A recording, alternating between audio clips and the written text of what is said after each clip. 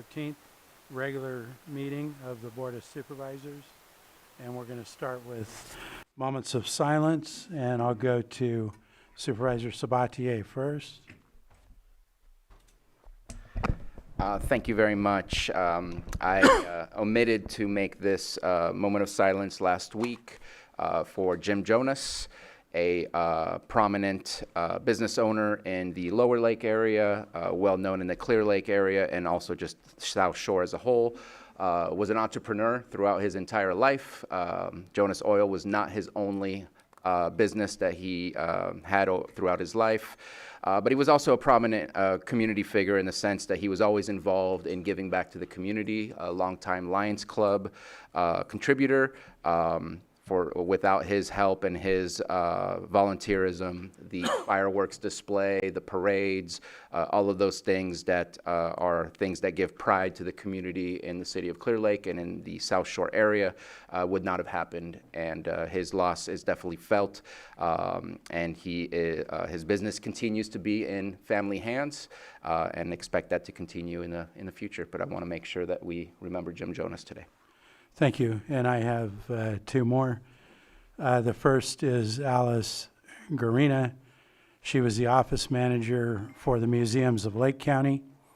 She came to Lake County and joined our staff in 2018 following her retirement from the Mendocino courts, where she had been a clerk for many years.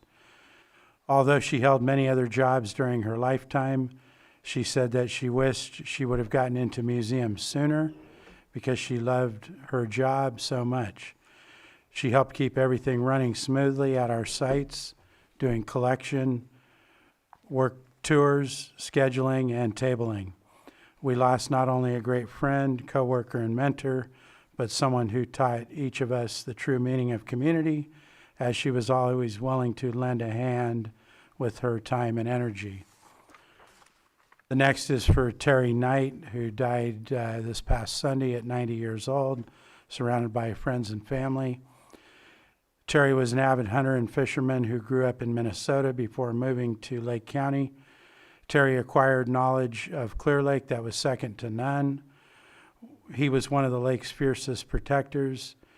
He spoke about his love for America's oldest lake often in a column that he penned for the Lake County Record B for nearly 4 decades, and on a radio show along with his co-host Greg Gusti for several years until health issues forced him off the airwaves. Terry helped run what was America's largest team bass tournament for a time in the late 1980s and early 1990s, a tournament that still continues to this day. He was a fishing guide on Clear Lake. He also guided deer, pig, and turkey hunts. He was inducted in the California Outdoors Hall of Fame in 2020. He spoke many times at events highlighting the beauty of Clear Lake and was one of Lake County's biggest proponents. Although he believed in speaking up for the lake and the county, he was never one to hold back when criticism was warranted. And he tried to bring all sides in a debate together to work for the betterment of our lake and county. He always had a smile on his face and kind words for his many friends. He'll be sorely missed, and a celebration of life will be planned for a later time. Anything further?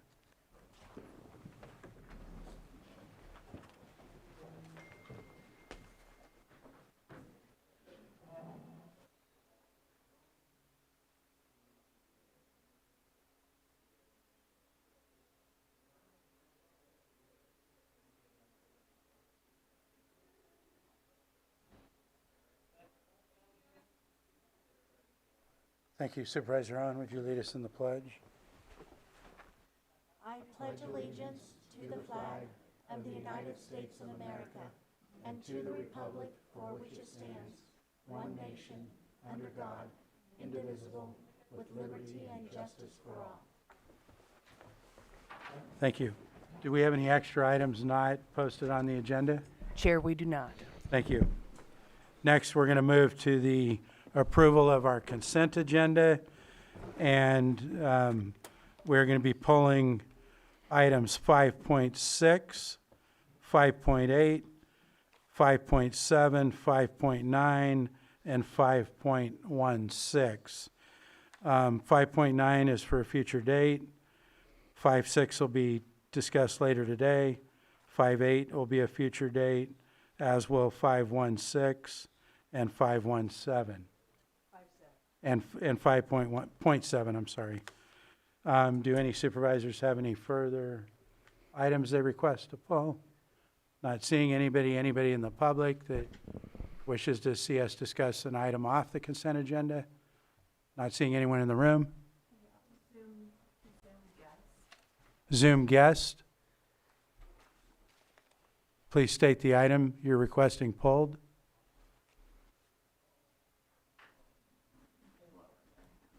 Okay, then we're going to close that. What was that? I guessed online. Somebody online had their hand raised. But they put it down. So with that, be ready for action on the consent agenda. Mr. Chair, move to approve the consent agenda as proposed with the exception of, and please correct me if I'm wrong, 5.6, 5.7, 5.8, 5.9, and 5.16. Sounds correct, yes. Do we have a second? I have a second. Okay, we have a motion and a second. All in favor? Aye. Aye. Opposed? Hearing none, that motion carries.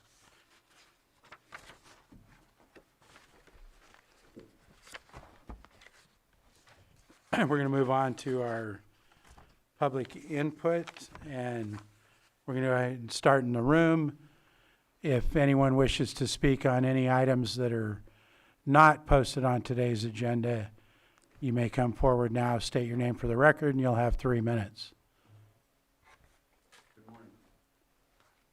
My name's Tom Flanagan. I live in Sterling Shores Senior Mobile Home Park. And first of all, I wanted to say thank you to Supervisor Sabatier. We thought beating our heads against the wall for months. None of us are familiar, and we don't spend much time in buildings like this, so we don't understand the workings, how it works. And we thought we were being stonewalled. And finally, we were advised to call you guys, and Supervisor Sabatier called us right back. We had a fantastic conversation. He filled us in with everything that's been going on, all of our questions answered. So I just wanted to say thank you for that. And then I just wanted to also reiterate, I know it's been said before and it'll be said again, but critical components of this RSO that must be included are the restrictions on rent raises on transfer of ownership of a property and the retroactive aspect of it. They're both very critical. And there's a lot of other stuff too, but we just want to make sure that those ones are addressed. Thank you. Do we have anyone else in the room?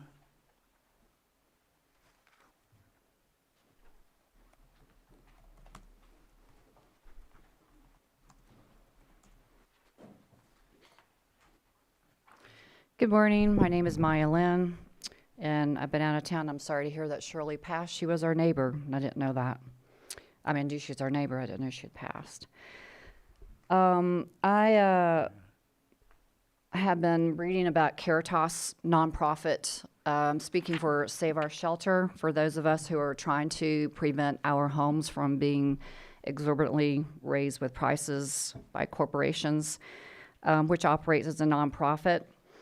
The benefits for a mobile home park to have a 501c3, I'm sure you know because you've all been doing your homework, especially in the current economic climate in California. It's a unique, underutilized asset that the main thing that makes it more strategic to have a nonprofit mobile home park than a regular is because of the tax advantages and the financial mechanics. If you hold your mobile home park under a 501c structure, then the entity is exempt from federal and state income taxes. And if they qualify, and I don't know if Caritas operates as a welfare exemption for low income or affordable housing, which I know that's their label, but I'm not sure if they actually hold that title in Lake County, then they also don't have to pay their property taxes to you. or not to you, but to the county, they can be reduced if they hold that status. It's very frustrating to see people operate as that and wonder if they're really doing it correctly.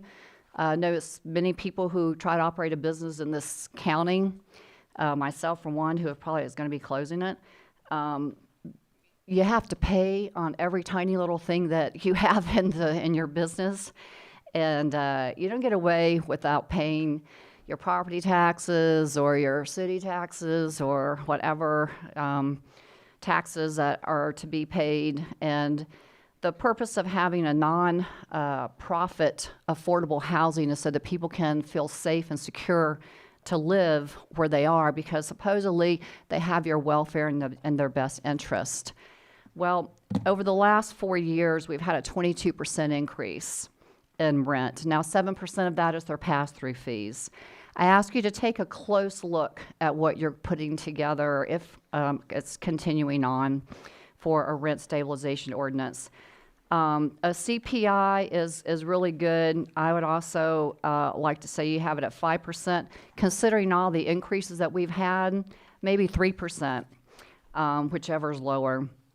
And it's so important to make this retroactive to January 2026. I look at my rent statement every month, and I have an extra $60 a month to pay them until 2036. An extra 60. Pass-through fees, I hope you're taking a look at those, because it only takes 60 days for them to add more pass-through fees. So as you're doing these things, please keep in mind that they're operating as a nonprofit and we keep paying. Thank you. Thank you. Anyone else in the room? Not seeing anyone in the room. Anyone online, Johanna? Stephanie, if you could state your name for the record, you'll have 3 minutes. Hi, my name is Stephanie Paceno. I'm a mother and a co-owner of a small business providing childcare with my husband. And again, I'm stepping out of my comfort zone here. We were told at the first town hall that there would be continued support and ongoing testing, possibly for years. That has not happened. Instead, families like mine feel like the county has washed its hands of us. We are being told that the water is cleared, yet we are still seeing discoloration, smelling contamination, and questioning whether it is safe for our children. The reality we are living does not match what we are being told. We are also being asked to trust testing from special districts, the same entity involved in this failure. That is a conflict of interest, and it undermines confidence in the results we are being presented to us. The minerals in our water have changed. Levels are higher than before, and we're being told this is acceptable. These changes did not exist prior to the sewage spill. They are a direct result of what happened, and they should not be dismissed. Our water deliveries have been cut off, and now we are expected to pay out of pocket hundreds of dollars per week for clean water while rationing it just to get by. On top of that, we are being told to spend thousands of dollars on top of that for treatment systems that come with no real guarantee. This is not accountability. This is shifting responsibility onto the families who are impacted. Last week, April was declared Child Abuse Awareness Month. So I have to ask, what about our children? Environmental harm is harm. Would you allow your children to live in these conditions? Would you let this stand if your family was in this situation? How would you feel in my position? Leadership requires empathy, accountability, and responsibility. And right now, I am not seeing that. We are not seeing that.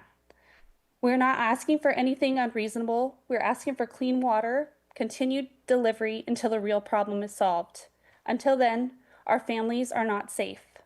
And we will not be silent, we will not back down, and we will not stop until our families have clean, safe water. Thank you. Thank you. Any further online?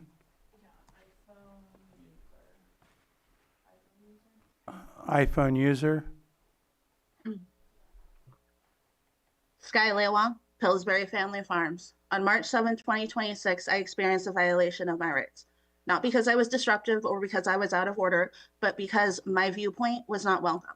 What occurred on March 7, 2026 was viewpoint discrimination.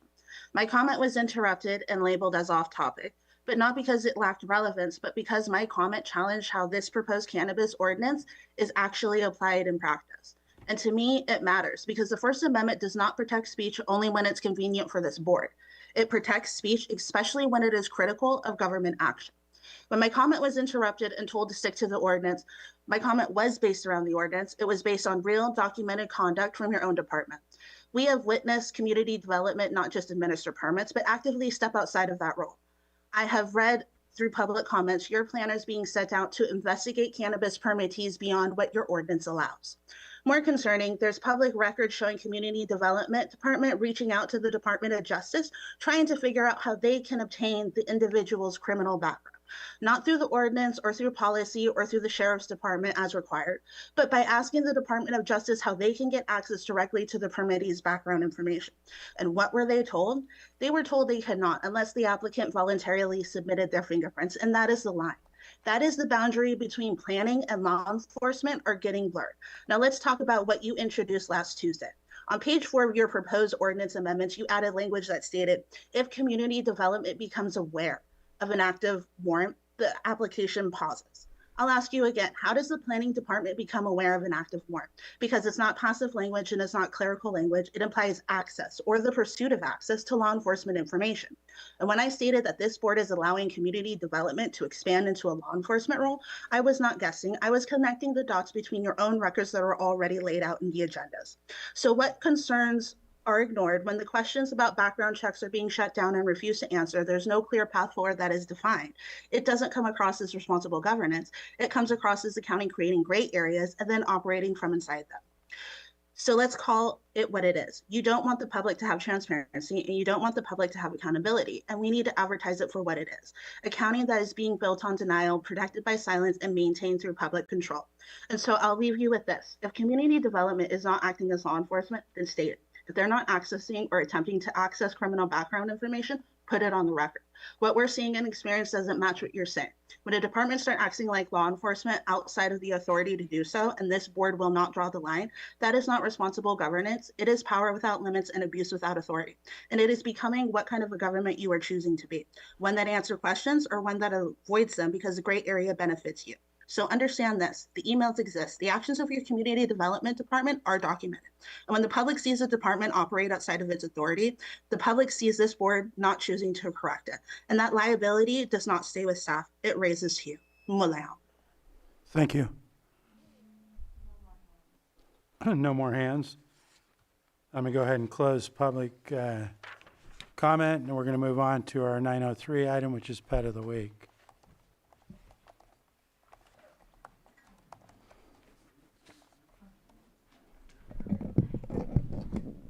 Good morning. I'm Officer Plow with Lake County Animal Control, and today we have Winston with us. Winston was found in Kelseyville. He's been with us for going on a month. He's a really nice dog. He came in with a little bit of an injury, but he is on his path to a full recovery. He loves to just hang around and get pets all day, be petted all day. If you guys know anybody interested possibly in Winston or any other animal at the shelter, please feel free to come by to 4949 Hellbush Drive in Lakeport or give us a call at 707-263-0278. And again, this is Winston. If you guys might know anybody that might be interested in him. Thank you. Thank you.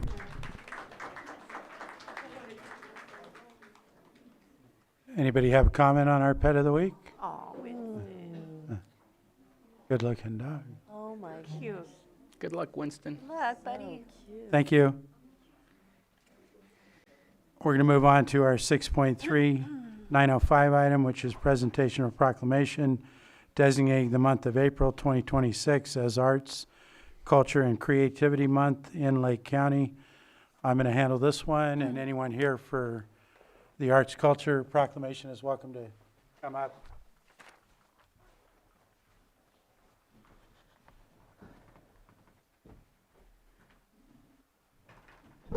I believe our DA is part of the arts, right? So maybe you're the only one here. I thought there was going to be some other folks. Well, I am the president of the Arts Council. Okay, Yeah. cool. Well, today we have a proclamation designating the month of April 2026 as Arts, Culture, and Creativity Month in Lake County. Whereas Arts, Culture, and Creativity Month in April marks the 8th annual statewide celebration first established by the California Legislature in 2019. And whereas Lake County recognizes that arts, culture, and creativity are essential public goods and vital for the health and growth of our thriving communities, and whereas this initiative unites communities, inspires individuals, attracts tourism, and celebrates the richness of our county's diversity. And whereas arts, culture, and creativity encourages positive change and our county's capacity to address community challenges, including advancing equity, inclusion, and access. And whereas creativity sparks innovation, provides youth and a well-rounded education, and equips our future workforce with critical skills and civic values. And whereas arts, culture, and creativity can drive local economic growth, stimulate business activity, create jobs and workforce opportunities, and serve as essential pillars for small businesses. And whereas California is the 4th largest economy in the world, with a creative economy of approximately $261 billion, 8% of the state's GDP, and over 840,000 jobs as of 2022, according to the U.S. Bureau of Economic Analysis. And whereas these collective efforts at the local, regional, and state levels promote innovation, prosperity, equity, and enrich the lives of all Californians. Now, therefore, be it proclaimed that the Lake County Board of Supervisors designates the month of April 2026 as Arts, Culture, and Creativity Month in Lake County, passed and adopted today by our Board of Supervisors. Thank you.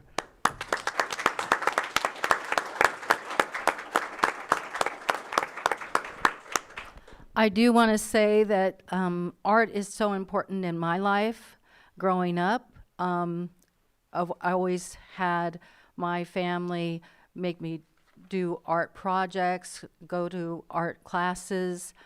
In school we did art, and I think from a young age, kids need art. It helps develop them. It's just a wonderful thing for a child to be creative. It's also true about any age. So get out there and do some art. It could be music, could be painting, it could be anything that is art. It will relax you, it'll make you calmer, it will be healthy for you. So I urge all of you to take something up as a hobby for art. It's a wonderful thing, and you won't regret it. Thank you. Stay here. Stay here. Any comments from board members? Ditto. Any members of the public wish to comment on this item? Then I think we will get a picture with our board.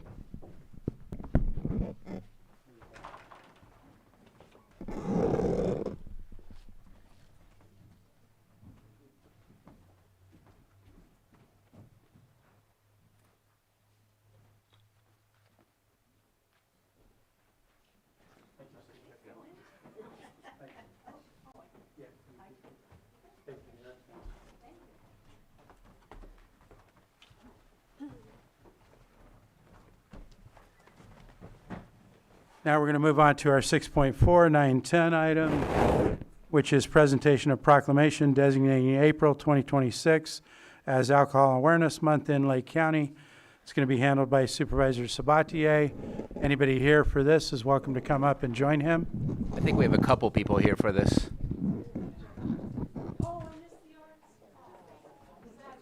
It was really good. It was really good. Good morning.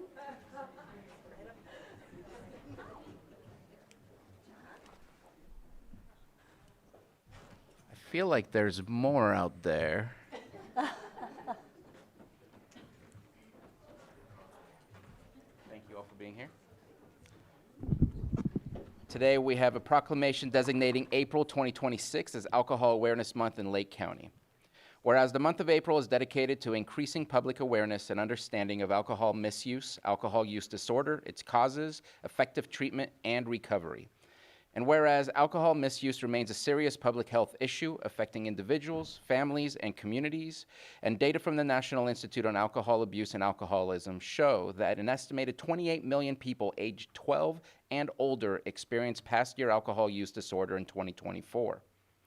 Whereas despite the widespread need for care, only 2.1 million people aged 12 and older, or 7.6% of those with past year alcohol use disorder, received alcohol treatment in 2024.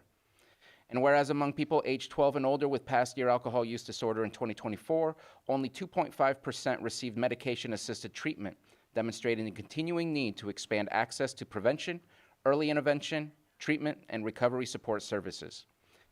And whereas Lake County Behavioral Health Services provided DUI program services to 528 participants in the calendar year 2025 and has assisted with 597 substance use treatment service requests in the calendar year 2025 and offered treatment services to 203 individuals with a diagnosed alcohol use disorder.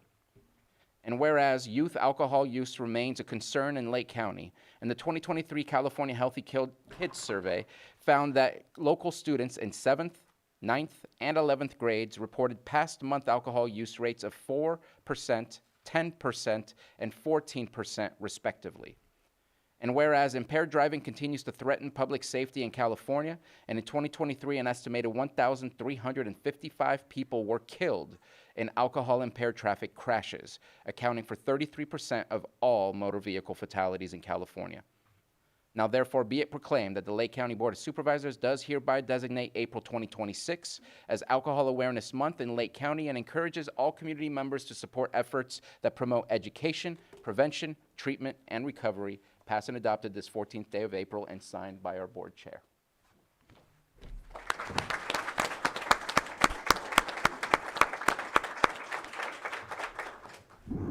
Thank you, Supervisor Sabatier, Board of Supervisors. My name is Amber Westfall, and I am a program manager with Lake County Behavioral Health Services. As Supervisor Sabatier read this proclamation, it kind of brings some sad feelings when you look at the statistics. What wasn't mentioned in here was that excessive alcohol use and the negative health consequences associated with that is the 4th leading cause of preventable deaths nationwide. We want to acknowledge the social dangers that are also associated with alcohol misuse, use, and abuse, and promote social responsibility for the entire community and how we can prevent the harmful consequences associated with alcohol use from our youth and all ages. We want to acknowledge that there is education and resources in the community. We have some beautiful folks back here that work every day to provide education, resources, and treatment. We also have a 24-hour access line for anybody who is seeking education, linkages, and resources and treatment for alcohol use disorder or any other substances. And that phone number is 1-888-541-4578. Again, that is a 24-hour access line, 7 days a week, including holidays. And that is specific to Lake County and Lake County residents. So anybody could reach out to that number at any time. And if help is not immediately available, then a person will be linked to resources and follow-up care coordination services would occur from there. Would anybody else like to say a few words? Kim? Okay. Yeah, and so I'll let Kim introduce herself, but also outside of the member access line, anybody could reach out to any of our direct providers, which includes Hilltop Recovery Services, Redwood Community Services, and Lake County Behavioral Health, along with other entities such as Tribal Health and a few others that I am failing to mention here, but there are many, many resources and community supports available. Thank you. Good morning. Thank you, Board of Supervisors. Thank you, community members, for recognizing April as Alcohol Awareness Month. I'm Kimberly Guerra, Program Manager for Redwood Community Services. I will be brief and just say we do offer substance use treatment services for women over 18, women who are, or people who are pregnant or parenting.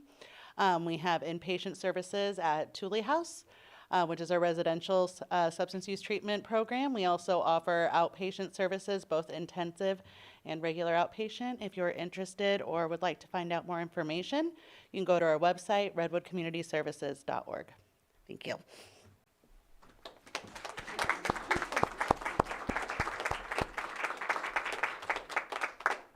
Any members of the public wish to speak on this item? Seeing none, I think we'll get a picture.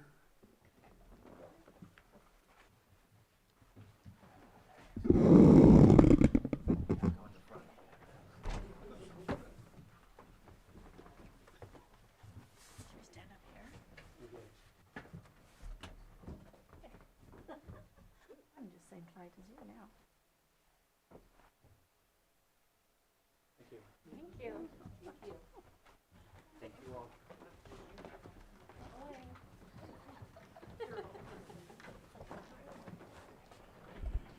Okay, next we're going to move on to our 6.5, 915 item, which is presentation of proclamation designating April 2026 as Celebrate Diversity Month in Lake County, and Vice Chair Pyska will be handling this. And anyone here for this item is welcome to come up with her.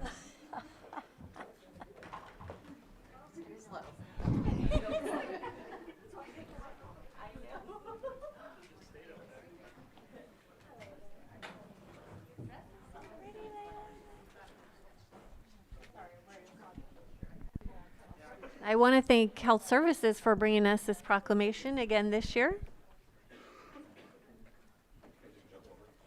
If you want to, in front of all these people. I'm sure it'll We be take no liability for that action.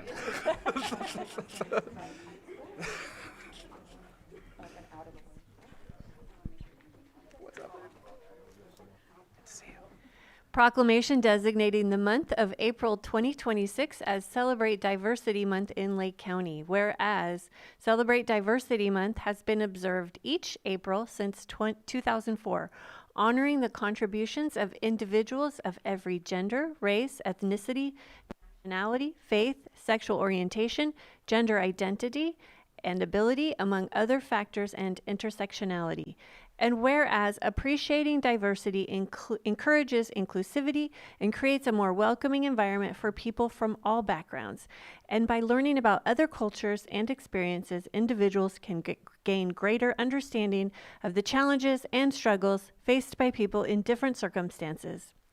And whereas when people celebrate their differences and are open to diversity, common stereotypes are challenged, promoting a more nuanced and complex understanding of different cultures and backgrounds, and can highlight variety within communities, showcasing unique strengths and talents.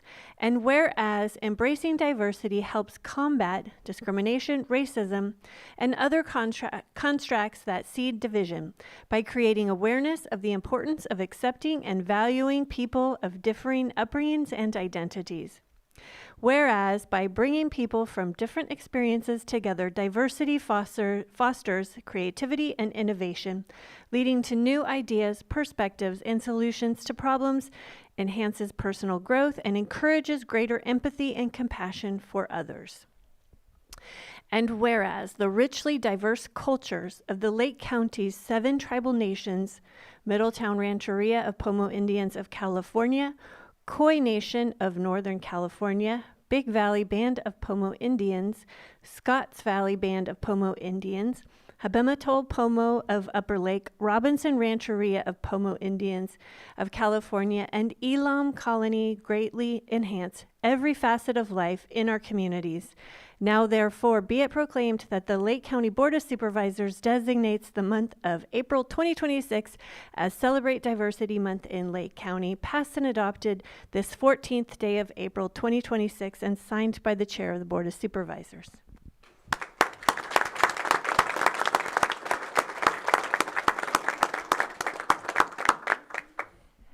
Anyone from Health Services? Come on, Layla.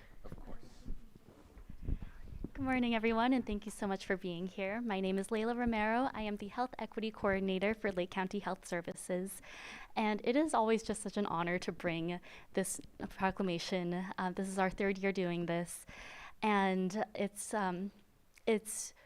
truly meaningful to me to be up here representing my culture and my heritage, and for having all these people join us.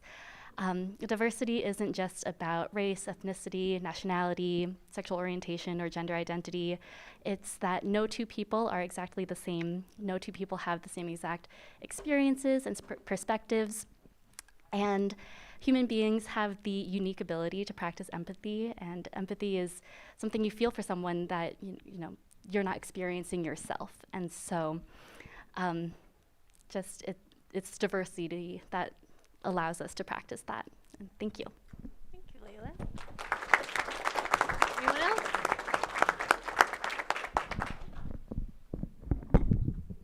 Any comments from board?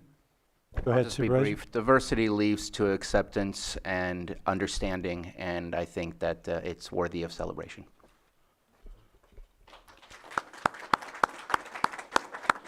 Thank you. Any members of the public who wish to comment on this item?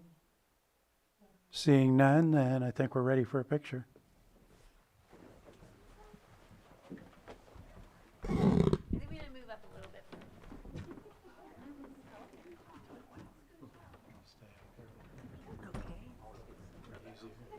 Are we stepping off? No, get it lost.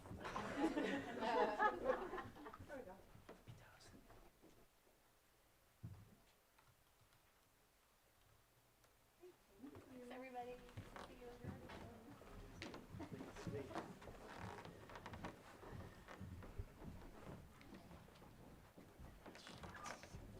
And next, we'll move on to our 6.6 item, 920 item, which is presentation of proclamation designating the week of April 19th through 19th through 25, 2026 as National Crime Victims Week.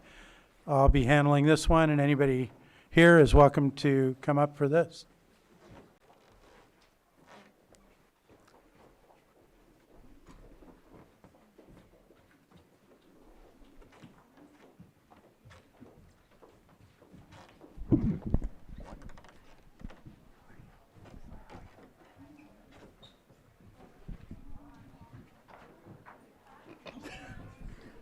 Looks like we have everybody. This is a proclamation designating the week of April 19 to 25, 2026 as National Crime Victims Week.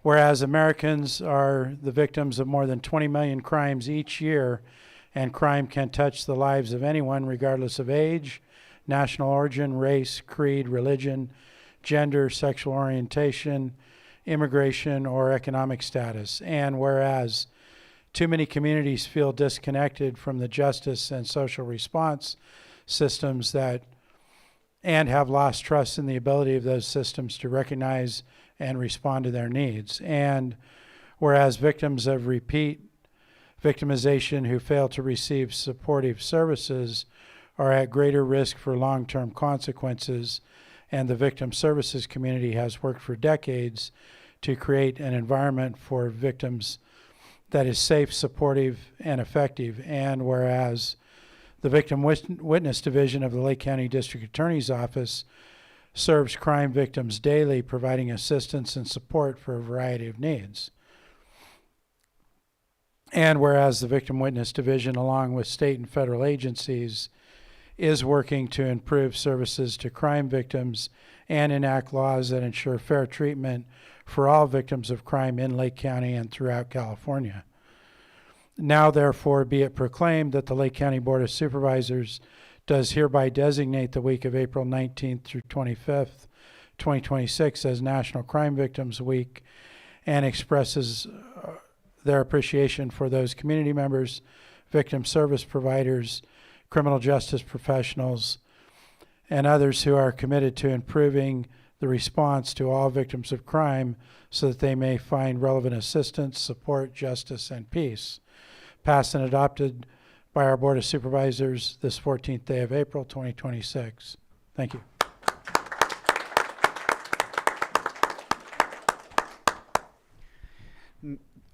I'd like to thank the board and first thing for this proclamation designating next week as National Crime Victims' Rights Week. The National Crime Victims' Rights Week is a week for us to recognize the victims' rights along with their struggles that they go through nationwide, and to bring that kind of closer to home in Lake County. Victims and survivors are those people in our community. They could be neighbors, they could be friends, they can be family members. And our Victim Witness Office, along with the District Attorney's Office, work tirelessly. All the people behind me work tirelessly. Law enforcement agencies work tirelessly. Our partners, social services, along with child welfare services, also work tirelessly to represent these victims and ensure these victims have a voice, just because crime never sleeps and criminals never rest. So if you are a victim and if you do need assistance, please give our office a call. We can be reached at 707-262-4282. And additionally, we would like to invite the board to our National Victim Rights Week barbecue that's taking place on April 24th at noon. That's a Friday. There will be an email sent to you guys, but that is to thank all of our law enforcement agencies and our partners for the work they do on a daily basis. Thank you.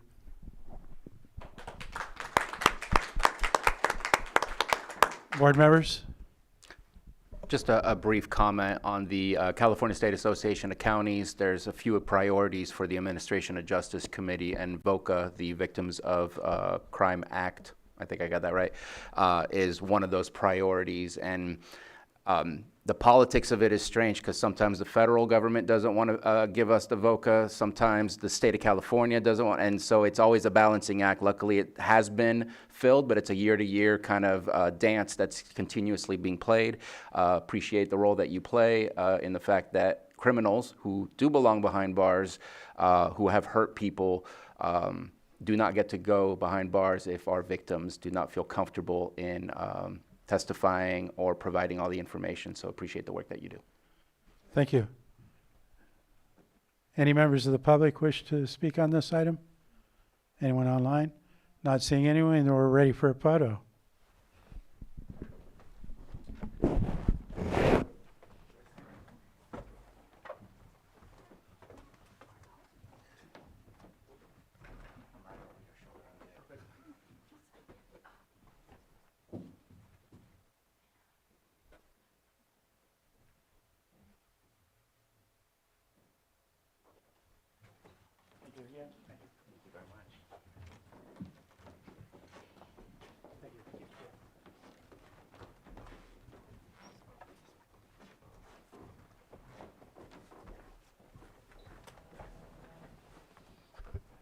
And next, we're going to move on to our 6.7 item, which is presentation of a proclamation designating the week of April 12th through 18th, 2026 as National Public Safety Dispatcher Week in Lake County. Supervisor Owen is going to handle this, and we'll invite our sheriff and his command staff up.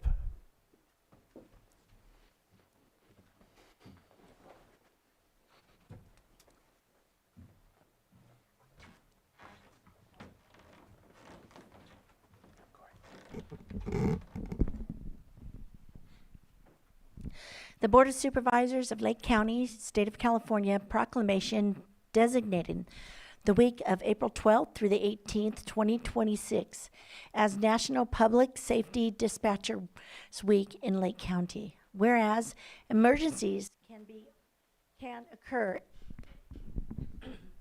can occur at any time that require law enforcement, fire, or medical or emergency personnel services. And whereas when an emergency occurs, the prompt response of law enforcement officers, firefighters, and emergency medical professionals is critical to the protection of life and preservation of property. And whereas the safety of our law enforcement officers and fire personnel is dependent upon the quality and accuracy of the information obtained from the citizens who contact the Lake County Central Dispatch Center.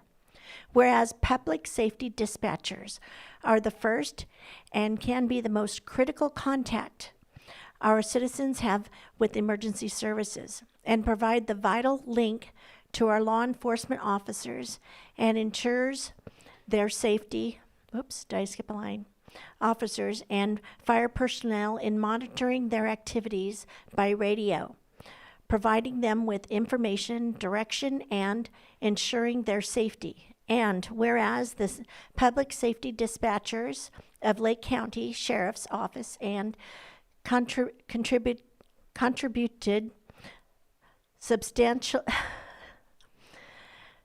substantially in the apprehension of criminals, suspension of fire, and treatment of patients, of exhibiting comprehension, understanding, and professionalism during the performance of their job.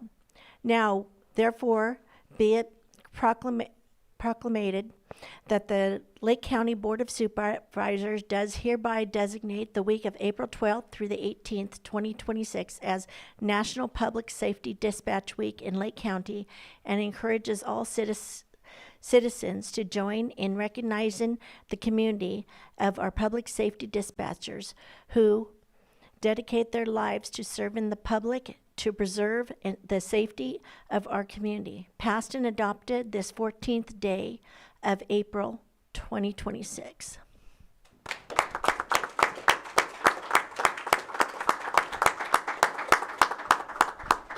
Thank you, Supervisor Owens and the board for the proclamation. I will keep it really short and sweet. Our dispatchers are the unsung heroes of the Sheriff's Office. If it wasn't for them, we would not be able to do our jobs. They collect all the information from the citizens. They get our deputies where they need to go, and then they look out for the safety of our deputies, and they care for the deputies to make sure that they're safe, and our firefighters. They do a phenomenal job, and I am very proud to be their sheriff and to have our dispatch center, and the dispatchers that we have in our center are among some of the best in the state. And I thank the community for the support and the dispatchers for the work they do. Anybody else? My dispatch supervisor, Lieutenant Ben Moore, I'm going to have him come up here and talk about his dispatchers a little bit. Thanks, Sheriff. My name is Ben Moore. I run our communication division with the Sheriff's Department. I appreciate this proclamation. Thank you guys very, very much. Our dispatchers, they are the front lines, as it has already been stated. These are the people that are receiving emergency calls of all different types: fires, car crashes, shootings, fights, domestic violence, anything and everything. They have to be prepared right away. We receive more than 2,000 calls per week, and we are a 24-hour business. So it's very nice to hear the proclamation for their good work, and I appreciate it very much. Thank you. Any members of the public wish to comment? Not seeing anyone, we're ready for a picture.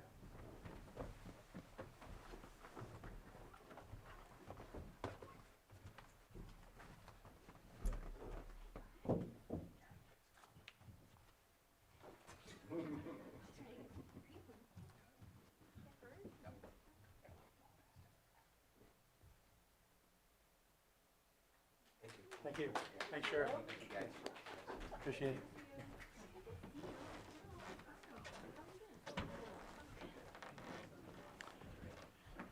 And we're going to move on to our 6.8, 9:30 item, which is a hearing, consideration of rescission of tax deed hearing for property located at 16068 34th Avenue, Clear Lake, California, APN number 041 182-200-000.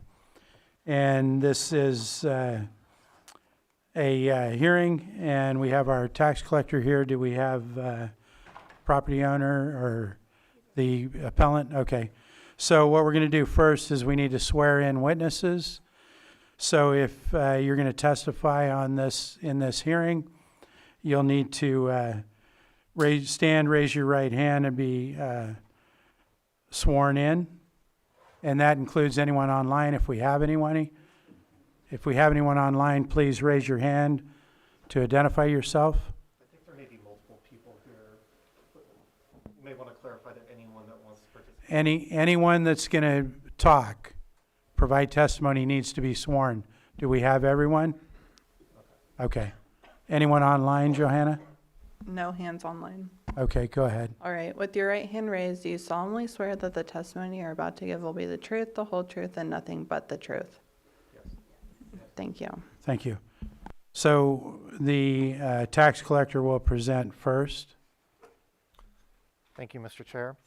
So yes, this is a consideration of rescission of a tax deed regarding 16068 34th Avenue in Clear Lake, and that's APN 041-182-200-000. This is a fairly straightforward situation from our office's perspective. Mr. Guo, I hope I'm pronouncing that name right. Mr. Guo did provide the correct address originally to the county when he recorded with the assessor recorder's office. That address was not properly recorded on the properties that he purchased back in 2021. There were efforts made to correct some of those addresses, but those corrections were not completed on this property. The correct address was never added into the record. So when our office provides notice of the tax sale, we go off of the address of record and any other address that we can find in the recorder's index. Because the incorrect address was on the deed and present in the megabyte system, that is the address that we sent notices to. In the meantime, Mr. Guo had contacted the county. He attempted to pay for all of his properties. From our perspective, at all times, he had provided the correct information and made every effort to pay taxes on the properties that he owns here.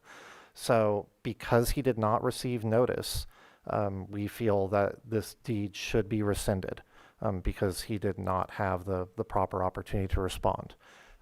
There is an unusual situation, and I'm guessing that's why we see other people here. This property was flipped immediately after the tax sale, which is something that does happen. The new buyer, Mr. Cortez, is that okay? I was curious who was here, sold it to another party, a Mr. Diaz, who I don't know if he's present. But Mr. Guo filed his petition within the year after the sale occurred. And tax sales can be challenged, even in the most straightforward manner, they can be challenged for up to 1 year after.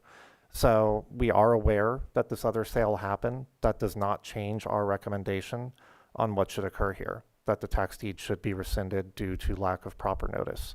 I'm happy to answer any other questions that the board may have. Okay, go ahead, Supervisor Sabatier. Yeah, my only question, if you can be specific as to what the true address should have been and what it was being sent to accidentally.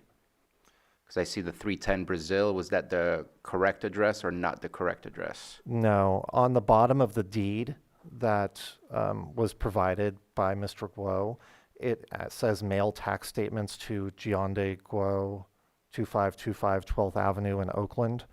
There was actually a series of different addresses where mailings were sent to. I believe the addresses for this parcel at all times went to 310 Brazil in San Francisco, which is a different person's address.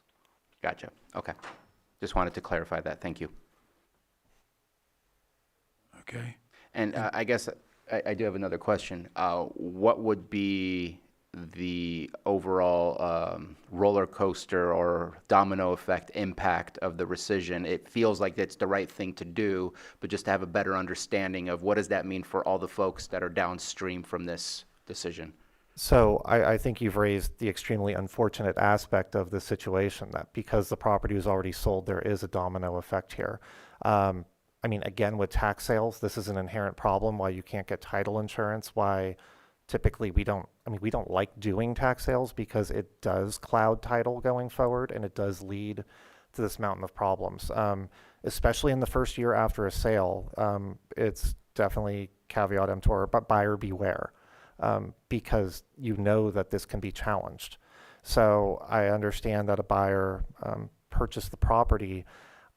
From our office's perspective, the refund here will go to the purchaser, whoever bought it at the tax sale, which is Mr. Cortez. At that point, the new buyer, the further downstream buyer, Mr. Diaz and Mr. Cortez, will have to work out what happens there. They had a quitclaim deed between them. But from our office perspective, that's not something we're going to get involved in. We're unwinding the sale, that transaction, and we'll refund the buyer from the auction. And I know that's probably not a result that's necessarily would seem the most fair to everyone, but that is the only course of action that we're allowed to take. Well, I would say it's just an unfortunate situation where there's not really many other solutions to that. Just to be sure, all parties, including Mr. Diaz or Mrs. Diaz, were informed of today's public hearing? Yes, all parties received notice. It was not clear whether we needed to notice all parties involved, but we wanted to do that anyways, given the fact that there were these other sales. So we did not provide notice just to Mr. Cortez. We did provide notice to Mr. Diaz as well. Okay, and I appreciate you doing that, because it would make sense that if on record currently it was in Mr. Diaz's name, that person should probably be made aware of that situation. So thank you. So just to be clear, everyone knows the risk when they're buying tax defaulted. I mean, there's notifications and things like that you're going to have a problem getting title insurance, and that they can be unwound later. Yes, from our office perspective, we had recorded as a notice of power to sell from the tax collector's office, indicating that the property was in tax default and subject to our authority to sell it. There's the tax deed that was recorded. So if anyone were to have looked at the recorder's index and examined that chain of title, it would be clear that this was a distressed sale, a delinquent tax sale. And so, that's, from our perspective, that is constructive notice. That is the notice that people need. I understand people may not grasp all the intricacies surrounding the tax sale, but again, that's not something that we can resolve for them. And then Mr. Guo, he wouldn't end up with the property back, but he would be relieved of any tax liability to the county. Is that how that works? Mr. Guo would receive the property back. It would be as if the sale never happened. Okay. And so it would be restored to the state that it was before the sale. He could then pay the delinquent tax on the property. And I believe this is adjoining his other lots, which are all paid. Okay. Thank you for clarifying.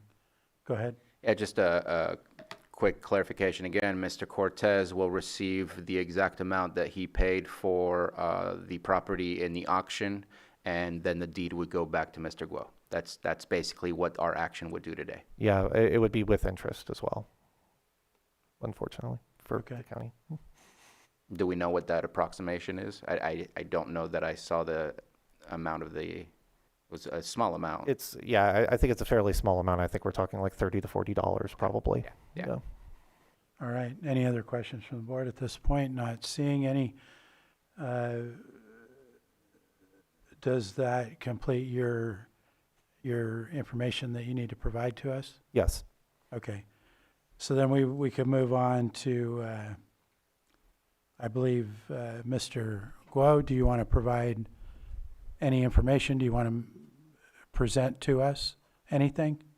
You'll need, if you want to say anything, you'll need to come up to a microphone.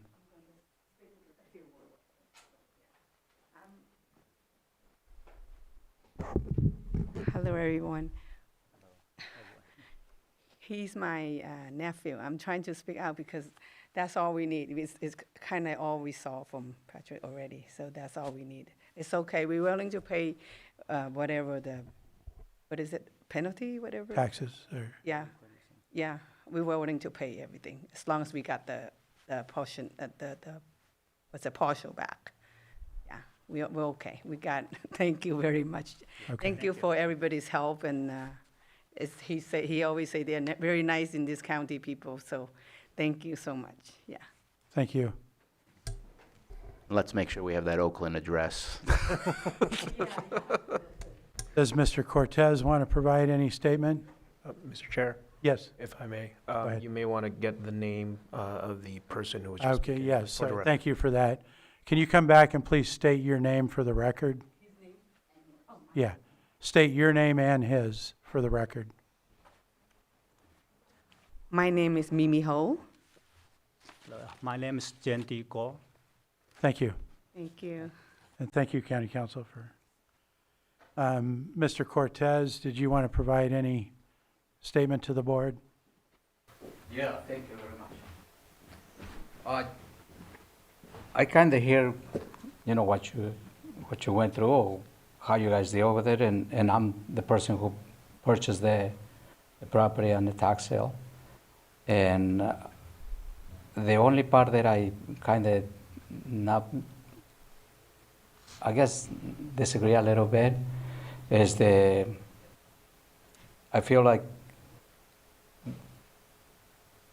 we have all the same exact chance to be responsible. In a sense, if I notice my taxes are not getting sent to me, then I will go to an office and ask, what the deal is. Because if not, then you create this kind of wasting time for you guys and everybody else. And I don't mean to take his property at all, but I think for what we went through, you guys' time and my time, and I feel that if you just give me my money back, it's fine. I can argue with that, but I feel like I'm entitled to a little bit of, you use time, you use other people, and just to sit the property back with just that way, I feel like it's a little bit unfair. I don't know if you guys want to kind of see in that side too.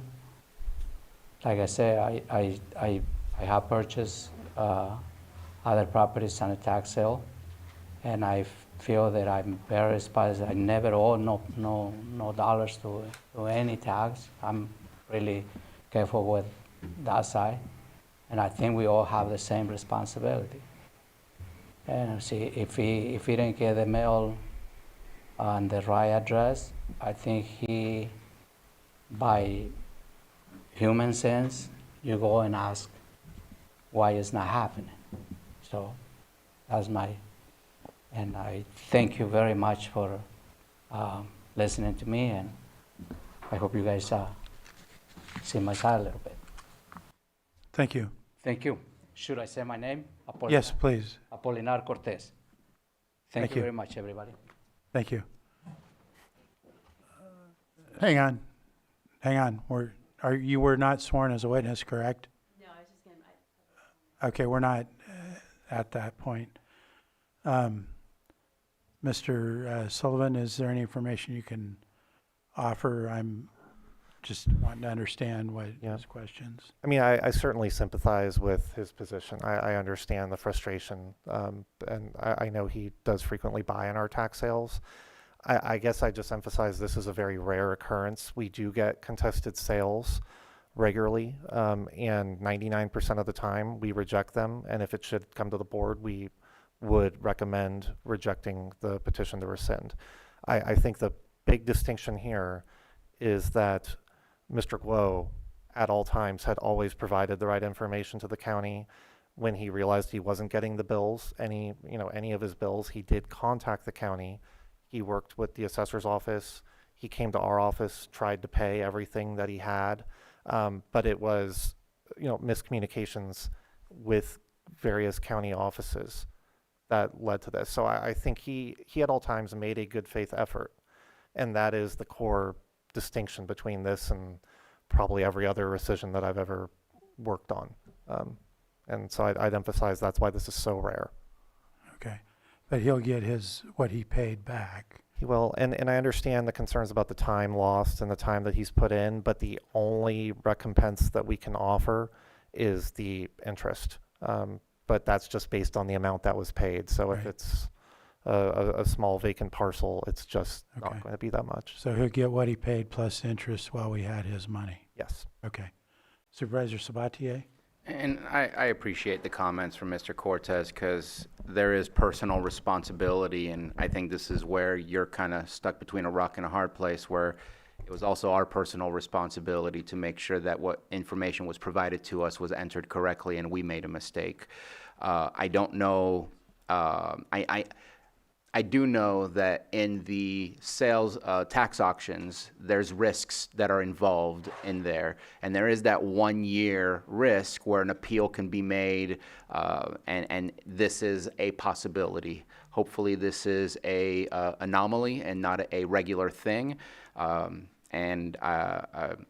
Yeah, I'm having flashbacks to the last one, which I wish I had ended up in this similar situation. It did not, because I felt we also held some responsibility to that. But today, the responsibility is black and white. It's at the bottom of the document. We did not enter that data correctly.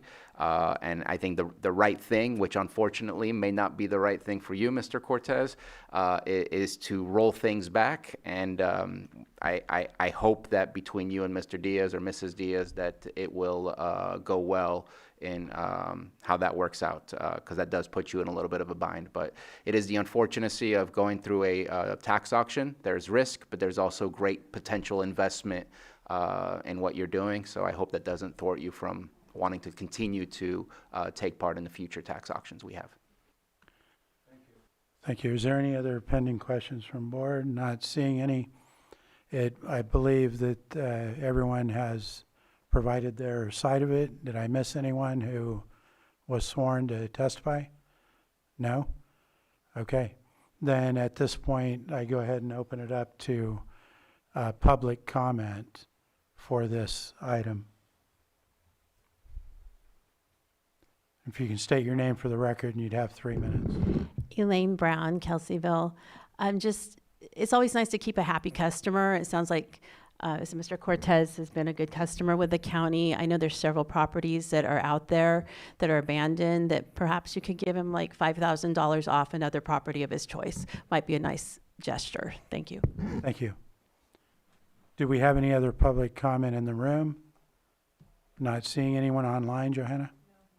No hands, then I'm going to bring it back to board for any final clarifications or action. Go ahead, Supervisor. Good to see you again, Elaine Brown. And just that would be a gift of public funds. That's not a possibility. And I'm going to call our meeting back to order at 10:23, and we're going to handle our 6.9 10 a.m. item, which is public hearing, consideration of an ordinance adopting zoning map amendment, PL 25-101, to bring 3 parcels into compliance with the existing industrial general plan land use designation for the Kelseyville area plan and airport land use compatibility plan located at 4325, 4375, and 4425 Highland Springs Road in Lakeport, California, APNs 008-03117, and then 20, and then 44.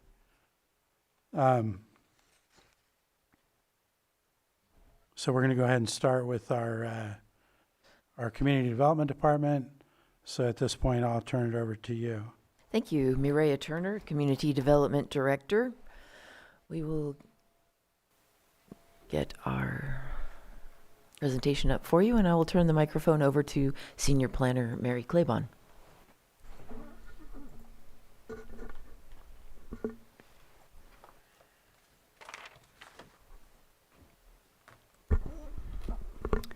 Good morning, Supervisors and Chair. My name is Mary Claiborne. I'm a Senior Planner with the Community Development Department. Today for your consideration is a zoning map amendment. The property owners are present here in chambers this morning. The proposed zoning map amendment is for property owners Donald and Diane Duker and Timothy Cooper, amending the zoning map for the subject properties. The general plan land use designations for the parcels were updated to industrial within the 2008 general plan. However, the zoning map was not amended at that time. The purpose of the proposed zoning map amendment is to correct the zoning district of the parcels to reflect planned development commercial base zoning consistent with the 2008 general plan's industrial land use designation. The project area is located adjacent to Lamson Field Airport, approximately 4.9 miles south of the Lakeport Community Growth Boundary and approximately 2.2 miles west of the Kelseyville Community Growth Boundary. The general plan land use designation for the parcels were updated to industrial within the 2008 general plan by Board of Supervisors Resolution 2008-166 for the 2008 general plan update project GPA 0801.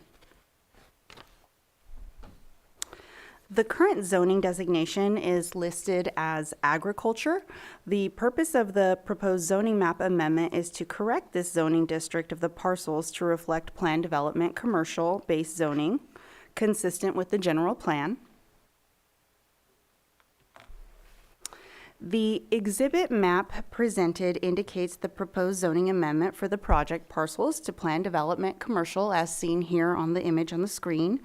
At this stage, no development is proposed. Should the zoning be amended to planned development commercial, any subsequent proposals would be required to undergo a separate CEQA evaluation. The regulations reviewed for compliance include the Lake County General Plan, the Kelseyville Area Plan, the Lake County Airport Land Use Compatibility Plan, and the Lake County Zoning Ordinance. The proposed rezone of the parcels north of the airport to planned development commercial is consistent with the 2008 General Plan EIR and the noted implementation policies identified. In accordance with the proposed planned development commercial zoning district, again, future development would be reviewed through the use permit process to ensure compatibility with surrounding uses. The Airport Land Use Compatibility Plan and General Plan Chapter 6 Transportation and Circulation policies are specific to this request. And I have Policy T-3.2 Land Use Compatibility and Policy T-3.6 Lamson Field Commercial Development. These policies do specifically lay out areas around the Lamson Field Airport that are specific. On the second one, Policy T-3.6, the area along the north side of Lamson Field has been designated industrial on the land use map and may be considered for airport-related or airport-dependent industrial manufacturing development, provided the following criteria are met. And then there's 3 bullet points here. Proposals include a rezone from A to PDC, that's ag to planned development commercial, which is what we're doing here today. Along with general and specific plans of development. Again, there is no project proposed at this time, but when a project does become proposed, it would be consistent with the zoning district.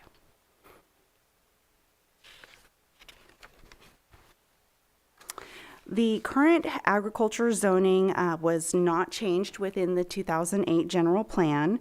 The proposed zoning to planned development commercial is consistent with the general plan land use designation of industrial and is consistent with the surrounding properties in close proximity to the airport as seen on the map here. The proposed planned development commercial zoning does require a specific plan of development as previously mentioned for any new proposals. The California Environmental Quality Act analysis that had been done for this project relied upon the environmental impact report for the 2008 general plan update. The EIR notes it will be used as a first-tier environmental document for subsequent environmental reviews. The general plan is a self-mitigating document, and the EIR incorporates policies and implementation measures to address potential impacts. General Plan Policies T-3.2 and T-3.6 pertain specifically to project parcels located north of the Lamson Airport, which these 3 project parcels are. They are adjacent to the north side, and they actually share lot lines with the airport. The zoning map correction is based on the information contained within the EIR in accordance with Title 14, Division 6, Article 11, Section 15162 of the California Code of Regulations, and no development is proposed as a part of this project. Future development would be subject to additional CEQA review.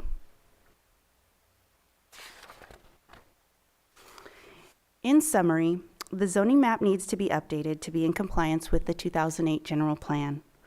Recommendations are that the Board of Supervisors take the following actions. Determine that the proposed zoning map amendment was analyzed in the 2008 general plan FEIR with the findings in the staff report, and adopt the zoning map amendment PL 25101 with the findings in staff's report. And I'm available for any questions or comments you may have. Okay, do we have, at this point, do we have any questions from supervisors? Go ahead.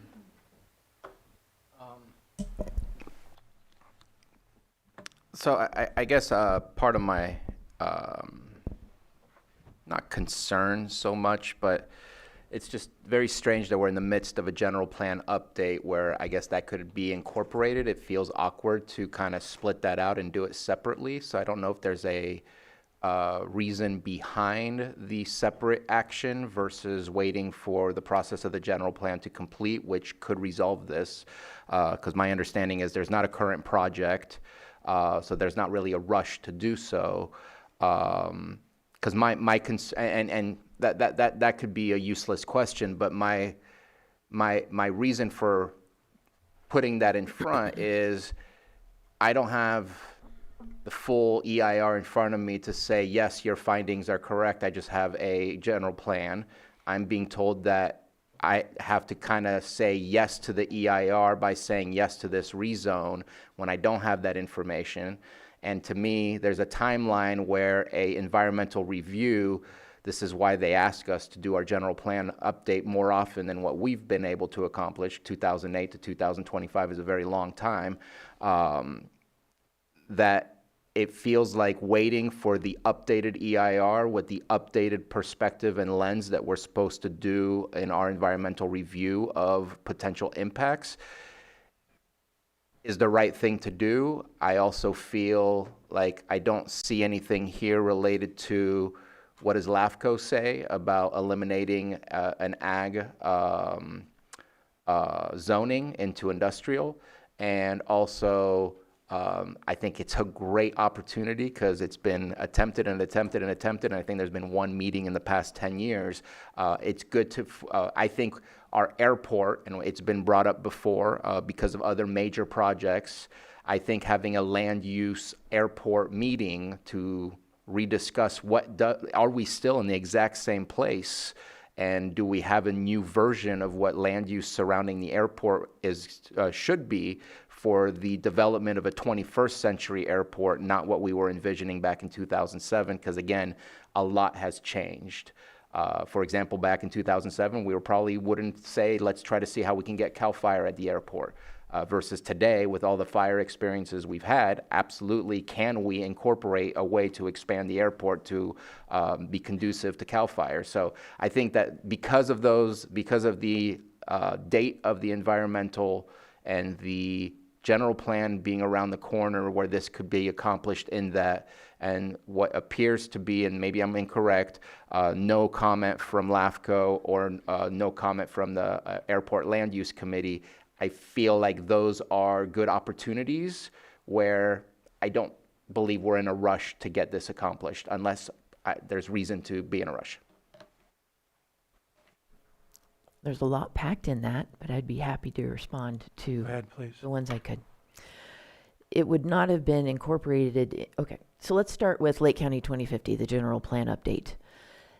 That environmental impact report took into account the changes that were part of this new general plan update. This change already took place. It would not have been analyzed in the Lake County 2050 impact because it's not up for change. It already took place in the land use designation. Part of the process that we will do after the certification of the new general plan update is then to update the zoning map. It's a standard process afterwards because there are two land use maps that govern, or there are two maps that govern land use in the County of Lake. The first is the land use designation map as approved in the general plan update or in any subsequent general plan map updates. And then the second one is the zoning map. Those two they need to sync because the general plan is the vision of the community. The zoning map is how we roll out the vision of the community. And so it's a basic housekeeping process to update that zoning map, as you will see in 2027 after we finish the Lake County 2050 process. The changes will have been included in the EIR for the general plan, and we'll use that for that rezone map update, which is exactly the process that we're doing today. But it's not part of Lake County 2050 because it was already done. So it's not one of the changes we were anticipating. It's one of the changes that was already approved. And so that's why we've been walking this process through on a separate process, because it's not a change in the Lake County 2050. Let me also talk about LAFCO. LAFCO is not normally a commenting agency in a rezone or general plan as it pertains to a single property. So their opportunity to have commented on this would have been back at the 2008 general plan amendment as well. Thank you. Supervisor Owen? Or go ahead. I agree that the comments should have probably been made back in 2008. But I think that LAFCO should be involved in any conversation that is changing any zoning from ag to something else. I mean, that's one of the major statutes of LAFCO is to protect agricultural land and open spaces. So if there's a change and it potentially eliminates it from being available to ag, I would assume that is a moment for comment, just like any other agency would be able to provide comment. So, and I appreciate the response. I'm still struggling with being forced to do what was supposed to happen in 2008 when the world that I live in is very different, and I just have discomfort with it. Thank you. Supervisor Owen? I know that our priorities. Thank you. I understand I was on the 2008 area plan for Middletown, and our District 1, Monica. Planning Commissioner, thank you, was on the general plan, I believe, and she wrote in and made comments, and her view, being on it at that time, she took a little different view as to whether it was supposed to be in there or not. It was discussed at that time, but she did write in along with some other public comments. So looking at those and giving them some weight as they were on it, it sounded like at the time that there's a project proposed, it would be looked at, opposed to changing and losing the agriculture at this moment without having a project in mind. And I know that, like I said, high on our priority list is preserving our agriculture. It's not that I would say no to changing it if we knew what the need was, but at this moment we don't see we haven't been provided with a need to remove agriculture. I did receive that email and we did review it, and the concerns expressed regarding losing leverage, I think we've answered in our presentation in that any future development would require both a general plan of development and a specific plan of development, which in our zoning code is handled through a major use permit. And so it would not include a refusal to rezone at that time. The rezone is merely an action that reflects the underlying general plan. And so we'd be looking at that project to make sure it was consistent with the underlying general plan land use designation, which is industrial. And how many acres is that total, the 3 parcels? Because you're not just removing 1 parcel or 2. How many acres is that total? Just under 50, I believe. One moment. Our planner has that info. It's about 50. Just like in the 2008 general plan, there was robust discussion and deliberation regarding the agricultural element, and it remained a concern of that board at that time to limit and severely limit the amount of prime ag soils that are taken out of agriculture.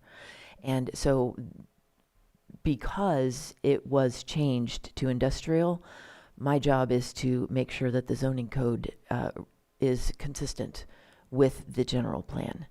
So I did not question. I'm not coming before you with a request to reverse the previous decision, but rather to make the zoning consistent with the previous decision. And with the comments that it is consistent, you don't agree with that? Correct. Okay. Yeah, I would rather wait until till the new plan is done and also a project is proposed so we know what's going to go on. I think we need to be, there needs to be a reason to remove agriculture. The new plan includes this industrial land use designation. I mean a new plan as in a project being proposed. Thank you. Anything further? Nope. Supervisor Pyska? So how involved was LAFCO during the 2008 general plan and the rezoning? Because there had to be more parcels that were moved away from ag around the county. This couldn't be the only 3. Do you know? Correct. I don't know. I was actually sitting in Johanna's chair at that time, so I didn't track the general plan itself as a planner. But LAFCO was part of the process, and I assume that they are part of this process. and they're commenting now. Yes. Yeah. I mean, the intent was to be able to grow capacity at the airport and Yes. to encourage development around the airport, which we know is a big economic driver for our county. Correct. I think that was really important to put that in the plan to allow for that growth. But if this correction were to be made today, it wouldn't prohibit the current use of ag there. Correct. They could continue until they had a project. Yes, agriculture is an allowed use within planned development commercial as well. Right. But I don't understand why we would need to have a project to necessitate this change. That is Really my have the zoning point. correct first, Yes. and then you attract the developers. Correct. Okay. And if developing, or if a development is proposed, again, it will go through stringent review, including its own CEQA and including its own review to make sure that it is compatible with the Airport Land Use Committee, or Airport Land Use, whatever starts with a C, plan. Yes. So going forward with 2050, the assumption is already there that this land has already been rezoned. Correct. Or that, no, it doesn't talk about rezoning. That is a It's already- follow-up. It's outside of the general plan update process. But it does assume that this land use is already going to be industrial. So it did not anticipate any change in the environmental impact report. And that's why it's not being looked at. For Correct. 2050. Yes. Okay.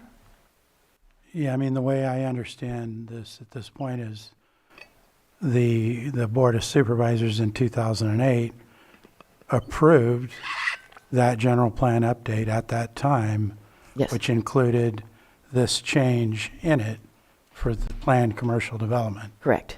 And the county, It approved the change to industrial. industrial. Yeah, PDC is actually a zoning district, Okay. a zoning map So, designation. but it was changed, and we missed a step in certifying these maps Correct. back at that time. So that's what the, There were a number of follow-up zoning map updates after that, and this was not included in that. okay. And it's clear there's no project. I mean, obviously, if a project came forward, it's got to go through an extensive amount of reviews to see if it's feasible. Correct. I mean, that's not in front of us today. Correct. Or anything like that. So that was my comment for now. Go ahead. Should we had decided to add this to the zoning map update, it would not have been analyzed as a change because it's still consistent with the general plan land use designation. Everybody just would have had to wait until 2027.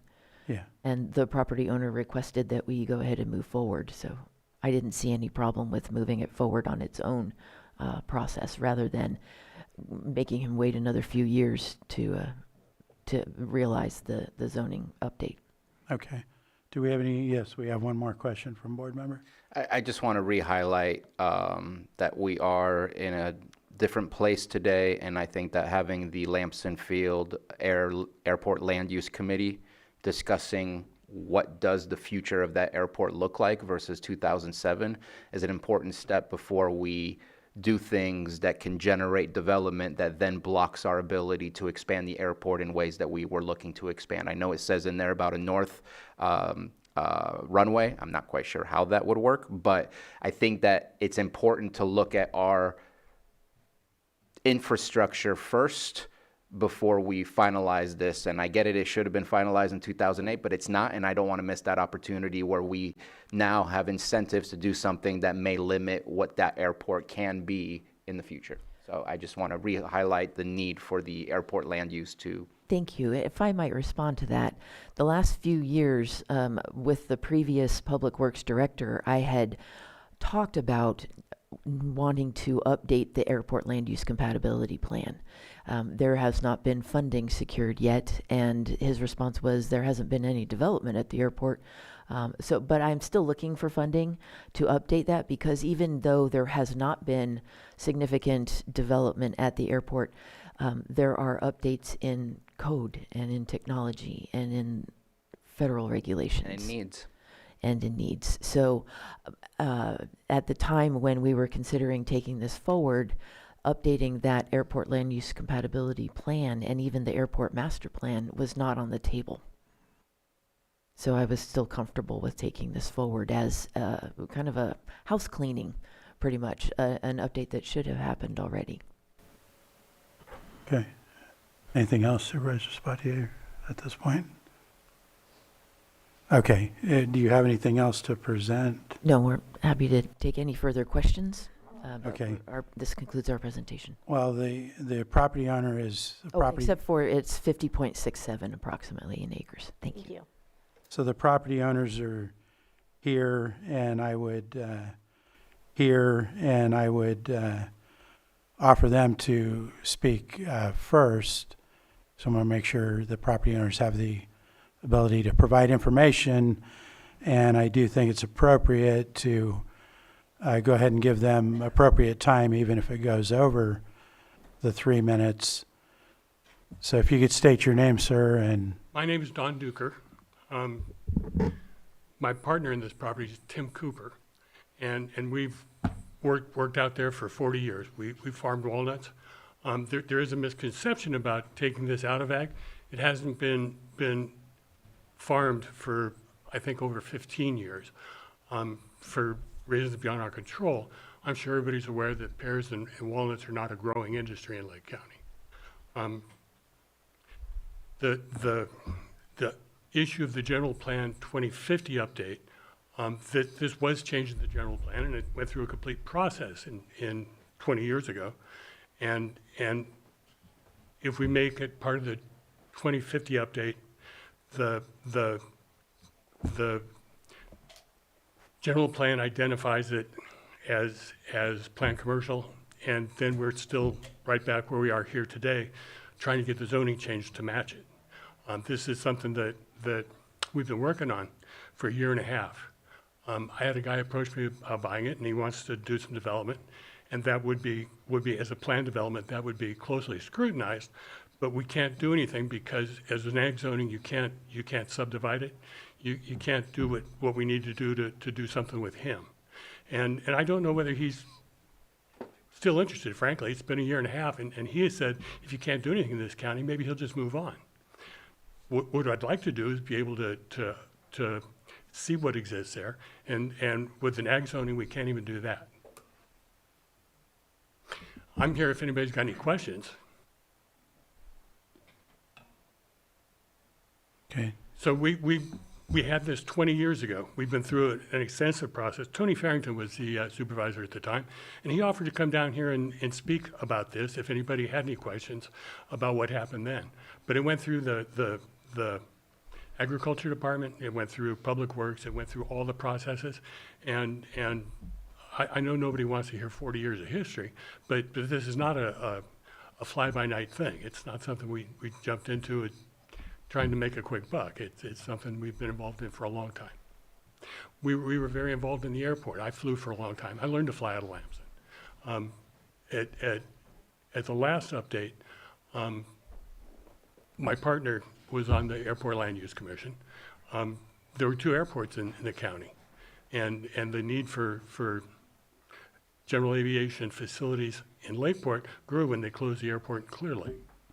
It's still something that's needed, and I've had people contact me many times over the years about infrastructure at the airport, but again, there's nothing we can do until the zoning gets changed to conform to the general plan changes that occurred in 2008.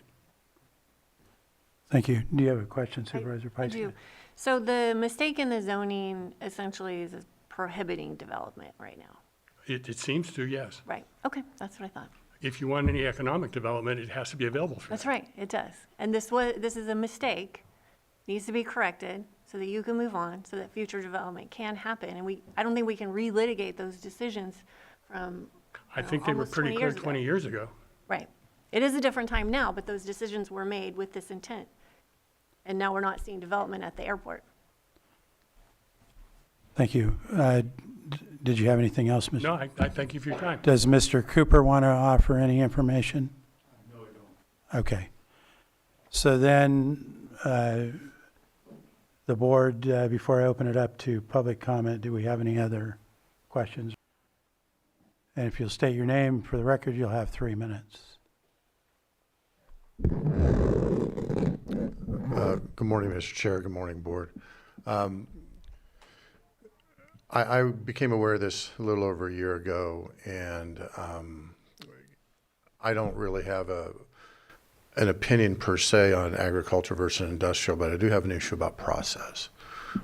This idea that if you say it long enough, it becomes true is very concerning. So far, we've only heard that it was a mistake from the Planning Commission. We've opened up PRA requests. We tried to figure out, was it actually approved in the 2008 plan? A lot of due diligence was actually performed to see if there was actually any basis and fact behind that, and so far we have found out none.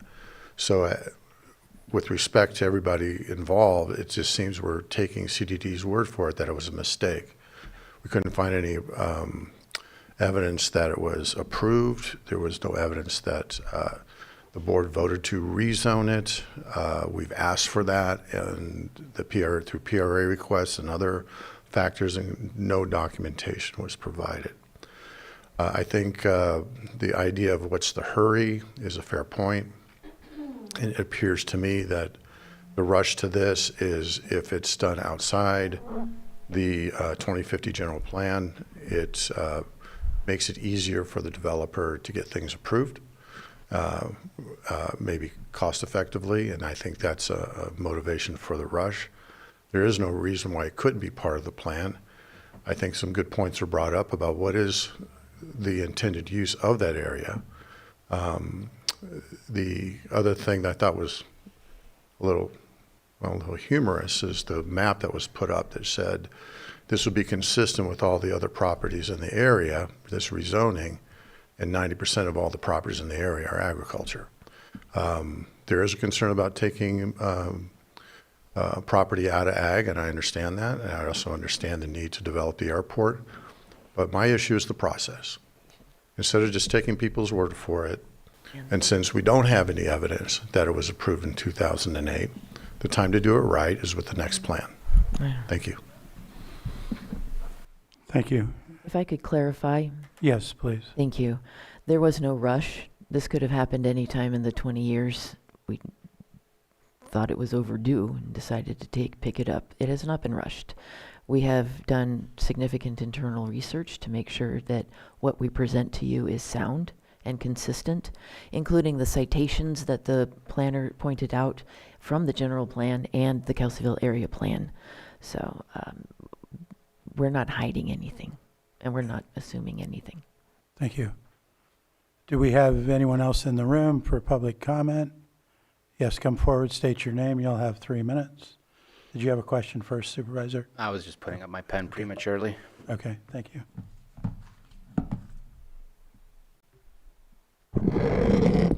Good morning, Mr. Chair, members of the board, Margot Kambara, member of the General Plan Advisory Committee, representing District 4. I'm speaking for myself and a concerned citizen. I submitted a public comment I sent to your board last night. I will refer key points from that letter.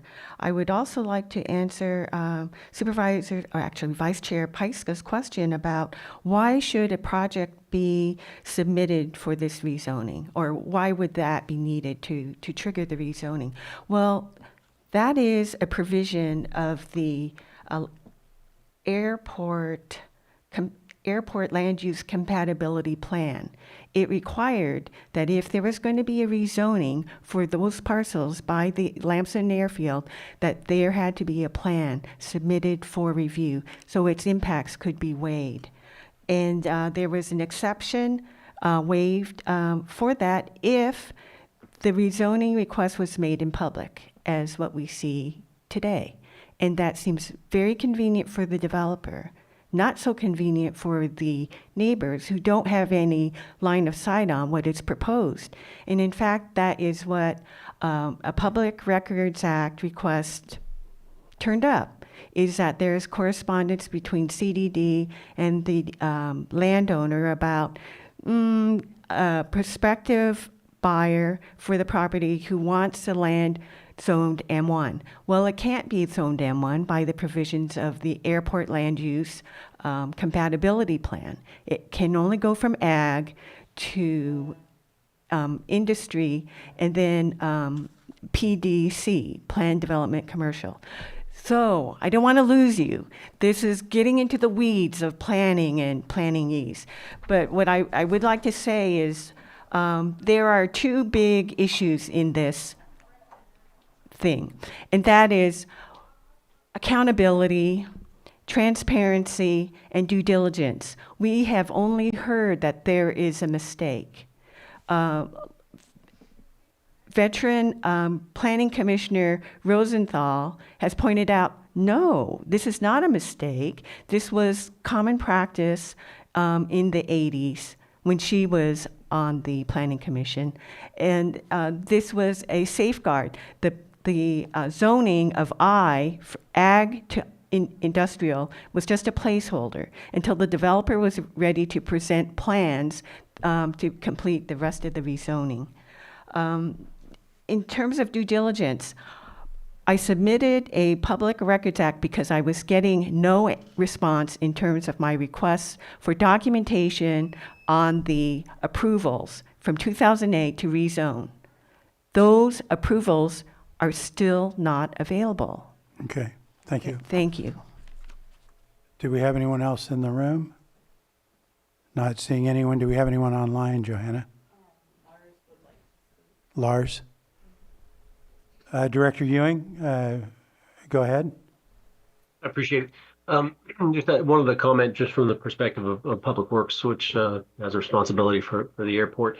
Haven't been involved with the rezoning piece on this, but there are just a few things that I think were worth talking about. As the interim director, I haven't really dived deep into the airport, but I think the airport land use compatibility plan and the land use commission, happy to work with Director Turner on picking that up, some of the dated documents there, but something that is not referenced there is ongoing work that has been and is continued to update at the airport through our work and requirements with the FAA, along with Caltrans Division of Aeronautics. We have what's called an airport layout plan that basically shows the existing conditions and likely improvements that would go at the airport. The few parcels, the 3 parcels in question, there is what's called an navigation easement on the south side of these parcels, the north side of the airport. That's not for development. That's simply for airport concerns, making sure that there's clear space and nothing that gets in the way of planes and helicopters. But there's also no development that's shown up there. So I thought it would be worth commenting that the more recent plan, not the airport land use compatibility plan, but the airport layout plan that is just a few years old and is updated, I think, on a more recurring basis, does not show any active development on that north side. I don't believe that the zoning on this would affect the navigation easement or any other uses at the airport. Thank you, Director Ewing. Supervisor Sabatier, or hang on, let me check on public comment. One more. Sterling.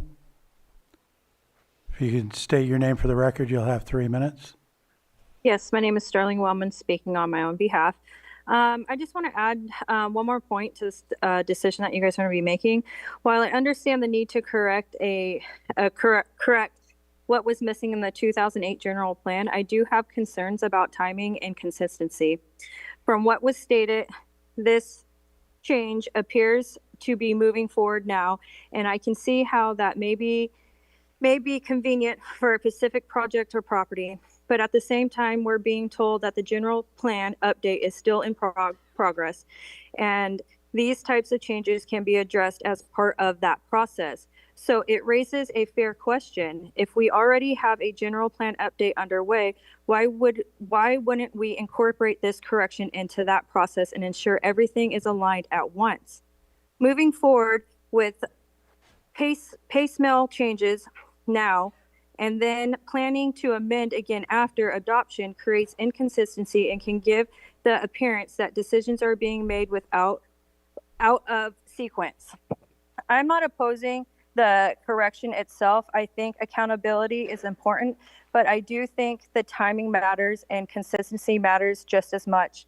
If we are going to update the general plan, it would make sense to ensure these fundamental changes are done within the process rather than before and after. I would just ask the board to consider whether waiting and addressing this as a part of the full general plan update would provide a more consistent and transparent approach. Thank you.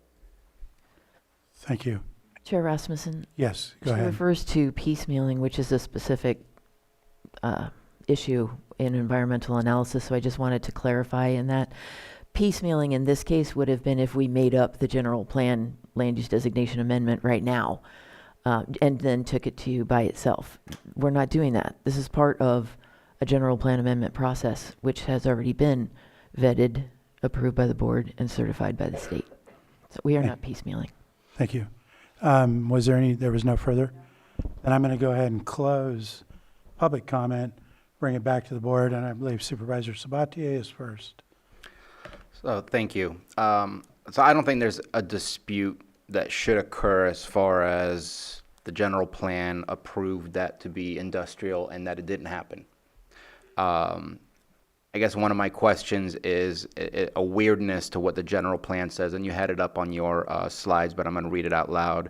It says Lamson Field Commercial Development. The area along the north side of Lamson Field has been designated industrial on the land use map.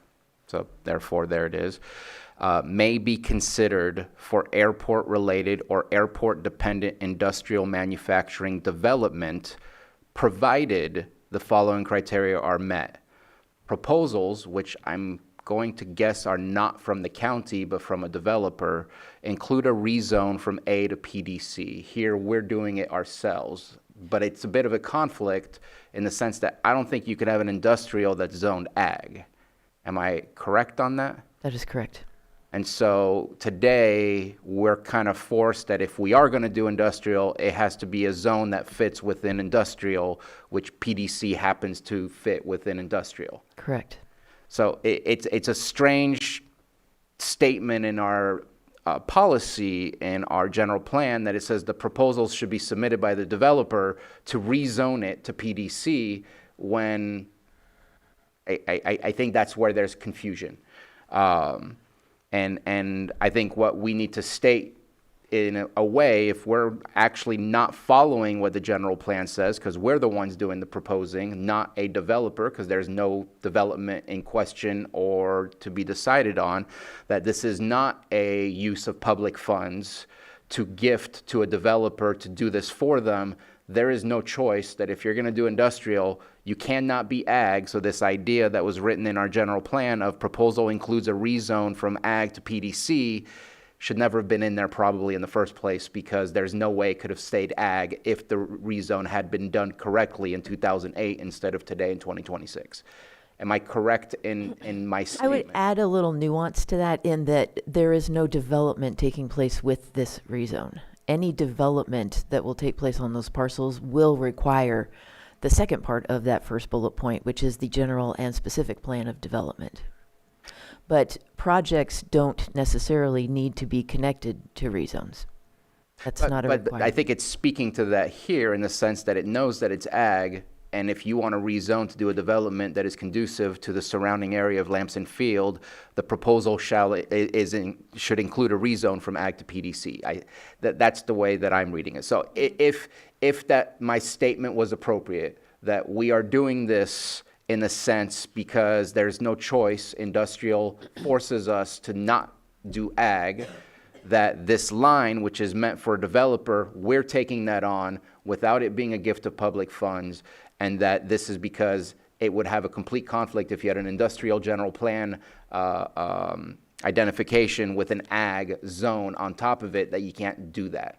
And so today we're moving forward with what should be a part of the proposal of a development, because we have no other choice, and therefore it'll meet what the general plan is saying that it should be if there was a development to be considered. I could defer to county council regarding the gift of public funds part, but I don't think it would be seen as that, in this general plan update, Lake County 2050, we are doing land use amendments on properties at property owner request. And that is not, I have not heard that that is a gift of public funds. But And I would say let's not discuss that specific topic since it doesn't have anything to do with the Lamson Field. I don't know how I feel about that, but county council, yes. Chair. Anything to offer, county council, on that? We could look into that issue further, but nothing to add at this point. Okay. Go ahead, Supervisor Owen. I want to thank Mr. Sabatier for further articulating what I had read. And that was what I was getting at with the project needed to ask for it. When I had made those comments earlier, it was in the material. So I want to thank you for better articulating that. The only other question I do have, and like I said, it's not that I'm not for that. It's what my understandings were a little different. The other question, the one question I do have is, we have been told twice here today that they had asked for the documents, the public documents, showing that it was brought forward and accepted in 2008. Yes. And as I said, our planner had, in the comments, she had attached her comments. There were 3 comments actually that I had seen. And she had a different take on what was actually done, and I think it's more along what was just articulated with the the developer needed to ask for it, and there needed to be a plan in mind. So what are we going to do about or what can be done to make sure that the public documents, the request is taken care of, and that they get those same documents that you have obviously read, and you know where they are, but they're not getting them? Thank you, Supervisor Owen. I do have an email chain between myself and a public commenter that did provide that information. This was sent Monday, 10:49 a.m. and Monday at 1:39 p.m. That I do have information that Board of Supervisors Resolution 2008-166 was provided to that public commenter. Additionally, they requested Exhibit A that is listed within the Board of Supervisors resolution, which is a link to the general plan, the 2008 general plan on the county website. So that was provided. Public comment's not open right now. Okay, so you stated that all of the information pertaining to this issue was given to the people requesting. That is our the position. information. Yes. Yes. Okay, thank you. Anything further? Nope, that was it. I just wanted those two. Supervisor Sabatier? Yeah, so I think that if something was done in the 80s, we probably shouldn't just do it again, because we probably need to review that. If something was done in 2008, we probably shouldn't do it just because. I'm hearing that there's a potential development, which I'm also, I guess there's never been an approach to do a rezone, because you could do the development if the rezone was done. But I am willing to, even though I have concerns in approving something that was 20 years ago that I have not read through whatsoever, and saying, yes, my colleagues 20 years ago said something and I'm going to finish it for them. I have awkwardness with that, but I am willing to move forward. But I'm asking a request from the board. Can we have consensus, please, for the airport land use to meet and have a discussion about the future of the airport? Because I feel that we have been ignoring our airport in the sense that it should be an important aspect of our community, of our economic development. And yes, we're doing work on doing the runway. Yes, we're doing work on doing the apron, and we've done the pilot's lounge and things like that. And those are great, but that doesn't necessarily, is not in my vision of what economic development could be in that area. And I'm hoping that we can get consensus to say we have to engage with our airport land use committee. Let me check with the county council. Is it appropriate if we were to answer that question with consensus right now? Because it's outside of this item. Arguably it is, but consensus via direction of staff as it relates to the topic itself. I mean, your board has done that before. Up to the discretion of your board, these three. All right, I'd be willing to give consensus to staff separately that we need to get that going. Then you have my vote of approval for this. Okay, it looks like we have consensus for that. So I need to take a 5-minute break. So we're going to be in recess for 5 minutes. The item in front of us, which is this rezoning, this general plan amendment. No further questions. Okay. Are these the best motions, County Council? You want me to do it for you? Yeah, are ready for action if there's no Both of further. them? Yes. And I could, if your board wishes, I could walk through the first reading motion on the rezone. That would be the second motion. Yes, but please. the first motion is fine. Yes, please. So the first motion would be to move that the Board of Supervisors determine that the rezoning map amendment PL-25-101 will not result in any significant adverse environmental impact based on the adopted 2008 General Plan EIR, and that no further environmental review is required.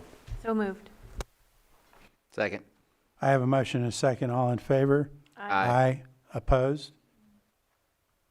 Hearing none, that motion carries 4-0. And the second motion is motion to approve the first reading of the ordinance to be read in title only.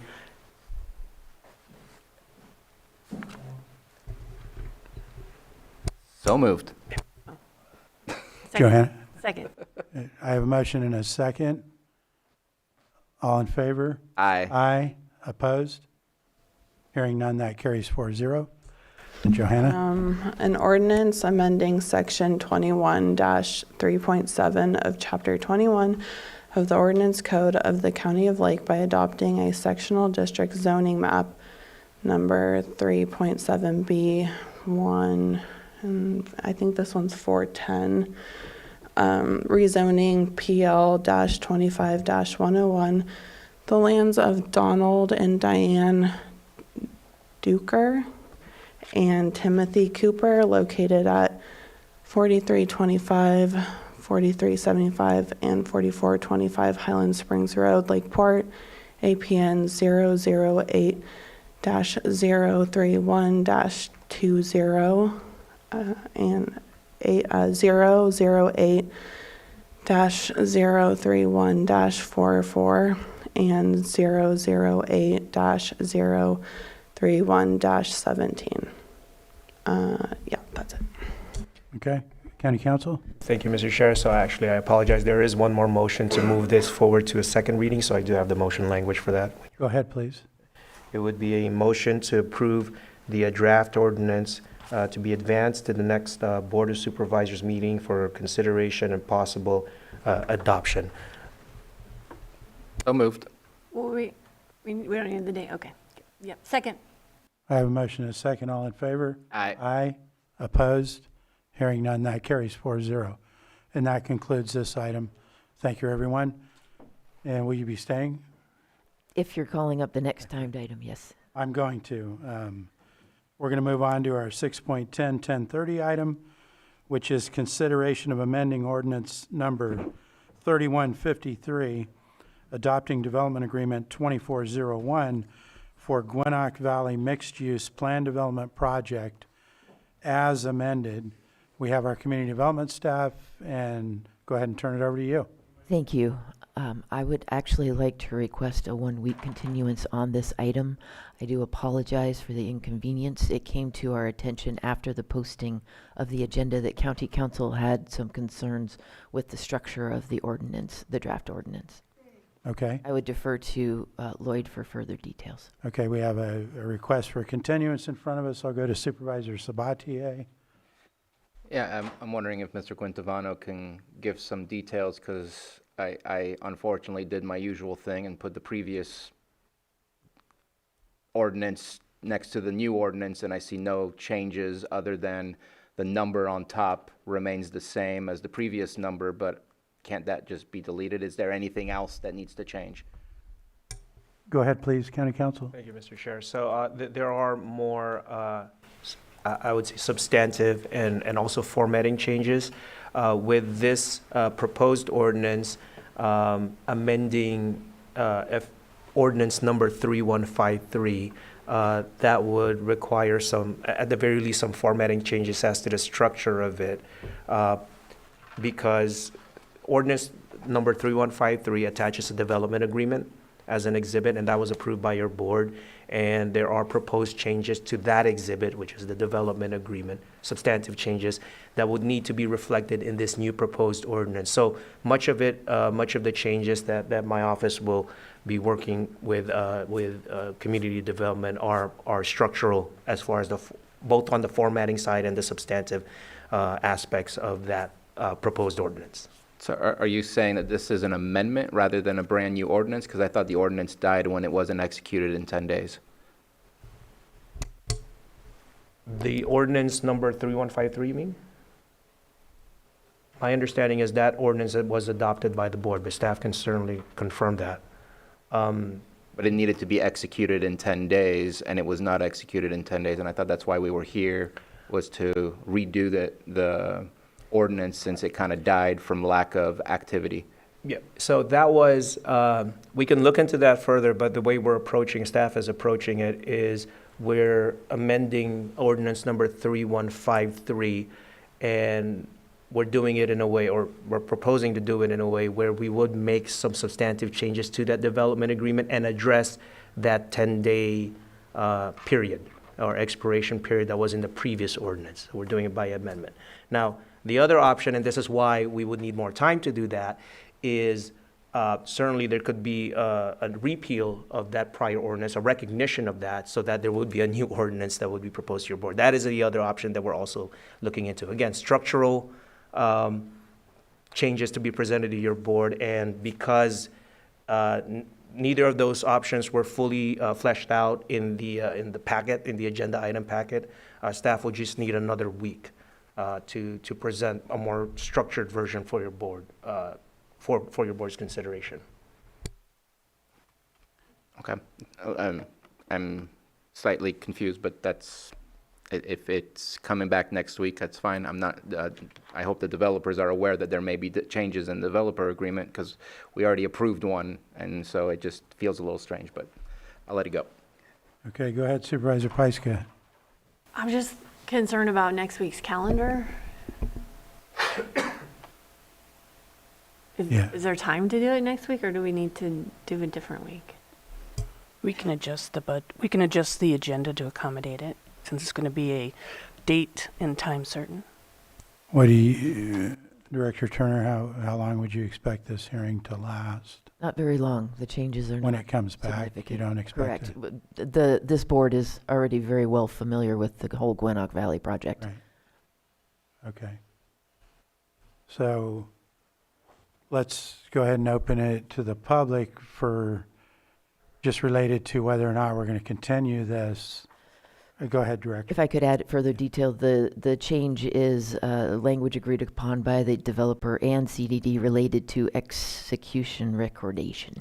Okay. I don't anticipate a robust public response regarding that. Okay. Is there any public comment regarding continuing this item? I'm not seeing any in the room or online. So go ahead, Supervisor Spati. Yeah, because I at least want to provide a comment of something that was, it wasn't redlined on there. The execution portion, the 10 days was taken out of this new version. But if you go to section, I forget what section it was, section 41 on page 38, it still says it needs to go to the assessor recorder to be recorded in 10 days. So I don't know that we can take that away so that it gives us more time to get it executed when it still says in there that it needs to be at the assessor recorders within 10 days. I just want to at least highlight that in case that's something that needs to change, because section 6.1 provided the 10 days for execution, but section 41 also says it needs to be in the assessor recorder's office by 10 days. So we can't get rid of one if the other one still stays, and I want to make sure that we're not having to redo this again. And I would love for us, when we do our second reading, is to make sure that we take a break to get it notarized so we can move on, because I think this is important enough that we should be able to do that. Okay, so it sounds like we're proposing, there was a question about next week, whether it was possible. Are we?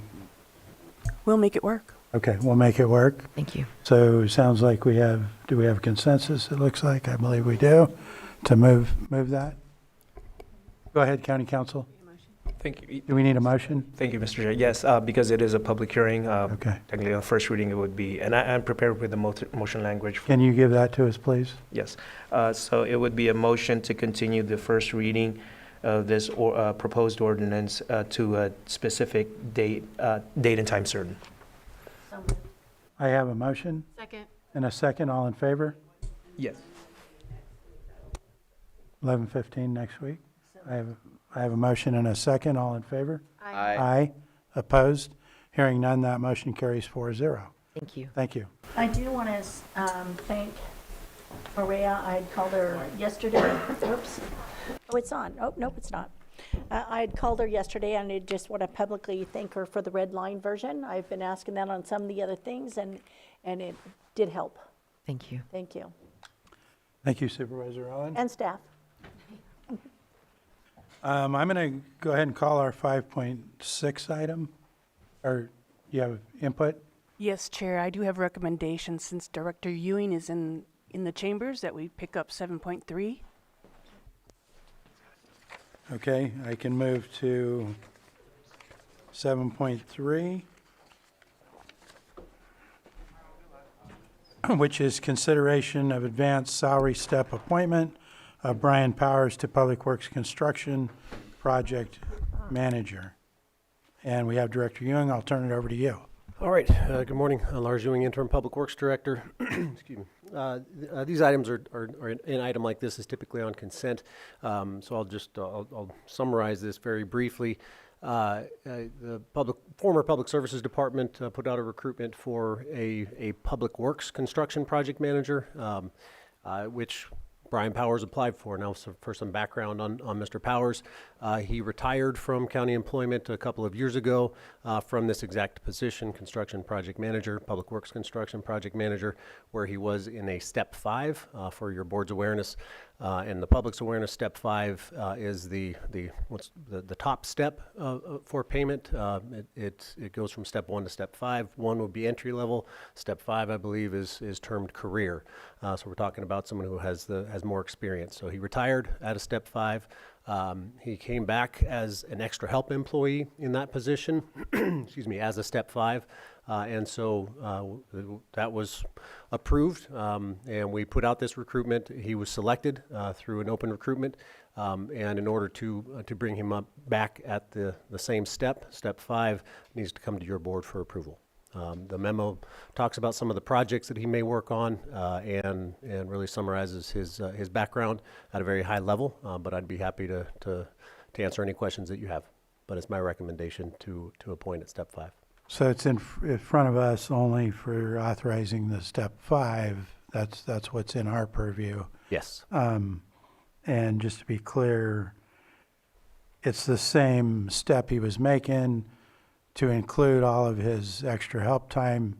It just would have been, he wouldn't have been getting benefits and stuff at that time, but Correct. Essentially the salary's the same as it was and is and will be. Because it was a new recruitment, it does require this approval at your board. Okay. Do we have any other questions from board members or comments? Supervisor Sabati? Yeah, I guess I just have one question. The difference between Parks and Project Superintendent, I'm sorry if you mentioned it, it just went right over my head, and Public Works Construction Project Manager, like what's the, just because if I go from, sorry, I'm going to skip to a different position, or I guess Parks Maintenance 1 to Parks Maintenance 2, you don't carry on your 5th step into your Park Maintenance 2. You start over at step 1 because of that change in... There's probably some nuances there, but I think the important piece here is that the Parks and Project Superintendent is a separate classification, separate series from the Public Works Construction Project Manager. We put out a recruitment. Public Services put out a recruitment for that Public Works Construction Project Manager, and Mr. Powers applied for it. So it wasn't a promotion, a next step up. It was really just a completely separate position that he applied for. So they're related in the sense that they have project in the title, but really the Parks and Project Superintendent was focused on park projects primarily. So this construction project manager would be working on a variety of different projects, parks, facilities, with the transition and the merger with Public Works now, transportation projects, airport development projects, and the like. You just had to say airport, huh? We do have the airport. We do have an airport. Yeah. I mean, my comfort level, I don't know if the chair is correct or not, that if it's 5th step or nothing, I'm very comfortable with 4th step. 5th step, I feel there's not enough information to know if it's a huge raise or if it's almost a level set across. There's no dollar signs, no numbers, no, what are those codes called for our salary? Like, the whatever, the codes I'm talking about, that basically set the salaries. I'm happy to say yes to Mr. Powers. Yeah, I'll leave it at that, see if there's any further conversation. Okay, what I can offer, and I apologize, I don't have the numbers here in front of me, but in order to qualify for any advanced step, you have to meet the minimum requirements, and then from there you get a year of experience for each one, and you qualify in as step 5. He for each of the previous appointments, Mr. Powers met those minimum standards for a step 5 in the past, and so I would think it would be a good argument to say that he still meets those requirements now. So I apologize that I don't have the exact numbers, but I can vouch for the fact that he does have the experience in construction management to qualify as a step 5. Now what the pay is for that step. Again, I don't have that here, but I think the important piece here is really the minimum requirements to qualify as a step 5. He does have those. And that has been confirmed by Human Resources, not just at the department level. Thank you. Any further questions? Not seeing any, right? Do you? No, go ahead. Then I'm going to go ahead and open it up to the public. Do we have anyone in the room? And no hands, nothing in the room, nothing online. I'm going to bring it back to the board for any further questions, comments, or go ahead, Supervisor. I do have a question about the retirement and the pension. Is he limited in number of hours at this position? I leave that to the employee who has coordinated that with Human Resources. I believe he's essentially coming out of retirement in order to do this. So that's something that I would really defer to Human Resources on. But I would expect that if those pieces have been addressed. Yeah, if he's coming out of retirement, he has to suspend his PERS, and he would not be retired anymore. Go ahead. I can confirm I signed his paperwork on coming out of retirement. Okay. Thank you. Yeah. Anything further? And there was no public comment, so now it's in front of us. Mr. Chair, I move that we approve the advanced salary step appointment of Brian Powers to Public Works Construction Project Manager. Second. I have a motion and a second. All in favor? Aye. Aye. Aye. Opposed? Hearing none, that motion carries 4-0. Thank you. Thank you. Tell Mr. Powers, welcome home. All right, I will. Never left. May I handle 5-6, or Would you mind doing 7-2 and then 5-6? I can do that. I will call item 7-2, which is consideration of the following advisory board appointments. And that's going to be for first, Cobb Municipal Area Council, and then Lower Lake Waterworks District 1. We'll do what we normally do. We'll go through it on the board one by one. Yours first on the Cobb Council. You're good with that? And then Lower Lake Waterworks, is that your Yes. district, Supervisor? Yep, and it's a yes. And you're good with that? Mm-hmm. Okay. So let's go ahead and open it up to the public. Do we have any members of the public? Not seeing any in the room. Anyone online? No hands. So bring it back to the board to be ready for action. We'll start with Cobb. Mr. Chair, I move that we appoint Joe Schneider to the Cobb Area Council. Second. Motion and a second. All in favor? Aye. Aye. Opposed? Hearing none, that motion carries 4-0. Next to Supervisor Owen on, do you want to make a motion? Sure. I have to find it. Okay. Mr. Chairman, I move that we appoint Douglas James to the Lower Lake Cemetery Board. Water District, I'm sorry. Second. I have a motion and a second. All in favor? Aye. Aye. Opposed? Hearing none, that motion carries 4-0. You almost had an angry James. Now I'm going to try to move on to 5-6. Say that again? I'll show the resolution. Okay. So 5-6, sorry, I got to move around the agenda. It's way back here. 5-6. Adopt resolution approving the application of the Lake County Arts Council for the California Arts Council State Local Partners Grant for fiscal year 2026 through 2028, and authorizing Lake County Arts Council to execute the grant contract. I know Supervisor Sabatier had identified a concern, so I'm going to go ahead and let him introduce that concern. Yeah, thank you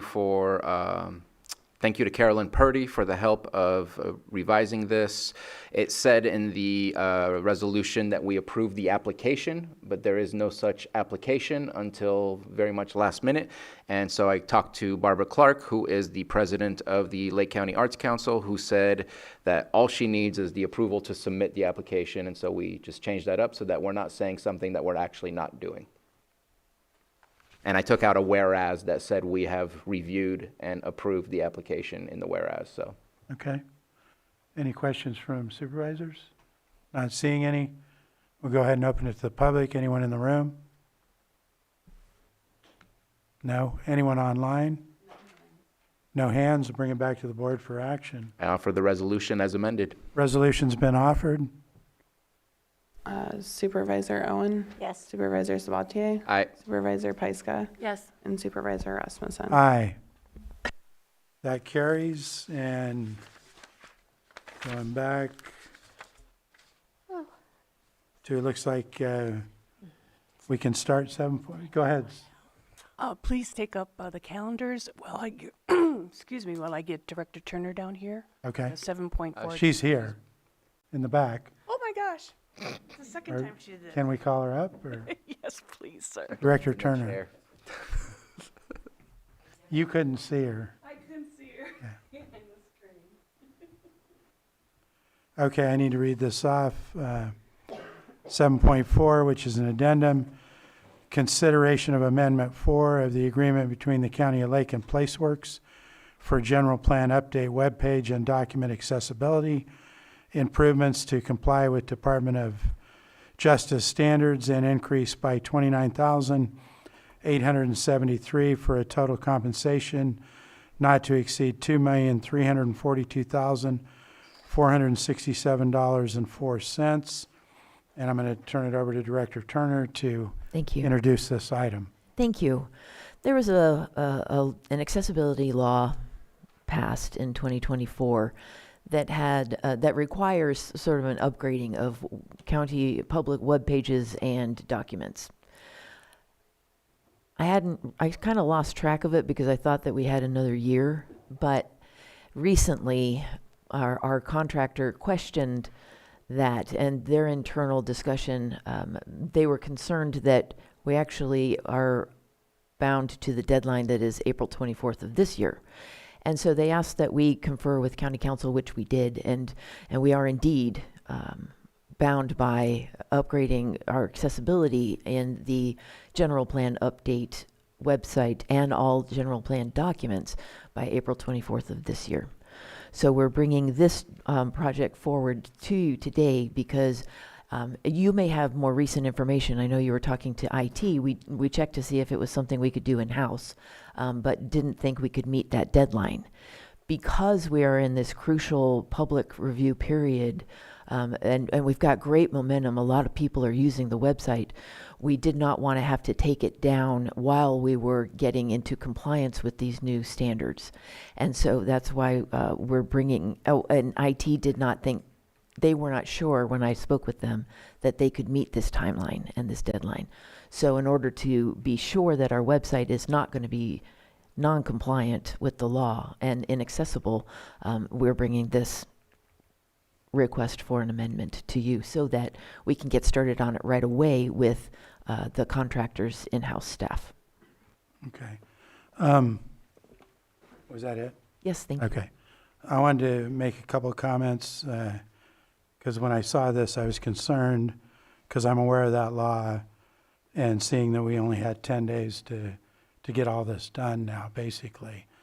So that's why I inquired with our IT to see where we were at with the county compliance for the DOJ with the County of Lake website, and found out that basically where we sit right now is that we, as of today, we're in compliance with the main website where we have a service that stands in front of it and deals with this, but we're also still working on that service being able to deal with the PDF forms, which is getting very close to being wrapped up. So initially I had learned that our IT wasn't able to deal with this because it was an outside website. But I had a conversation with the IT director yesterday, and he told me that, you know, it was within the realm of possibilities that maybe our service that we have could also handle a website like this that wasn't part of our county website, but technically kind of is ours because we're contracting for it. But I know there's other complexities to it, in being that I don't know if Placeworks would even allow that, for one. I know that IT director couldn't give me an answer by today, it would take a little bit of time. So we're in this kind of quandary of having to make a decision, because if we don't, then we're looking to remove our website for 2050 in 10 days. Correct. Now, my other question that, are they 100% confident that if we approve this today for this 29,873, they can guarantee they'd be in compliance before the deadline in 10 days, and we're not going to take that website down?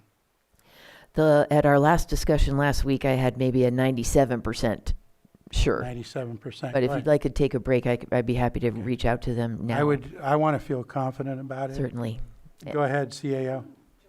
Director French is available if needed. Director, do we have another question, or can I ask Director to? Please continue. Director French, is he online? Can you bring him up and give him access? You don't see him? Can we take a short break? Certainly. because- Yeah, I brought you the best information that Go I ahead, had go from ahead. IT. Just because my question is not specifically IT related, but I do appreciate your line of questions on that.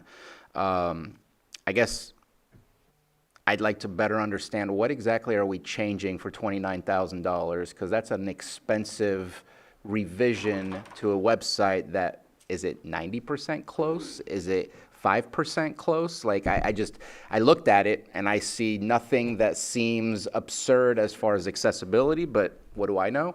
And I'm also wanting to have the conversation about where this money is coming from, because from what I understand, it's coming from the general budget of the planning department, not from any grants or anything else. Correct. Am I correct on that? And that Certainly. concerns me greatly. I will defer all the techie stuff to Shane. He can describe what has to be done. I just received assurance from the contractor. It will be done if they get started today. And yes, we have funds in our budget for contractor services that we are not going to use. And we're planning on moving that into pay for this. Okay. I still have concerns, because I mean, knowing our conversations regarding budgets, I want to kind of better understand how what the implications are to that and where that fits. I would also be happy to defer to admin. I know Stephen is usually really good at talking about those, I'm sure. Can we bring him in? Or CAO Parker, I'm sure, but as far as budget goes. Sorry, Mariah. I have Casey Moreno coming into the. Okay. Okay. Thank you. Casey did vet this already. So, awesome. Can I bring up the IT director? Thank you, Director French. And I don't know if you heard what some of my comments were before you came down, but basically I had brought it up that, I had talked to you to see if what we were doing with our general county websites was within the realm of possibilities of being able to handle this, for one. And if the answer was yes, if we got an answer, would it be able to be done in the timeline by April 24th, I believe is our deadline.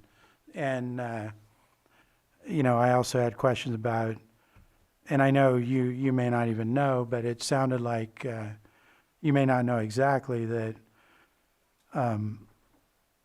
our cost that we're paying for the entire county to do this is maybe half the cost of what we would have to pay to get this update by this company. Yeah, so morning, Shane French, IT Director.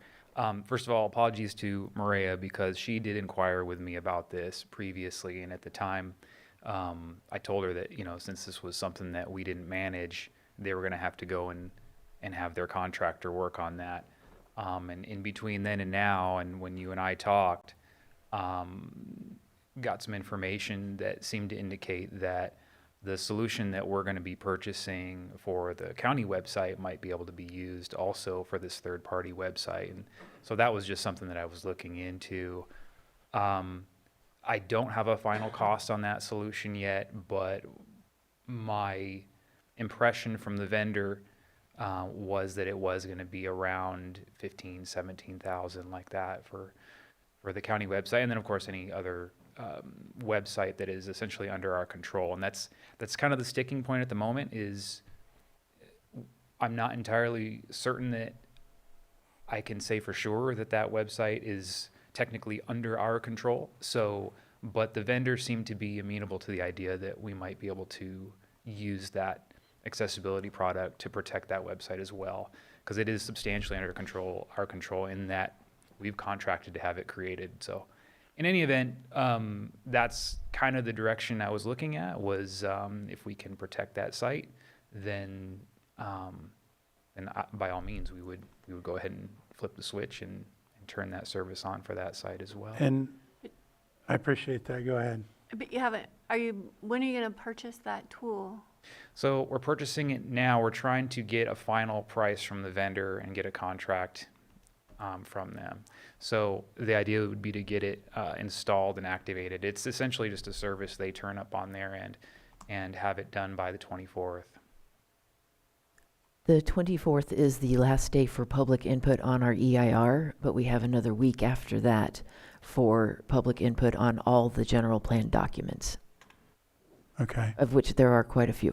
And so you said it's 12 to 15,000 15 to or 17. 15 to 17 to purchase it for the county's website, and then we could just potentially use it for. Yeah, because essentially all it is it's like a website that stands in between our PDF documents, the links to our PDF documents, and the consumer, right?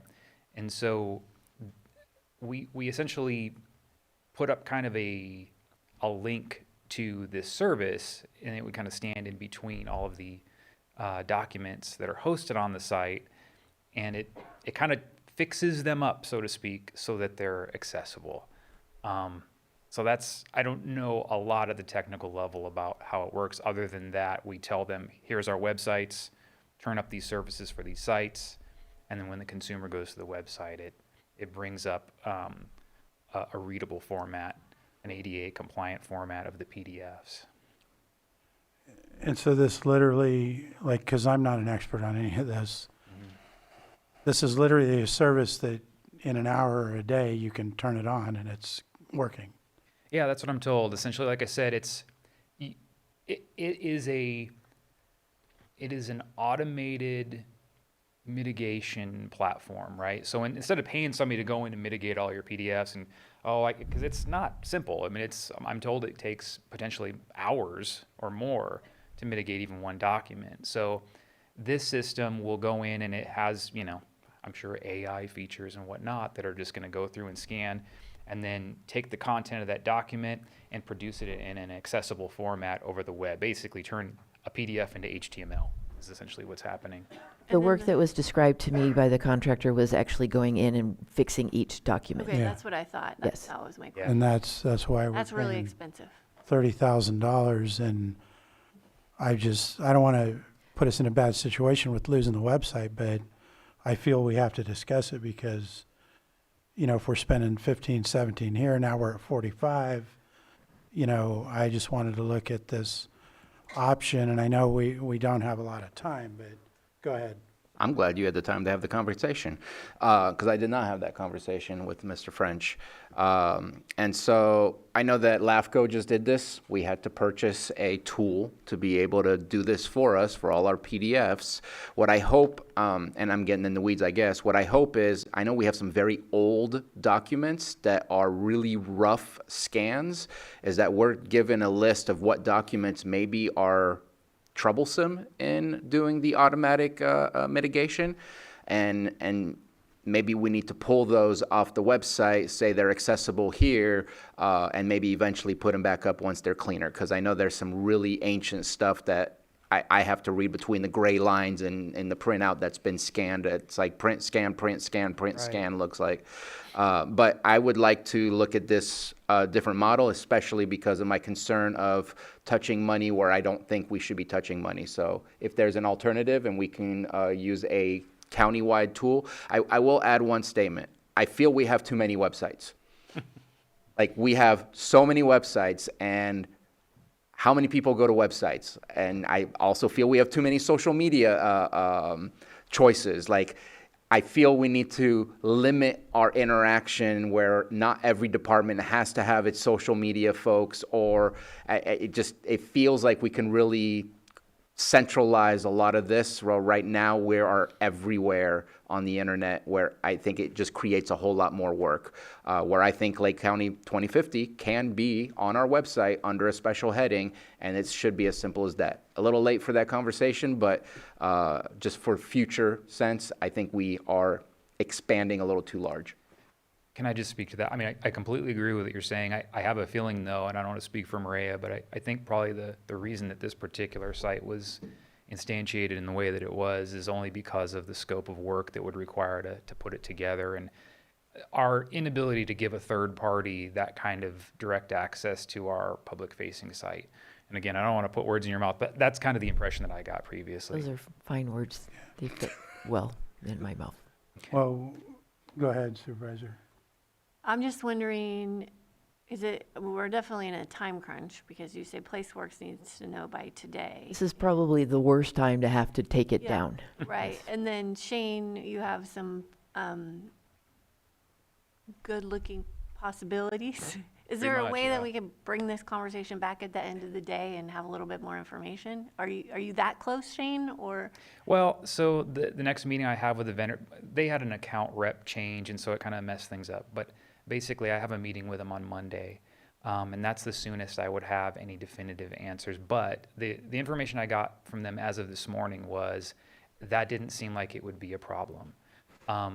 But again, that doesn't really go into the weeds on the technical details required, because PlaceWorks, the company that's going to build that or has already built that site, still needs to be in the loop, right? Because I can't just tell them, hey, you need to put this HTML code in your website, and I don't know what it's involved for them, or if they would even be amenable to that since it's their product. But I do like your idea. I'm wondering if by the end of the day, could we find out if PlaceWorks would be okay with that arrangement? Yes, I will confer with them. Because I think I have a pretty good degree of confidence based on my conversation with Shane that this may actually work to be included in our whole county 15,000, which I know 30,000 in our big full budget picture. Maybe some people wouldn't think it's a lot of money, but there's reasons that it is. 30,000 is a chunk of money. So I would then propose that we can trail this item until later in the day to see if you two can get online with PlaceWorks and see if we can get an answer to that question. Thank you. Just quickly, I just do want to just make sure that I say, just to set everybody's expectations properly, that $17,000 figure was totally not a formal quote from the vendor, and that is the thing we're trying to nail down right now with them. If it's less than 30,000, we're good. But and that's Don't say it out loud. They might be watching this. I don't want to leave money on the table. 3,000. But it's a tool that can be used on multiple websites. Yes. It's a one-time purchase. Well, not a one-time purchase. Not a one-time. It's a subscription. Every year you're paying that 17,000. But it's for the entire One time for county. this year that we can use across. Yep. We can use broadly. Right. Yep. Okay. Yeah, let's have this conversation a little bit later. Okay. And I do realize that even if it went to 25 grand, that's still less in the big picture. Unfortunately, this is all about how expensive it is to mitigate these documents, to truly mitigate them, right? I mean, the alternative is we've got thousands of documents nobody's even looked at in a million years, right? And they're going to have to go down and figure out the intent of the document, restructure it in a way that meets ADA requirements, new ADA requirements, which are quite extensive, and nobody here has the expertise to really do. And these consultants that do this kind of work are very busy right now, so they can kind of name their price. So unfortunately, we're kind of stuck. We have to find a way to mitigate these things. And a service like this, I'm hoping that it works as advertised, but it sounds by all accounts that it does. So, thank you. Yep. So we have consensus to continue to later today at an unknown time. Okay, thank you, Director. And then if we could have Deputy Moreno back too, just in case at that time or when it comes back. Thank you. Okay, I'm going to call lunch. Do you have any? Okay. We're going to be in recess until 12 or 1 o'clock. There was, Oh, Yeah, go ahead, we're sorry. trailing do we it. not have public, oh, we're trailing. Oh, public comment, I'm sorry, can you get them back? Can we do the public comment while we're? Yeah, go ahead and come up. Sorry about that, I was getting ahead of myself.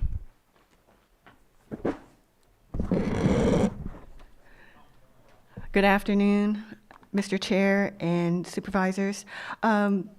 This subject brings up a few more questions about IT and access to data related to, Margot Kambara, General Plan Advisory Committee representative, speaking for myself.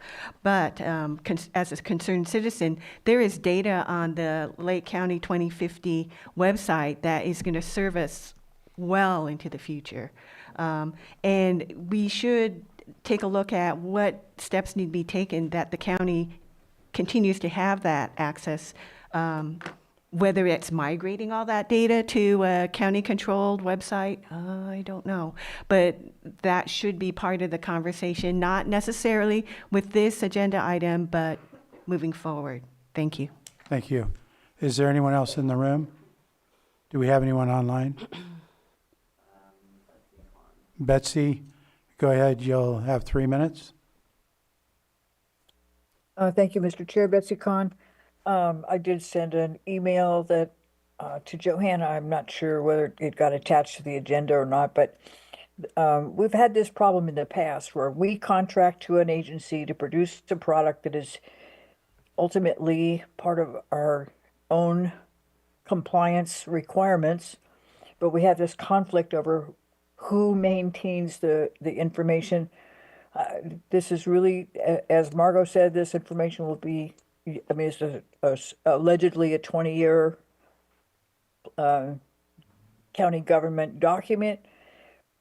I believe we need to make sure that our contracts clarify that these are work products that the county owns, and the services are necessary to update those, go along with the contract to produce them. My email noted that in the original agreement, the contractor mentioned maintaining the product to current technical and legal standards. I believe it is the contractor's responsibility to do that. But we need to make sure this is clear in our future agreements and not have this gray area about who owns the product. We're paying for it. So I want to be sure that we have the ability to control what changes are made to it. Thank you. Thank you, Betsy. Do we have anything further? Sterling? Yes, my name is Sterling. Just quick question. I don't know if you guys are opening up back to public comment after they come back. I did give Johanna a public comment for this. I do agree with the other comments, but we also need to look at this, that this is being brought to you guys 10 days prior to our deadline. And now we're scrambling to try to figure out how we're going to fix something. The whole initial of my public comment that I had emailed put onto the agenda is going to bring up the simple fact of there's a lot of stuff that is missing in our general plan, a lot of things that are not being added, things not being done. The director, I believe, stated that she's known about this since 2024, and she's bringing it to you guys 10 days prior to the deadline. I mean, at this point, I think we kind of need to have a little bit more oversight with our general plan because we're going to lose out on energy policies, protecting ourselves. So what happens with the ERIs after they redo this and people submit on the 24th? That's their deadline. Are they going to still be able to submit those? Where are those ERIs going to go? Their comments? These are the questions that we have and concerns as community members. Thank you. Thank you. Anyone else? Okay, and so the reason that public comment wasn't on my mind is because we're not done with the item. It got trailed to later in the afternoon. So since I did go ahead and allow public comment, you know, that's in the record. When it opens up again, it may be limited to just what came up between now and then for folks that already spoke. So, and I'll check in with county council if I need to on that. But other than that, we have nothing else right now. And now we're going to take a break until 1:05 for lunch. We're on, Sam? Okay, I'm going to call the meeting back to order. And we're going to handle our, our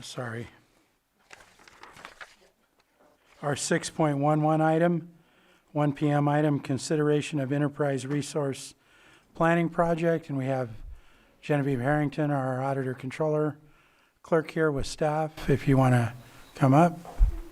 Do you want me to get the door? Get the door and leave the door open. If it gets loud. Okay. We'll monitor it.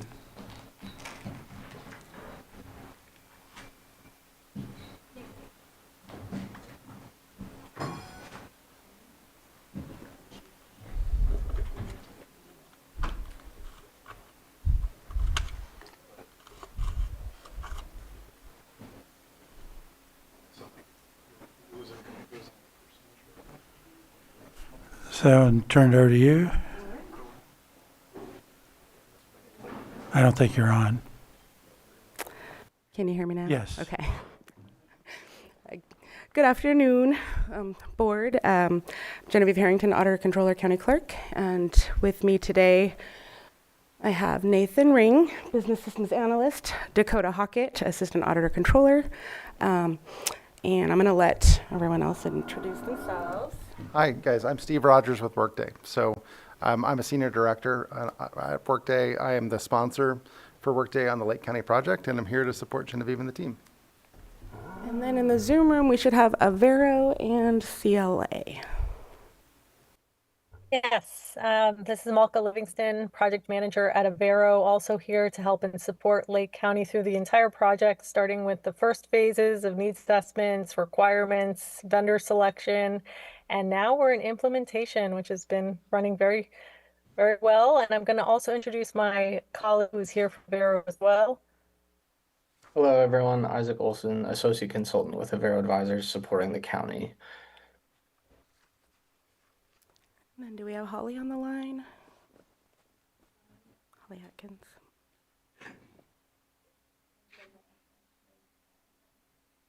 Okay. It looks like Holly, you were next. You were having audio issues. Yes, I was. Thank you. So are we just doing brief introductions at this moment? Yes, please. Correct. Thank you. Okay, thank you.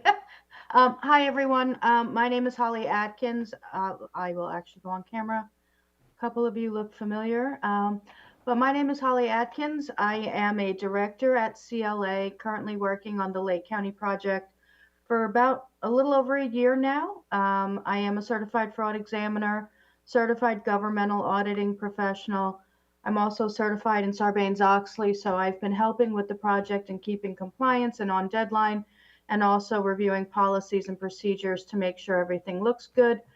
I've assisted on some of the workbooks that were created for this specific project, and currently assisting with making sure that the CAMS integration into Workday goes smoothly and on task. Thank you so much. Of course. So we have a presentation, but I want to start off with a little video. It's a little how-to that we're about to put out there, and it's the employee clocking in, requesting a day off, and the supervisor approving it. And we can run that. It's a pretty short one, but it shows it's ready to go. Okay, then.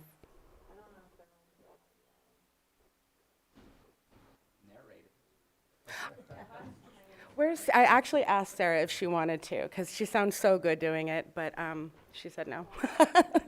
Or she said, please no? Yeah. That's okay.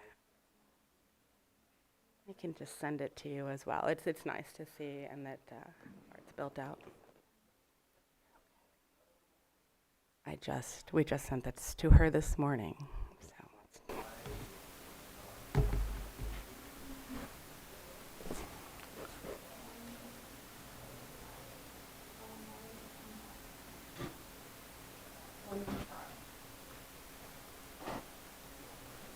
I owe you chocolate.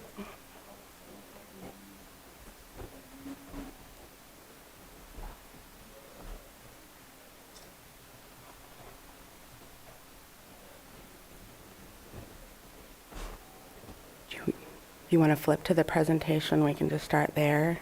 Okay. Oh, we can take a minute.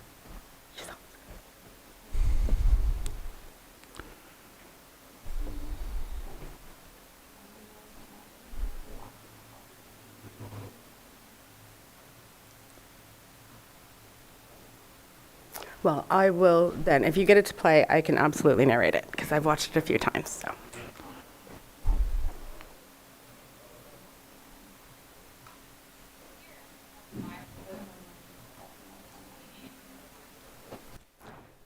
Okay. Yeah, that's fine. Okay, so yeah, so you're seeing from an employee, once they check in, the screen that they'll see. And so that My Report button is where your most commonly used reports or reports that have been assigned to you will just pop up. Checking in, so you can see when I'm just checking in, that's what you do. Now, if you're a grant, if you need grant tracking or cost plan tracking, that is the field where you would make sure to put in the coding so that way it ties to the grant, automatically does the tracking, which often we're doing manually right now. And out for the day, you'll see if there's a meal. That would be your lunch, otherwise you go out. This is one of my staff members that you're looking at, so, okay. And then that comment field, of course, sometimes you need to put a note, but that's what that is. All right, and then you'll see the schedule built out, and so this is something that is just provided. You can see your built out schedule, including any days off. She's probably saying more than that. Done. All right. Okay, the review time. So when you're going to review your time or make any edits, that's where you would go to do that. The next option you'll see is the org chart. That was a big undertaking, getting all of the org charts for all the departments in the system, so that way the approvals are all in line with the structure of our county. And so you'll see right here, there's Dakota. Michael is a direct report of Dakota. But this is built out for every department. And so, and there's some tweaks. I mean, for the most part, I think we have it all, because again, there's no original source of data. We just created it. So we're making little adjustments, but for the most part, it's all in there. So when someone wants to request a day off, they go in there, and they request the day, and you'll put the type of absence, so the leaves that are available to you will populate here. You see admin leave. Not everyone will have that, but it's a manager. You submit the request, and then it takes a moment, but you'll see she'll log out of the employee, log back in as the supervisor, so you can see how the approval would work. And it's pretty self-explanatory, manage your absence.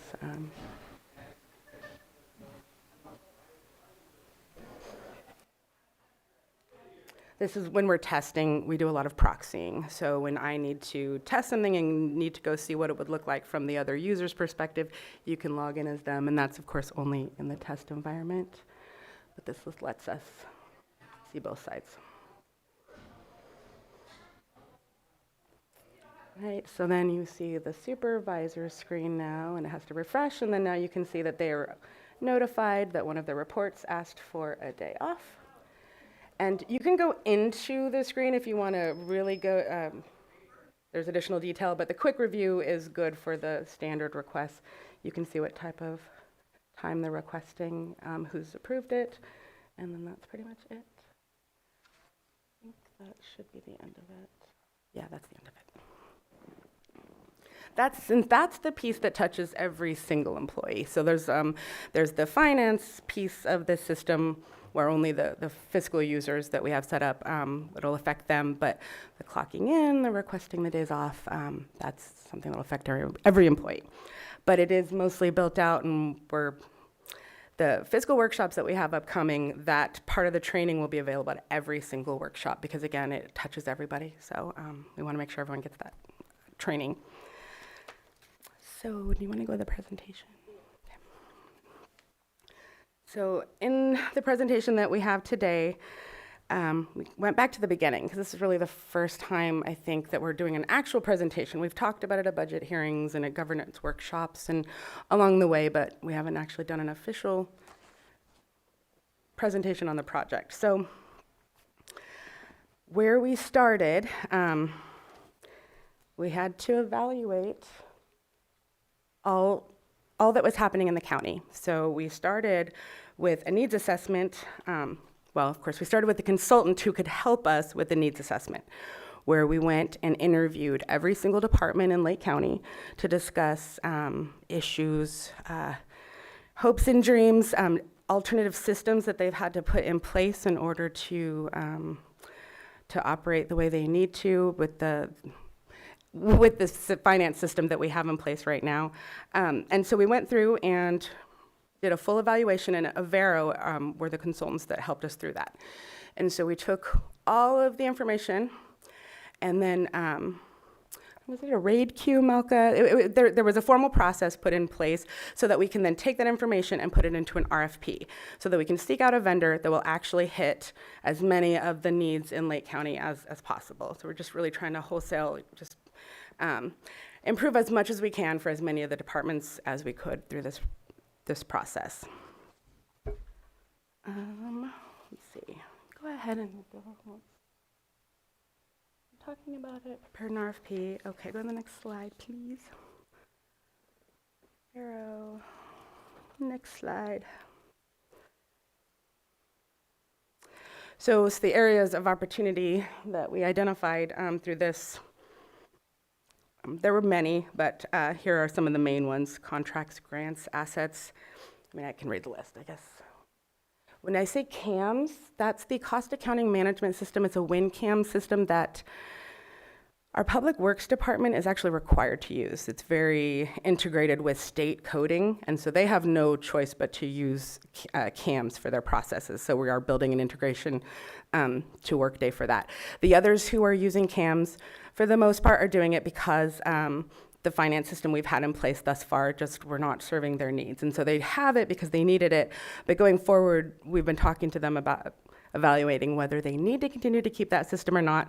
But the fire departments, they use CAMS heavily, and so we are working on an integration, I don't know if that's the right word, integration, but an interface very similar to what we have now, because we print their checks, and so they have a file that comes out, it goes into our current system, and we print their checks, and we're basically recreating the same thing with Workday. And so when you see CAMS, that's what there's a few projects going on when you see CAMS. All right, go ahead and go to the next slide. Or I should ask, were there any questions about that list? Okay. So other areas of opportunity, there were so many manual processes. And there's a tremendous effort in place with all the county staff to try to review everything and make sure everything is correct, but it is all truly dependent on human eyes to do the oversight. And again, the data is being entered so many times that you actually don't get a chance to review because you keep re-entering the same data. So that is occurring right now, and that's something that we identified and are working very hard to mitigate, eliminate the best we can. And then, of course, the inaccuracies that we've found and continue to find that can be attributed to a direct result of the lack of systematic oversight.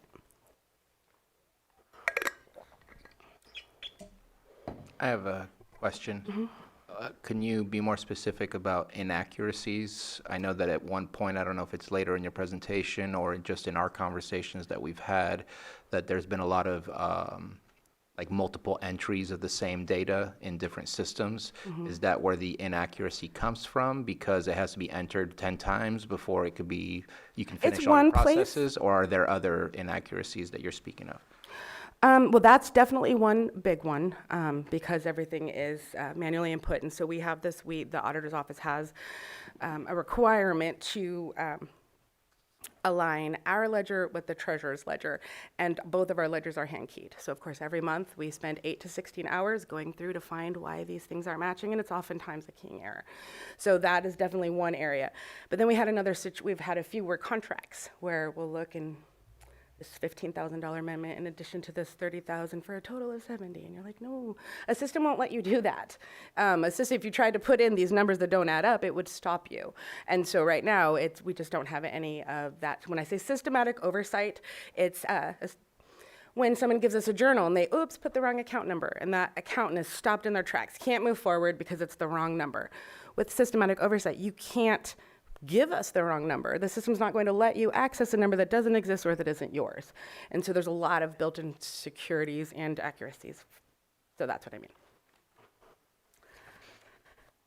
Okay, so selection, thank you.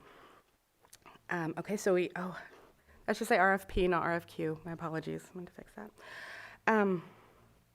Oh, I did fix it there, it's not on mine. Sorry. So we went ahead and we wrote the RFP, and we did that with the Vero, again, keeping everyone's needs in mind. And then the scoring or all of the responses that came in, we, actually Dakota, organized them all in files and links, and we sent them out to all the department heads so that every department head had the opportunity to review all the submissions and score. It's a lot of work though, so I think some looked at it, but we really didn't get, I want to say any, I don't think we got scores back from the other, from the department land, but the stakeholders, so that would be admin, IT, treasurer, tax collector, HR, and auditor all did the scoring, submitted everything to Avero, and then all of that was processed, and then we made a selection that way.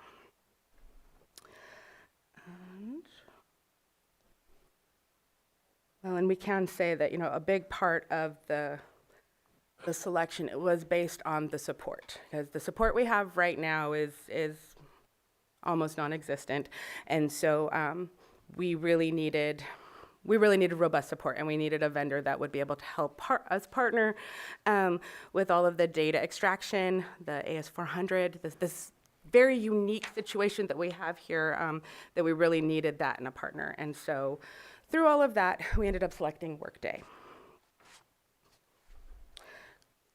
Let's see, contract with Workday was signed January 2025. Our original go live date was supposed to be April 1st, 26, but it was moved to July 1st, 26 for a couple of reasons, but it was also advised by our external auditors because it is better to be on the beginning of a fiscal year versus, 3 months before.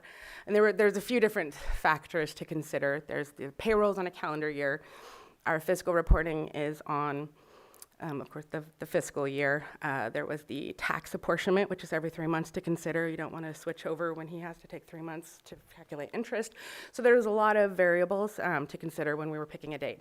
But July 1 seems to satisfy all of it. And again, it was advised by our county's auditors, our external auditors.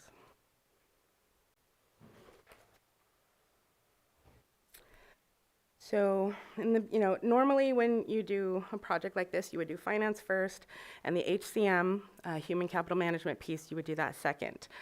But due to the fragile state of our system in general, that wasn't an option for us. If once we started, it was basically kind of crumbling beneath us. And so we really just had to do what they called a big bang, where we are addressing it all at once the best we can. We all knew at the time that we didn't have the staffing really to do that, so we went ahead and armed ourselves with some consultants and just proceeded with the work.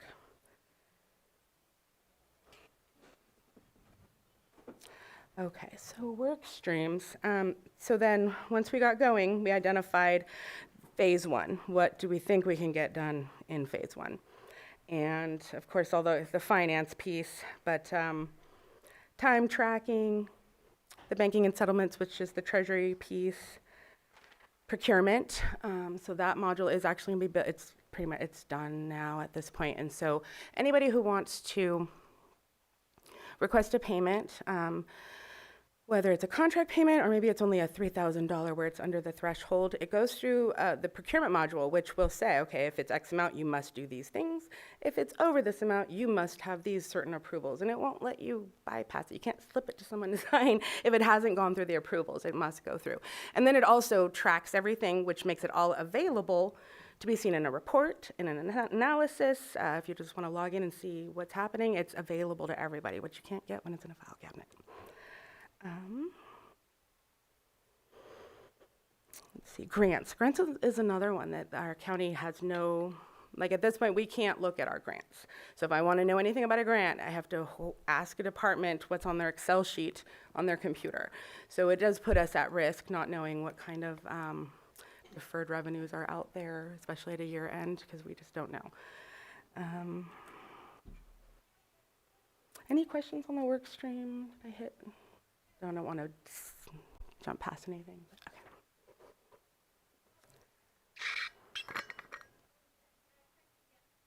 okay. So we got to work.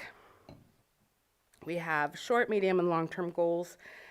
Short, fix the basic finance system. Make sure we can pay our staff, make sure we can pay our vendors, make sure our balances are correct. You know, bottom line, we have to address that. Now, medium, we have our medium goals, which is, so the historical data that we want to bring over, we're gonna have a little bit available in the beginning. We're gonna have 1 year available on July 2nd, with all our 25 years also still available in Noveline. And then within about 6 months, we'll have the 5 years of the detailed data brought over after. So that's the medium. That's phase 2, we call it. And then long-term, there are some other long-term goals, being able to prepare the ACFR in-house, being able to do certain audits in-house, more accounting services for independent special districts. But of course, that is in the future, that's a long-term goal. And so I have a few slides on the vendor, so we could talk a little bit about the work that they did. And there's some questions that have come up, and so I'm not sure which information is more interesting. I don't want to repeat myself, so we're going to go over Vero. You can see what they needs assessment, RFP, contract adherence, system implementation. And so that's thus far, and then going forward from this point to the end, they're assisting with training, bringing training groups together, helping prepare the training materials and the other documentation for Go Live. CLA, and that was Holly that you just met. And she actually is with our external auditor vendor that we use for our single audit and our ACFR preparation. And so because this was such a big undertaking, we wanted the additional accounting oversight, especially with our external auditor who can help us prepare for, I guess, the surprises that are going to happen when we go into our new audit season and have to deal with the two different systems. But she also assists with, oh, I'm drawing a blank right now. Oh, I'm sorry. She, so through this project, we're also going to have to update the asset policies, cash handling policies, and then we also have a retention schedule or an ordinance from a long time ago that we need to update. So she's assisting with those items as well. So we're doing some of the redlining. She's helping gather policy examples from other counties and so forth and bringing it together. It's work that we would normally do, but just with all that's happening, there's just no way. But we also need these policies in place when everything goes live in order for a smoother transition. So that's how we're handling it.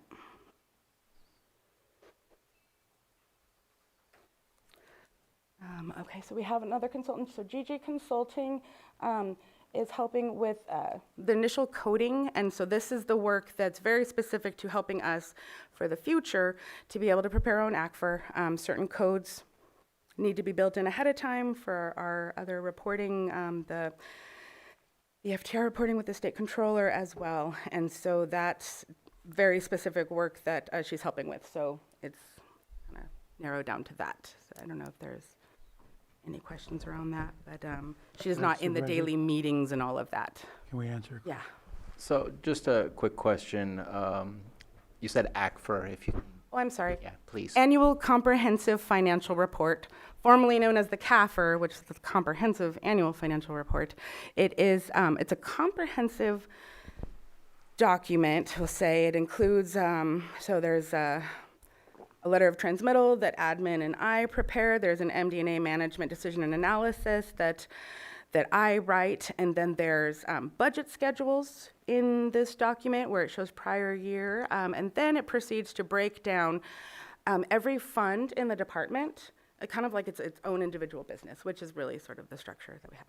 And so all of that is something that we're required to prepare as a county, and that's what that document is. Is that like standard across the board as what the state expects from county auditors, period? Yeah, and we submitted to GFOA And so, but yes, it's very standard. The formatting is very standard. We can't make it look better than it does. So apologize for the question. I'll just be blunt.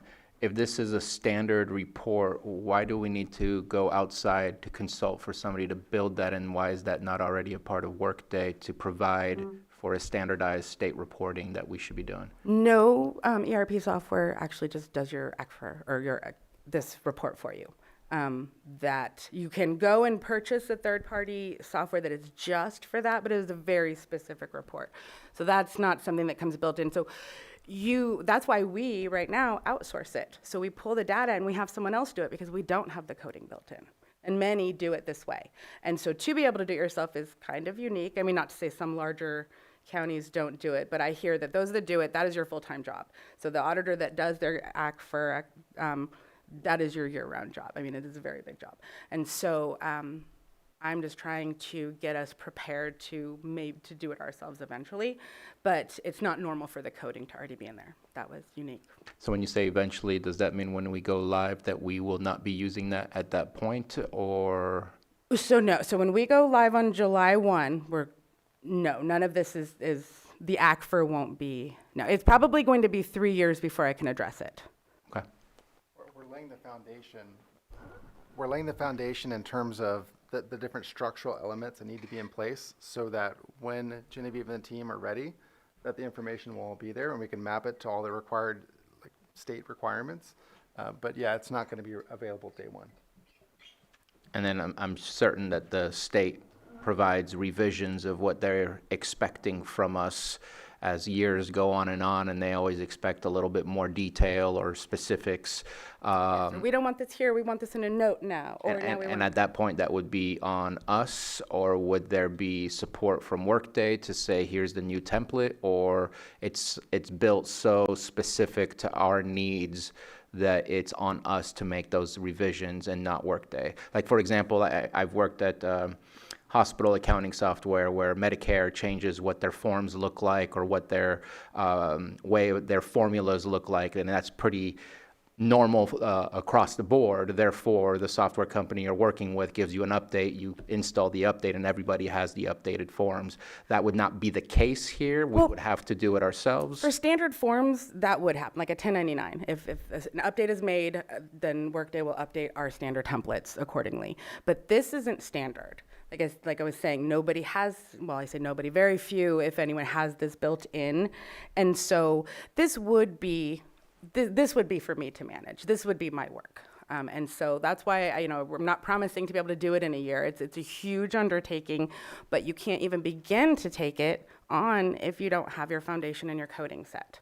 And so if we didn't do this now, with our system, it would be almost impossible to do it later. Probably not, but it would be a lot more work if you didn't plan for it at this stage. But it isn't something, I mean, at this point, I haven't asked for it to be built. We're setting the foundation. But this would be a phase 3 item. And we actually do have a weekly ACFR call, but it's really to make sure that the foundation of our accounting is such that it can later happen. We can't get the ACFR done before. I say about 3 years. They think a year or 2, but I wouldn't be ready for 3 years because, like I said, once you take it on, it really is a full-time staff member's full-time job. Vice Chair Pyska? Yeah, and so what do we pay for that now for that to be outsourced? It's about $60,000.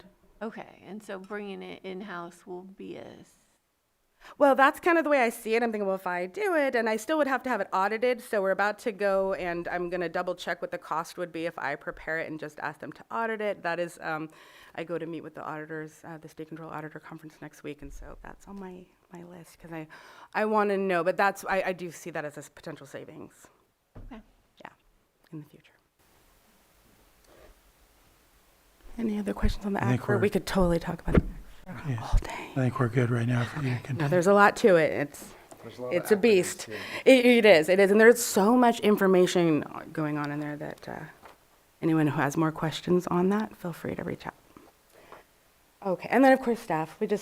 Everybody is stepping up in ways I can't even believe. It's been amazing. And so, but yeah, we have staff wearing multiple hats. I mean, as usual, but then even more. And so I just want to thank everybody, including admin too. Okay. let's see, where do we go? Yeah, actually, I think that was all in our questions. Perfect. I think we hit that already. I mean, so that's the cost page. I mean, we were kind of, I'm not sure too much to say on this. And that's our 10-year total. I do know we did get a little bit of a discount built in there. You see training costs, you see total. That is, again, over 10 years. And a big chunk of it is your implementation work. You know, I want to say about 2.5. I think 2.5 of that is implementation work. Are there any questions on that? That was the contract we signed in early Yes, 2025. Yeah, that's basically, we just For that submitted 6.5? Yeah. Okay. Yeah, and I think since then, since that work started, really February of 25, right? February 25-ish? Yeah. We have done multiple amendments to align on the schedule and then the scope, and in both of those, we've worked with Genevieve and the county to make those $0. No additional funds have been requested from Workday for that. And they say they don't want any more. Yes. They really just want to get the project Yeah, done. we, So, we want Lake County there's nothing live else. and in production, getting return on investment for the software. Right. All right, well, I mean, we have obvious challenges. Resources, I mean, that's just, I don't know, I think that's a normal day-to-day. Resources are a challenge. We have consultants in place. It's not perfect, but we're getting the work done. And so you could always use more, but I know that we're in a decent place, all things considering, with a project of this magnitude. So I don't have any additional asks at this time.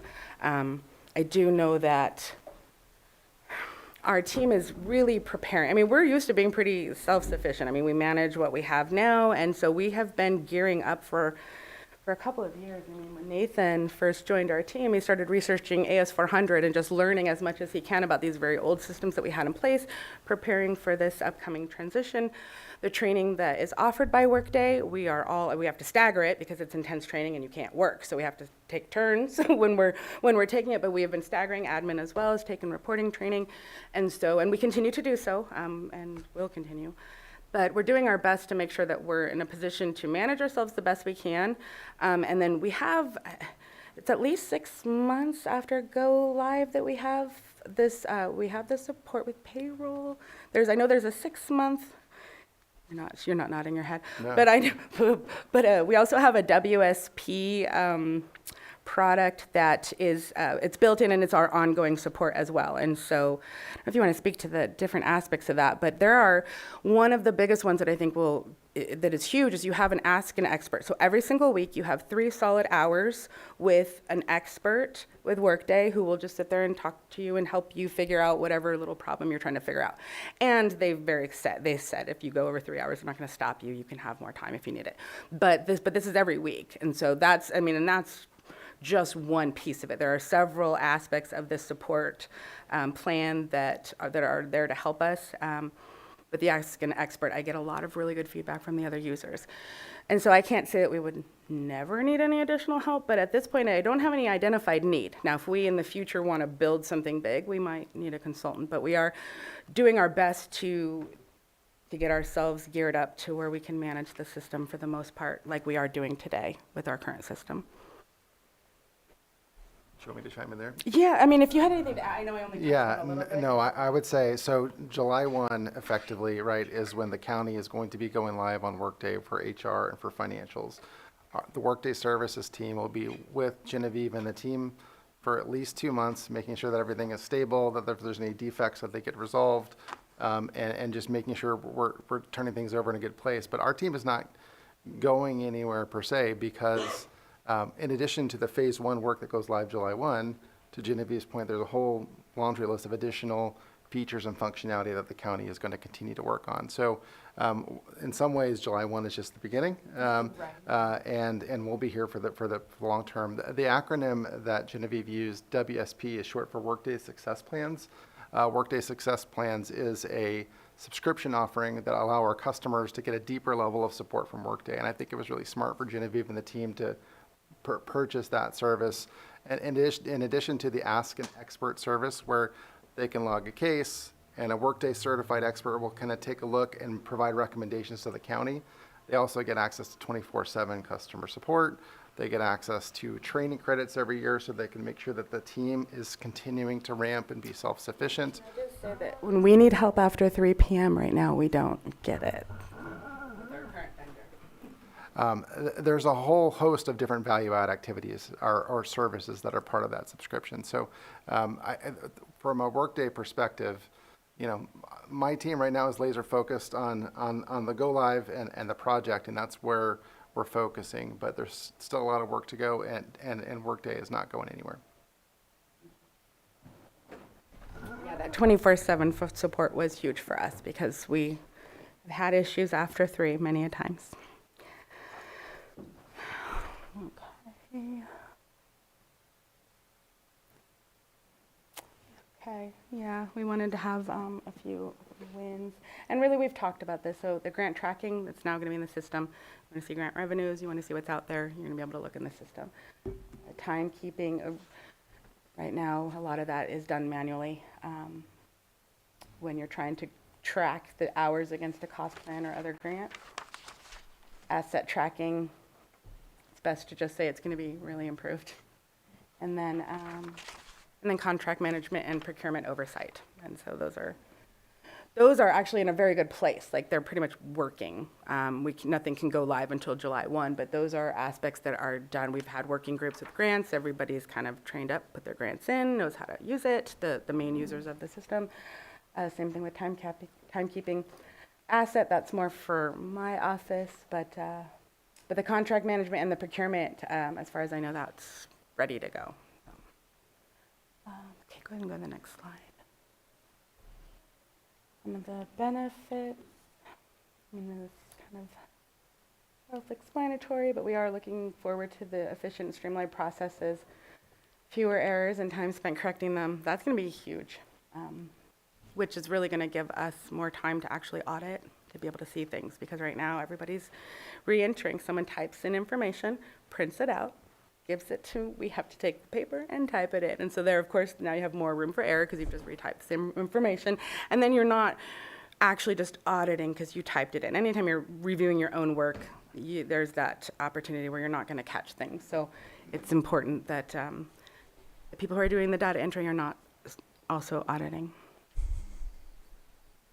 And then the oversight and the visibility, it's okay, you're good. I just think that's going to be huge for everybody. And I know a lot of the questions the board has had will be able to be answered in the future with some of the offerings that the system will have once it's all built and all the data is in place. Go ahead and go to the next slide. Next steps. Okay, so we're working on completing the testing, and then payroll parallel. Can you talk about that a little bit? Yeah, so as a part of any project where payroll is involved, obviously it's important that payroll is right. Nobody wants to gamble with that, right? So as a part of our implementation methodology, we go through 2 parallel tests, which means that we take payrolls that you've already processed in your legacy system and try and process this exact same payrolls in Workday to see if there's any data issues, configuration issues, policy changes, whatever it might be, and make sure that we're getting the expected results. So right now we are working through closing that first parallel test. I think we're hoping that it's going to get done on Friday. Is the last update, and then we'll take a little bit of time to review those results and address them, and then we'll move forward with parallel 2. And Lake County will not be going live on Workday payroll without 2 successful tests. So that's upcoming, and then addressing any bandwidth concerns. So if any are, we can do that if they are out there. And then the change management tasks. And so this is where we're trying to roll out, trying to get the information out to all the people who are affected. And so for the last, say, month, we've been meeting individually with every single department. We still have a few more to go, but I'd say we're about 65% of the way done, where we're meeting individually and just talking to them about time tracking needs, clocking in, anything because there are some Like right now, we have time clocks where people will punch in, and so they're very expensive. We're not offering that, but if someone wants something similar, we can do a tablet, which is like a fraction of the cost, and we'll do the same thing. And then there's also options, and nobody's wanted, like, opted to take it, which is fine, but there is a feature for the time tracking where if you have employees in the field, or maybe they're an off-site location, you can set GIS coordinates to make sure that that person cannot clock in until they get near the area. So if you don't want someone clocking in 30 minutes away from where they're at, because if they can just do it on their mobile phone, you can make sure that they can't do it until they get near. So depending on your needs, and so we've met with every department, and continue to do so. And then we have the workshops set up. So between now and June 30, we have 4 workshops that we're presenting the various topics on. And then, of course, having questions, Q&A available. And we're also, similar to what we have now, so on the intranet currently, we have how-to videos for our current system. So we're basically recreating those, but with the Workday system. And we'll continue to do that as well. And so as far as the outreach, we have plans for the mass, where it's all employees who are like how to clock in, which is much more simple than our fiscal users who will need to take more time with and give them that individualized training for their specific needs in their department. And that's what we're doing now, in addition to the testing and the second payroll parallel. And yes. Yeah. You have a question, Genevieve? Yeah, please. I mean, I guess I could wait till the end, but I just wanted to know, how does this, there's going to be so many changes and so many more efficiencies for each employee. And so what does that look like? I'm on the employee side. And I know we've talked for the last couple of years about not having our paper payroll stub, and so what does it look like? An employee is going to have a different way to clock in, a different way to track hours, a different way to get to view their stub, because you're not going to be printing out. So I guess I would just like to see a better picture of what that looks like for most employees, how they're going to interface and how they're going to view what's happening. Okay, and that's from the human capital management side, not necessarily the finance side. And so, yes, and so with every workshop we plan, we're just going to dedicate probably 10 to 15 minutes of it to just go over that piece. And I mean, yeah, you can go see your prior pay stub. Like now you have to go and ask for a copy of it. You'll be able to just see it yourself. So yeah, so all those are in there. I didn't prepare a demo for that yet, but yes, all of that will be available, and that will be in the workshops that are out there.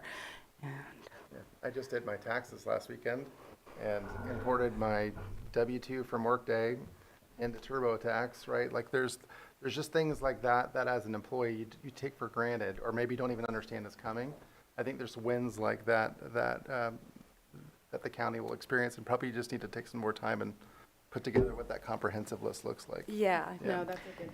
Yeah, so there will be these efficiencies, but there will be some cost savings too. I know in the past we've talked about just the high costs of printing those pay stubs. The special, what is it? The press and seal check stock that we use is very expensive, and we even have to do the direct deposit. So even those not getting a check, we still have to print it on that very expensive paper with the system we have now. So yes, it's really all the areas that this will touch. It makes it hard to quantify, because that's something I've been wondering. Like, what is the dollar amount that we're going to save? And we just keep finding more and more areas that it's going to hit. That it's something I'm going to still work on to see if I can't quantify the value, but it's bigger. Yeah, it would be great if you could just track it, and then maybe a year from now we can reflect and be able to quantify some of those efficiencies and savings.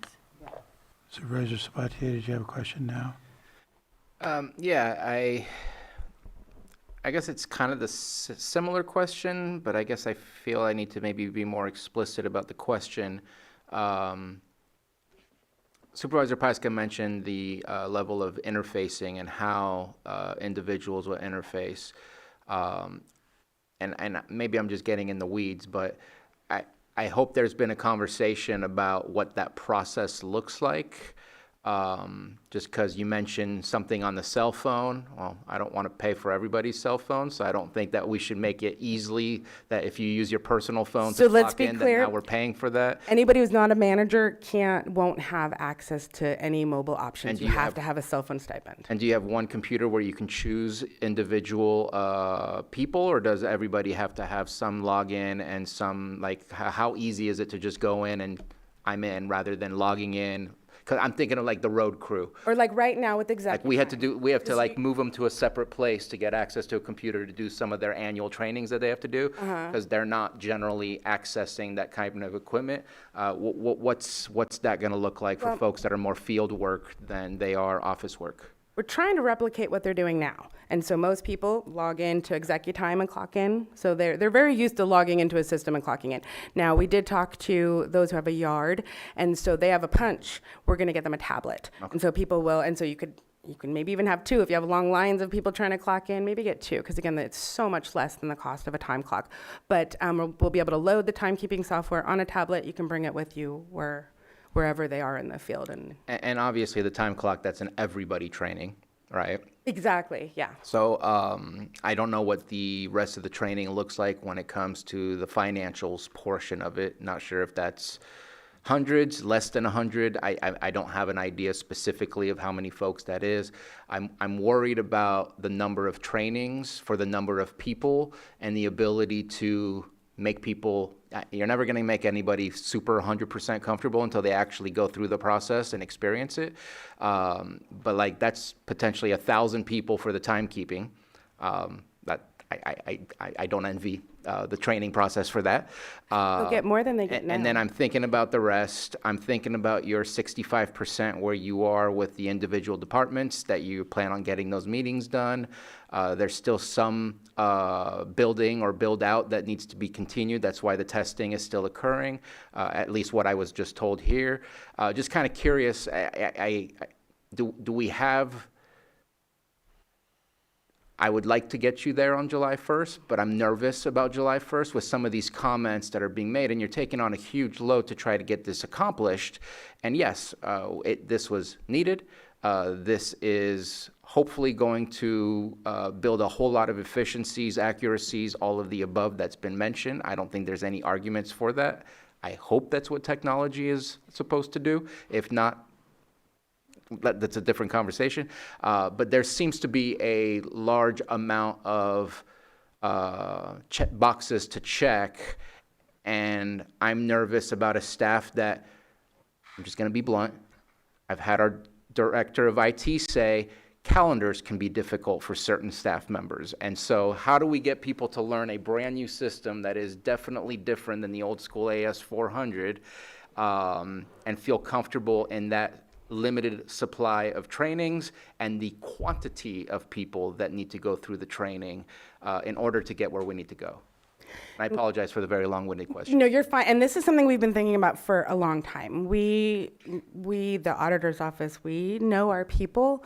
And so we've been through the meetings that we have. So we have weekly meetings for procurement, weekly meetings for grant, weekly meetings for asset and budget. And so what we're doing is making sure that the staff who use and manage those are actually in doing that with us. They were seeing the bill, they're finding the problems, they're watching the presenter fix it real time. And so so those who are proactive and who are interested in it, we definitely took advantage of that because then they learn it and they teach others. And then we have the workshops where we're kind of like, I want to say casting a net, trying to catch the majority of people. A lot of times the workshops work out really well for us. And then the individual meetings. So now this will be the second time that we've met with each and every department. But so we call it payroll and time tracking, but we also at the end of each meeting just talk about any other questions or concerns that are out there. And we've even gone through some individual trainings in those meetings. And then we have, like, let's see, the sheriff's office. They have a lot of unique things going on. And so we have one consultant that's dedicated to just them, making sure that all of their pieces, but that way they have one point of contact. And then we're we're whittling down the people that we've touched. And then the small group, we're going to go, and that's sort of our next 2 months is dealing with anyone who's left over, who didn't get caught in one of those options, and just giving them some one-on-one training. I do know that there are some people that we're just going to have to sit down with, and that's fine. We're ready for that. Sorry to make this statement. All this while also trying to get to a budget for 26, 27, Yes. which is Yes. a huge task for the Auditor Controller's Office to accomplish as well. Sorry, need to. I'm not going to cry. It's fine. It's good. It's been something, that's for sure. So, yeah. Okay, so I answered the questions. Yeah, please. I think your line of questioning, I think is spot on. There's a lot of work that's going on. And I would also say, having been at Workday for 12 years, that Lake County is in good company because there's inevitably a lot of this last minute stuff that's coming down, right? There's the planning for the go live, there's the change management, there's the last minute data conversion, there's the last minute testing. Genevieve and her team are wearing a lot of hats, and our team is doing what we can, as is the Avero team, to jump in and kind of fill some of those gaps where we can. So I think what you'll find is when it comes to the training and the knowledge transfer and the employees of the county adopting Workday, the training that they're putting together is good. The documentation that they're putting together is good, but it's also a pretty it's kind of an intuitive software that people pick up pretty quickly. So you're always going to have your people that are kind of maybe not as technologically forward, or you might have people that don't embrace change quite as well. And there will be those laggards, even with the best laid plans, that will happen. But I will tell you that we've got a lot of work in front of us over the next couple of months, but I feel like the plan that we put together can address all the work that's in front of us as well. Does that make sense? As long as nobody stops. Yep. All right, so our next, I think we did next steps. We're expanded. No, go ahead.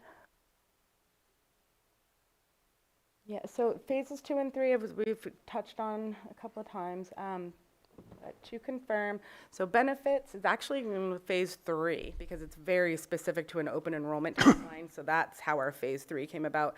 That so anything that is going on phase 3 is in alignment with benefits. But phase 2, we're looking at recruitment, the adaptive planning budget forecast, cash receipting processes, and then of course the data conversion. Not on that list, but that is part of phase 2. And then that's pretty much it for my presentation. So I'm happy to answer additional questions. Like I mentioned, we have Vero, who's been with us since the beginning on the line, as is Holly from CLA. We're happy to answer any additional questions. Right, we go to Supervisor Sabatier. Yeah, if we can just speak about data conversion, just want to reiterate what I heard and what you and I spoke about as of July 2nd, I think you said specifically. Yeah. So does that mean we're closing the month of June, like on July 1st, and then starting on July 2nd? Sorry, I kind of got sidetracked on my comment. It's just when you say close the month, that has a lot. That's a big About meaning. payroll, that's what I should have said. We just how and how. Like why July 2nd? Well, okay, that was just because I was after the 1st. So I'm just saying, the day after the 1st, we'll have 1 year of data loaded into the system. Noveline, our current system, is still in place. Everyone's login. Nothing is going to change with that. So all the data from your history will be available to you. But in the Workday system, you'll have 1 year, and then all the new transactions starting 7/1 will be in the Workday system. We, auditor staff, will have to figure out the cross-period stuff as we go into the fiscal reporting for year end.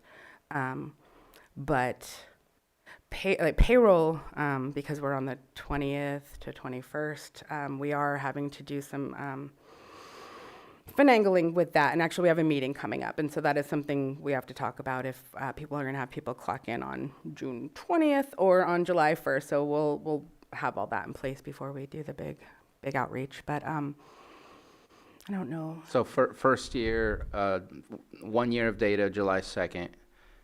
And then you said, I don't know if you said it here, if we had a conversation where you said 5 years, maybe in 6 months after that? Yeah, so phase 2 is when we'll have 5 years of detailed data brought over. And I do have a little Prism demo. I don't know. So Prism is the platform or application that runs, that takes your historical data, stores it, and then when you want to report new data and old data together, we can create that. And so I think like budget, when you need to go see prior year budget to actuals, once we start getting into having to bring in the two different system for the reporting, that'll be done in Prism.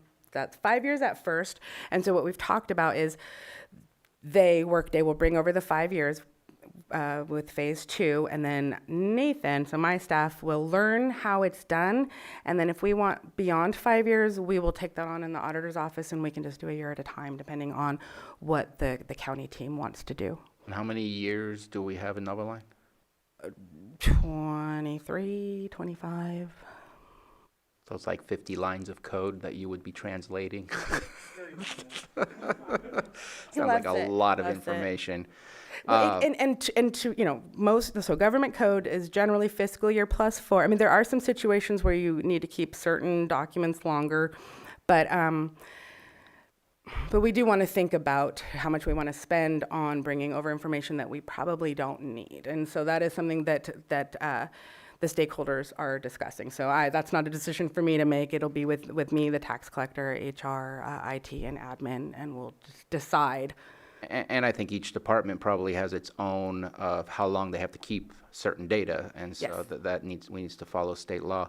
So again, I Can I say one more thing? Just that the Novaline system, just to that point, will not go away until the county is comfortable that all the data is mapped over, that everybody can access what they need. The old system will stay in place until then. So I have a couple of comments, and I appreciate that. I think Shane French is going to faint. We used to have the AS400 internally. Is it possible to stop paying for Novaline and just bring it back internally, since we're not adding to it anymore, we're not messing with it anymore, we would just be accessing it for data, so that rather than continuing to pay for an online Novaline, we can bring it back on site? Is that a possibility? Because it leads into my concern of costs, that I think there's some costs that we are unaware of that I would like to get a better understanding of. What's our future costs? Like, how long is it going to take to get 25 years worth of data so that we stop paying for Novaline? And what does that look like on an annual basis to pay for that? Are we talking $500,000? Are we talking $5 million? Like, what is that cost? And I don't know until I have a deeper conversation, because there's a cost, right? Yeah, it was about 125. And so I know we used to have Novaline here. I'm not sure that the issue was the use of Novaline versus the continual addition of information and making sure that everything, our legacy software, works. So it's just an opportunity to look at, is that a potential cost saving so that we can really transfer entirely over? I know that you've provided some information on the costs. I've been very nervous and given you a really hard time about the costs of our contractors, but we did add almost $1 million in addition to the cost of the implementation from Workday, with Avero and CLA being added, plus GG, and I think there's some other little ones in there that we're not discussing that are still a part of this whole process of cleaning up the records, and so on and so forth. And so I'm concerned because I want to have a real deep dive on the financials of the financial system and the true costs 10 years from now, to better understand it. And I'm definitely, and I've already stated it, concerned about the timeline. Not because I don't think you can do it, it's because there's so much to get accomplished that if there's one trip up, one hiccup, what's the plan? So I know that I had a conversation with Supervisor Pyska. I think that's a deep dive. I don't think that's necessarily a board level, I don't mean surface scratch, but I know that there are meetings that you have occasionally with departments, especially administrative type departments, financial departments. I would love to see if we can engage in that level of of a meeting in order to have those deep dive conversations to better understand the future and the cost. I think that we have to figure out a way to move forward and away from what is a 20-year-old, probably monochrome screen type of technology. I'm certain it's probably monochrome screen. Last AS400 I used was green and black. Call it green screen. Yeah, and so I think going backwards is ridiculous. We have to find a way forward. But I want to feel a little bit more comfortable in understanding, especially, I mean, we have these great, huge conversations of like HR1 and other issues that we have, not issues that we have, but concerns financially on making sure that we are solvent and stable. And I think this is a huge, I mean, we're talking about a $7 million price tag plus, and I want to feel more comfortable in understanding the next 5 to 10 years, as well as understanding where we are, so that because this is a program that you alluded to, it impacts our fire districts, impacts our school districts, hospitals. Like, there's so many tie-ins to this. I want to make sure that we are giving you the support and the time to accomplish what it is that we're asking you to do, because it is a huge lift, and I appreciate the work that's been put into it. I just want to make sure I'm understanding, because my discomfort is not because of any individual workday or anything like that. It's my lack of knowledge that makes me uncomfortable. And so I'm hoping that that's where we can go after today, is somehow uniting together in a meeting and having that deep dive discussion. I think actually that's a great idea, to have that future, like what is, 10 years down the road. And so, yes, right now we are in the weeds. That is not on our mind daily. We have not had any of those actual really future focused meetings. But yeah, we can absolutely do that. And something I do just want to make sure that everyone's thinking about is that like this procurement module. So if you think about what we here in Lake County, our contract management, we haven't allocated resources to it. I mean, in other counties that I've been in, and pretty much the ones that I interact with, there's like a department that is designed to review your contracts, to make sure that everything's in order, to assign the proper numbers. And we don't have that. And so really what this system, especially with procurement, just take procurement, that is at least 1 to 2 bodies that this system is going to replace. I mean, not replace, that it's going to, because we don't have a body right now, so it's not replacing anything, it's just an oversight that we're lacking. And so you might see an increase in cost, but you have to understand that that's because we weren't actually providing the amount of oversight that I think we should be. So something to think about when you see the numbers. I know they're big, but it's also what you're comparing against. You're comparing against a system that is not providing the needs, that is lacking in so many ways. So it's just wanted to mention that. Did you? Okay.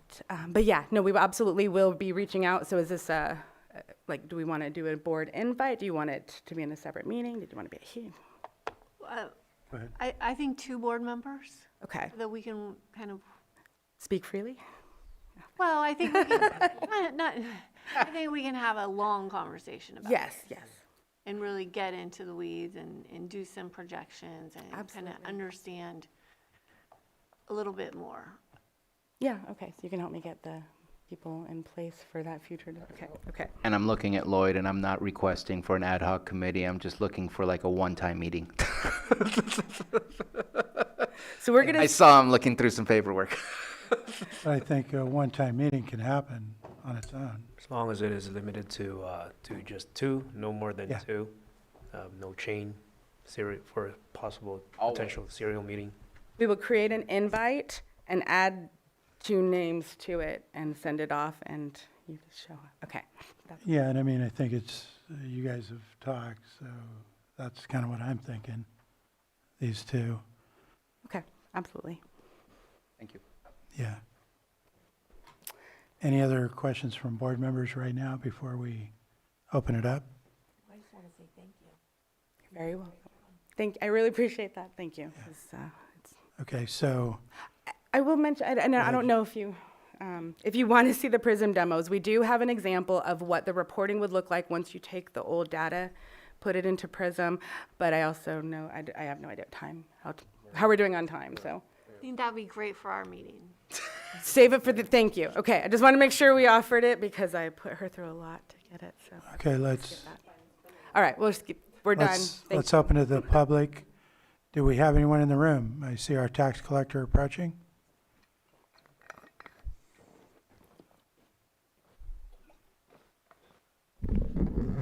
Thank you. I was going to give some additional feedback. First off, I want to acknowledge some of the other counties that helped us on, I'm going to speak from the Treasury's perspective, because I think our path has been a little different. Sutter County Treasurer Tax Collector and the Butte County Treasurer Tax Collector have both been an enormous aid to us along the way here. They had kind of a bumpy ride in some of this, and we're benefiting from what they learned. We're trying to adopt some of the solutions that they had. I would say, I mean, even in that vein, we are nervous about the July 1st launch date. From Treasury's perspective, we have hit multiple walls in the last month. Right now, we've encountered multiple issues that didn't really seem to have an available fix. We did ultimately speak with another county, which is Nevada County, and it appears they really do have a model that works.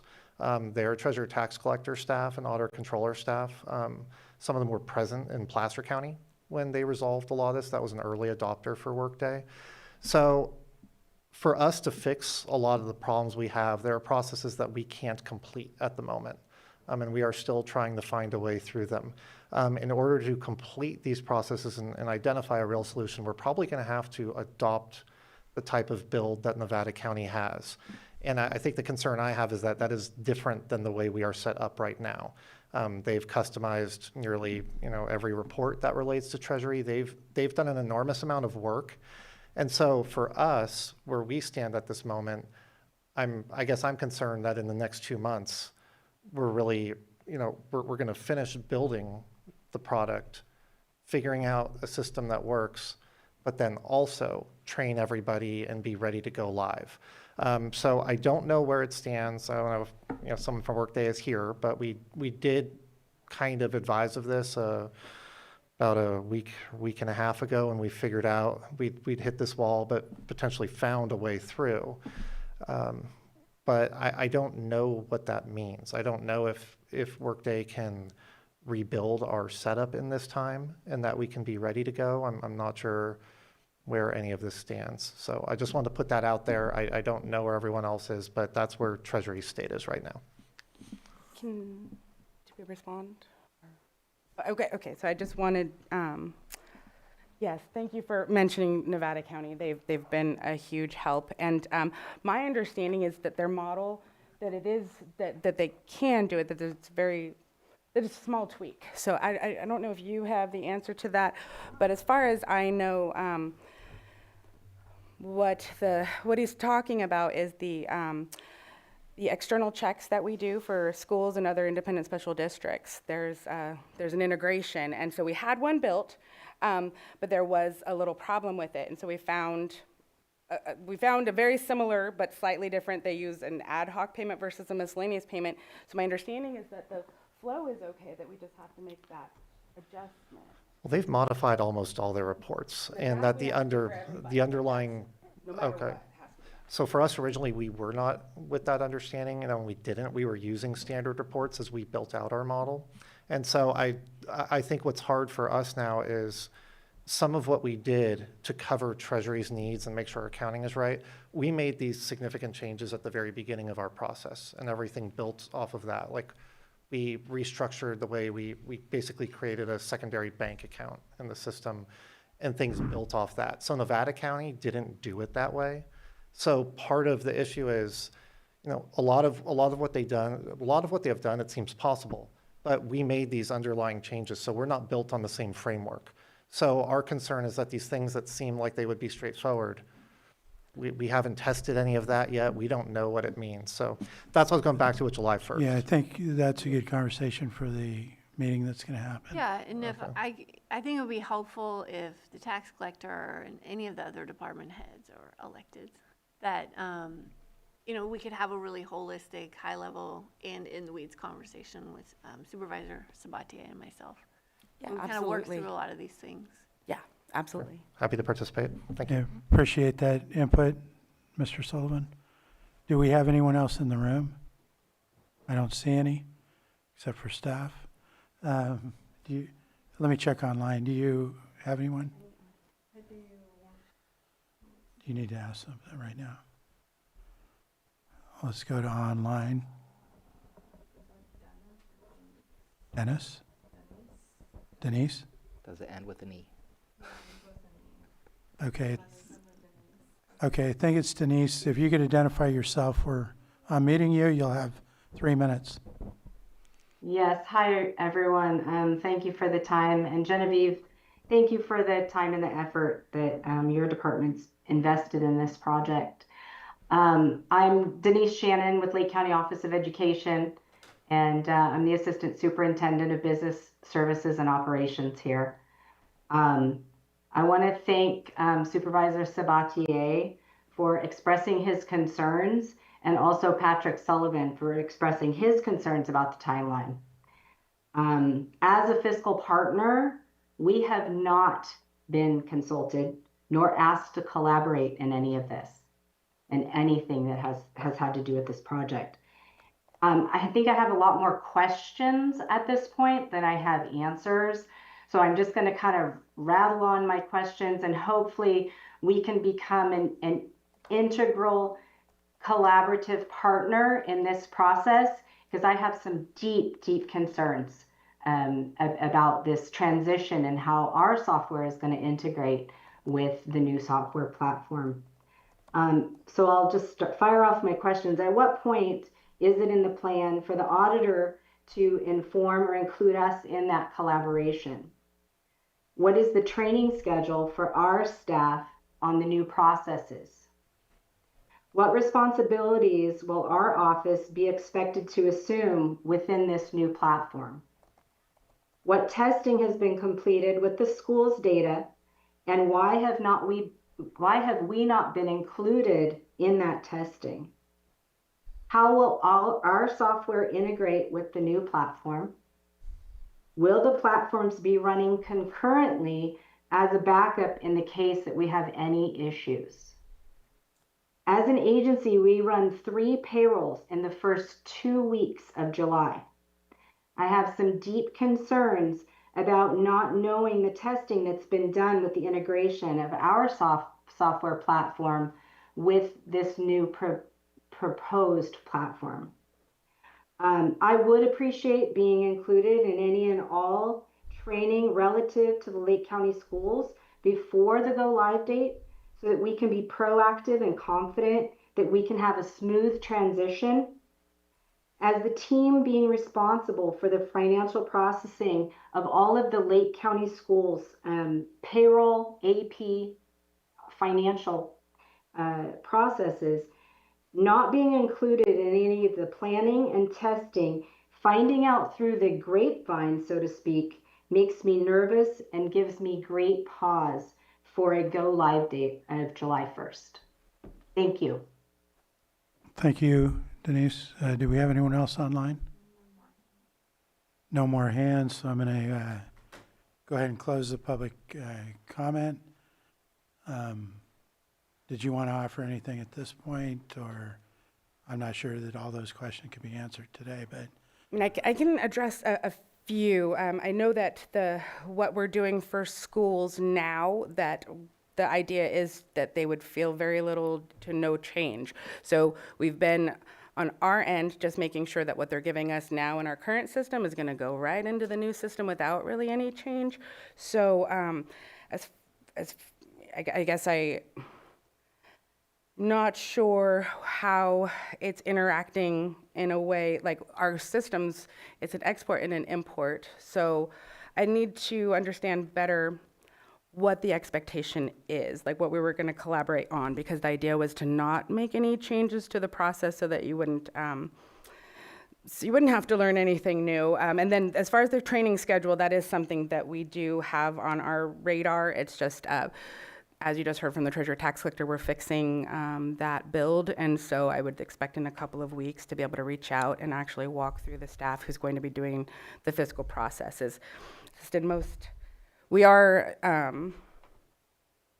We are definitely wanting a smooth transition as well. I do want to say that I don't expect any new responsibilities on the schools, that's for sure. And that, again, we were just trying for a smooth transition. So we will reach out and then just get a group going so that we can make sure any outstanding questions get addressed. So apologize for that. Yeah, no, 'cause, we were trying to make it smooth, but yeah, I can see what happened. And thanks for offering to reach out to have more offline conversation. Yeah, with the absolutely. LCOE to see if we can, get them, help them understand and work together. Sure. Questions, Supervisor Sabatier? Yeah, I just want to make a request for, I know that Supervisor Pyska has a busy schedule coming up, that my hope and desire is that within the next week or two is that we're able to convene that meeting that we discussed, so that by May 1st, we've already had that meeting, we have a better understanding, and if anything comes out of that meeting that potentially deviates or not, that we have the time to come back to figure out what those changes look like. She was indicating yes. I just wanted to be blunt about that. Thank you. No, and that's fine. And I just, as far as a team, we still have to move forward with the July 1 date. I mean, even if you were, we really do have to keep our momentum so we can stop. We'll go ahead and set the meeting, but we have to, we do expect to be able to meet our go live and to be successful, but we can't lose momentum. And so that is something that we have to keep in mind. And so if we are, I just want to make sure that we're on the same page. Just, we don't have a system to go back to. We really do have to stay forward with our planning. And I feel the need to say it. My goal is not to go in there and put up barriers or stop anything, but if there's some red flags, such as we may not be able to get payroll done, and I'm hoping that payroll, the two that you do that will test it, I'm hoping that the schools can be involved in at least some of those, if not, because that would be really nice to give them that comfort level. See, and we're a little unsure because really the payrolls do their own payroll. It's just a check that flows through. So that's why we need to just to talk a make little sure that bit it more flows. about the expectation, because when you hear, But to make sure that things flow through. Absolutely. Because again, there's Yes. an impact to potentially outside partners. We want to make sure that we take care of our outside partners as well as the internal. Yes. But if there's some red flags, it's not that we want to stop, but we need to have a conversation about how to overcome those red flags. And so that's the conversation that we want to better understand where we are, to see if our concerns are just concerns of change, or if there's concerns that we really need to figure out what's the plan for those things. So I just want to be July 1st, yes, let's get there. But if it's going to be creating potential issues, then there's really no reason to say let's continue with July 1st. So Sure. No, I appreciate that and agree. Do we have any other questions from supervisors outstanding? I don't see any, so I think we're going to conclude. Right. Unless you have anything else, but I think we've covered it. I don't think I have anything else. I know we've been talking with Genevieve, Miss Harrington this whole time. I know we've had Mr. Sullivan approach, but there's a bunch of staff as well. Some of them are sitting right here in front of us. There's a whole lot of other people that are working to try and make this happen. And that's on top of everything else that we expect from them on a daily basis. So I do want to say thank you for that. My comments, at least I'll speak for myself, have nothing to do about what any one person is doing. It's just ensuring that our system is safe and secure and is able to move forward. But thank you for all the work that is going on in the background, because it is not just a install and click the I read all that stuff that you didn't actually read, and then you get to play whatever it is that you installed. Like, it is a much larger task to take on, and I know this is not months in the making. This is going to be at least 1 year to 2 years in the making at the very minimum. Can I reintroduce really quickly, because Sarah joined us too. So Sarah Barajas, Chief Deputy Auditor Controller, she is overseeing all payroll. She is the payroll, if you have any questions on that. Nathan Ring, Business Systems Analyst, he's basically in between our department and IT in every way, shape, and form. And then Dakota Hockett, Assistant Auditor Controller, ACT for all financial reports and everything else. And that's all I have. Thank you. Thank you. And with that, we're gonna be on a short break. And we're going to handle our calendars, Board of Supervisors calendar items.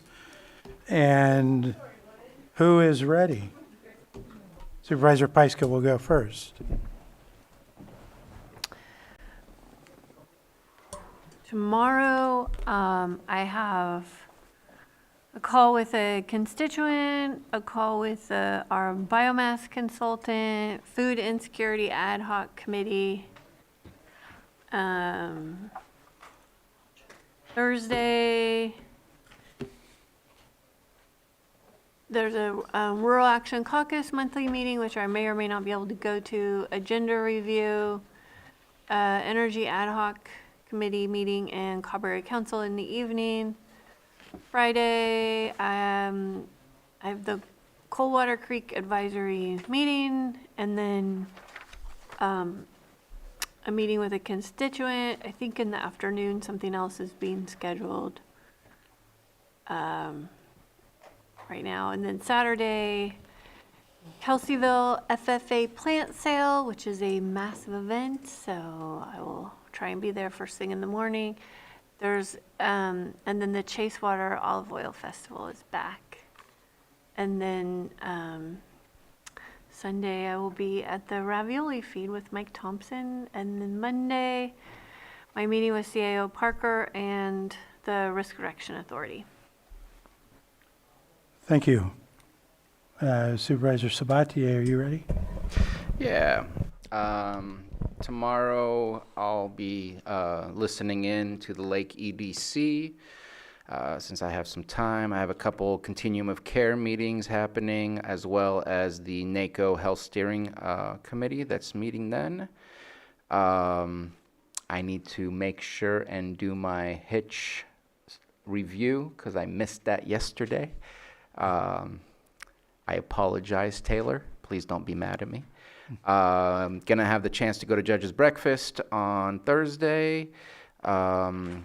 I believe it's on, I thought it was Animal Control, but that's wrong. Little League.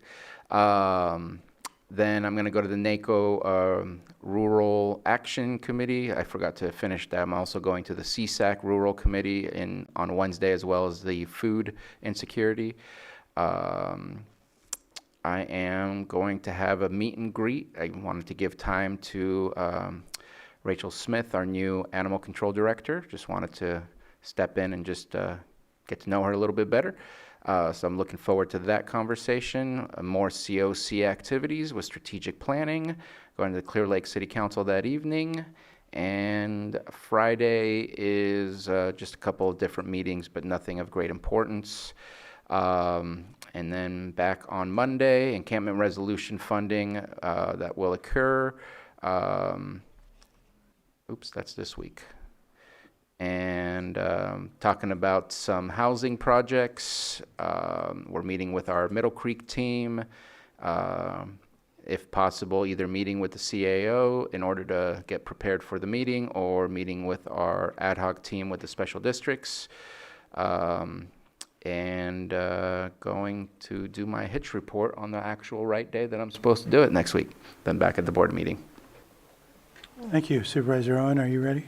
Yeah, I think some of them didn't transfer over, but right now I have down, I think I've got another appointment too, but the Hidden Valley Lake luncheon, and then there's something else going on at the same time tomorrow. A dentist appointment, and then late pack tomorrow evening. Animal control, I'm going to drop into animal control and check out their facility with Ray, and energy ad hoc and Calielmi water on that's on Thursday. On Friday, I have constituents, and if I can get another office visit scheduled, I'll get that done for Friday.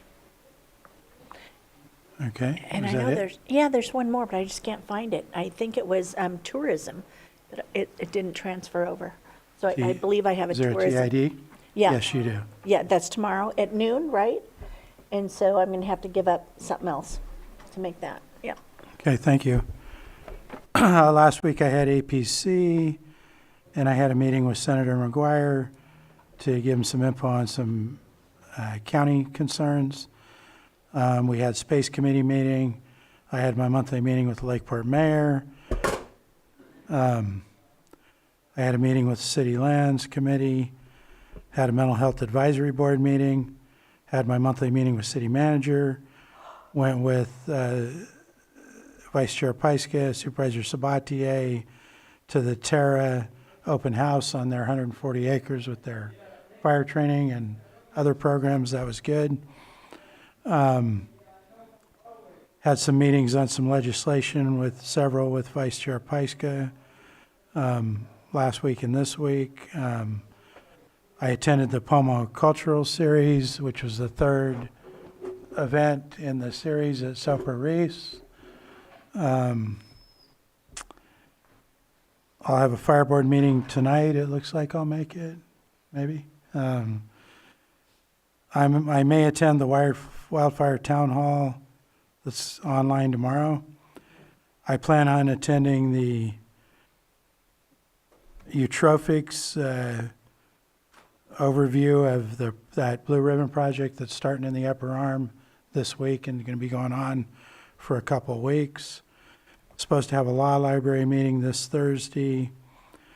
I'm doing office hours with Mike Thompson's office in Lakeport on Thursday. He's there to be available for federal concerns, and I'll be there in case anybody has county questions. I will be attending the Child Abuse Awareness or Prevention Awareness Month event at Hobotton Park on Saturday. It got moved from last Saturday to this one because of the storm. I'm going to be at the Mike Thompson's dinner. And then I just wanted to, just for awareness of the board, I have a project going with the city where I had a nonprofit foundation come to me. They're going to be donating a 8x8 4-inch thick handmade ceramic tile of a blue heron that we're going to mount on the side, the Main Street side of the community center where the arts gallery has moved into. It's Visions Art Gallery now. And so we figured that's an appropriate place to put this. And it's got to go through for final council approval next month, but it's being donated. They're also going to pay for the installation, and they're going to pay for an unveiling event to have folks there. I figured it'd be appropriate to mention because it is Arts and Creativity Month. And lastly, I worked out with the nonprofit foundation, which they 100% agreed with me in a request to, so there's going to be a plaque that identifies the artist, that it's a blue heron, but we're also going to put in the Pomo language, the Pomo name for blue heron on this plaque, which is, not sure if I'm going to say it right, but Kua'ala would be the Pomo name for blue heron. So just wanted that to be known to everybody that that was a project that I'm involved in that's being run through the city. Thank you. Good stuff. And that's all I have. Do we, on our continued item, do we have any word? They're not ready to meet with the board yet, so we should go into closed. Okay. Then I'm going to go ahead and read off our closed session items. That is 8.1, conference with labor negotiator. The conference is with labor negotiator A, chief negotiator Susan Parker, and county negotiators Jay Salone, Stephen Carter, Casey Moreno, Pam Samick, Diana Rico, and Employee Organization Deputy County Council Association. Item 8.2, conference with legal counsel, significant exposure to litigation pursuant to Government Code Section 54956.9 D2 E1, 3 potential cases. Item 8.3, conference with legal counsel, existing litigation pursuant to Government Code Section 54956.9 D1, that is the FERC proceeding number P77, Potter Valley Hydroelectric Project. And finally, 8.4, which is a conference with legal counsel, existing litigation pursuant to Government Code Section 54956.9 D1. That's Wong versus the County of Lake. Does anybody in the public have any comments? No, nothing here, no hands online, nobody left in the meeting. And with that, we're going to go ahead and close public and move on to closed session. Yeah. Okay, we're going back into open session at 4:50 p.m. And the first order of business, I'll ask is there any report out of closed session? Vice Chair? Yes. No action taken. Thank you. Now we're going to move back to our item that was continued from earlier today, our 7.4, and that was on the Fourth Amendment. I don't have to read the whole thing out again of the agreement with Placework. Do you mind reading it? I can. Thank you. I'll go ahead and read it out again.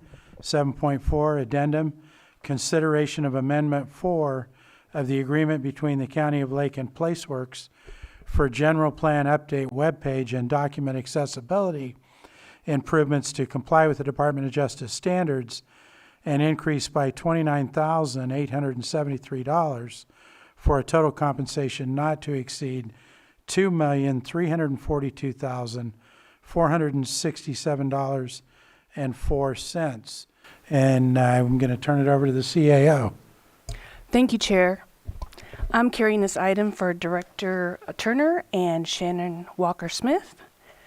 They were able to connect with the consultant and were able to reduce the amount of the updating the web page from $29,873 to $9,970.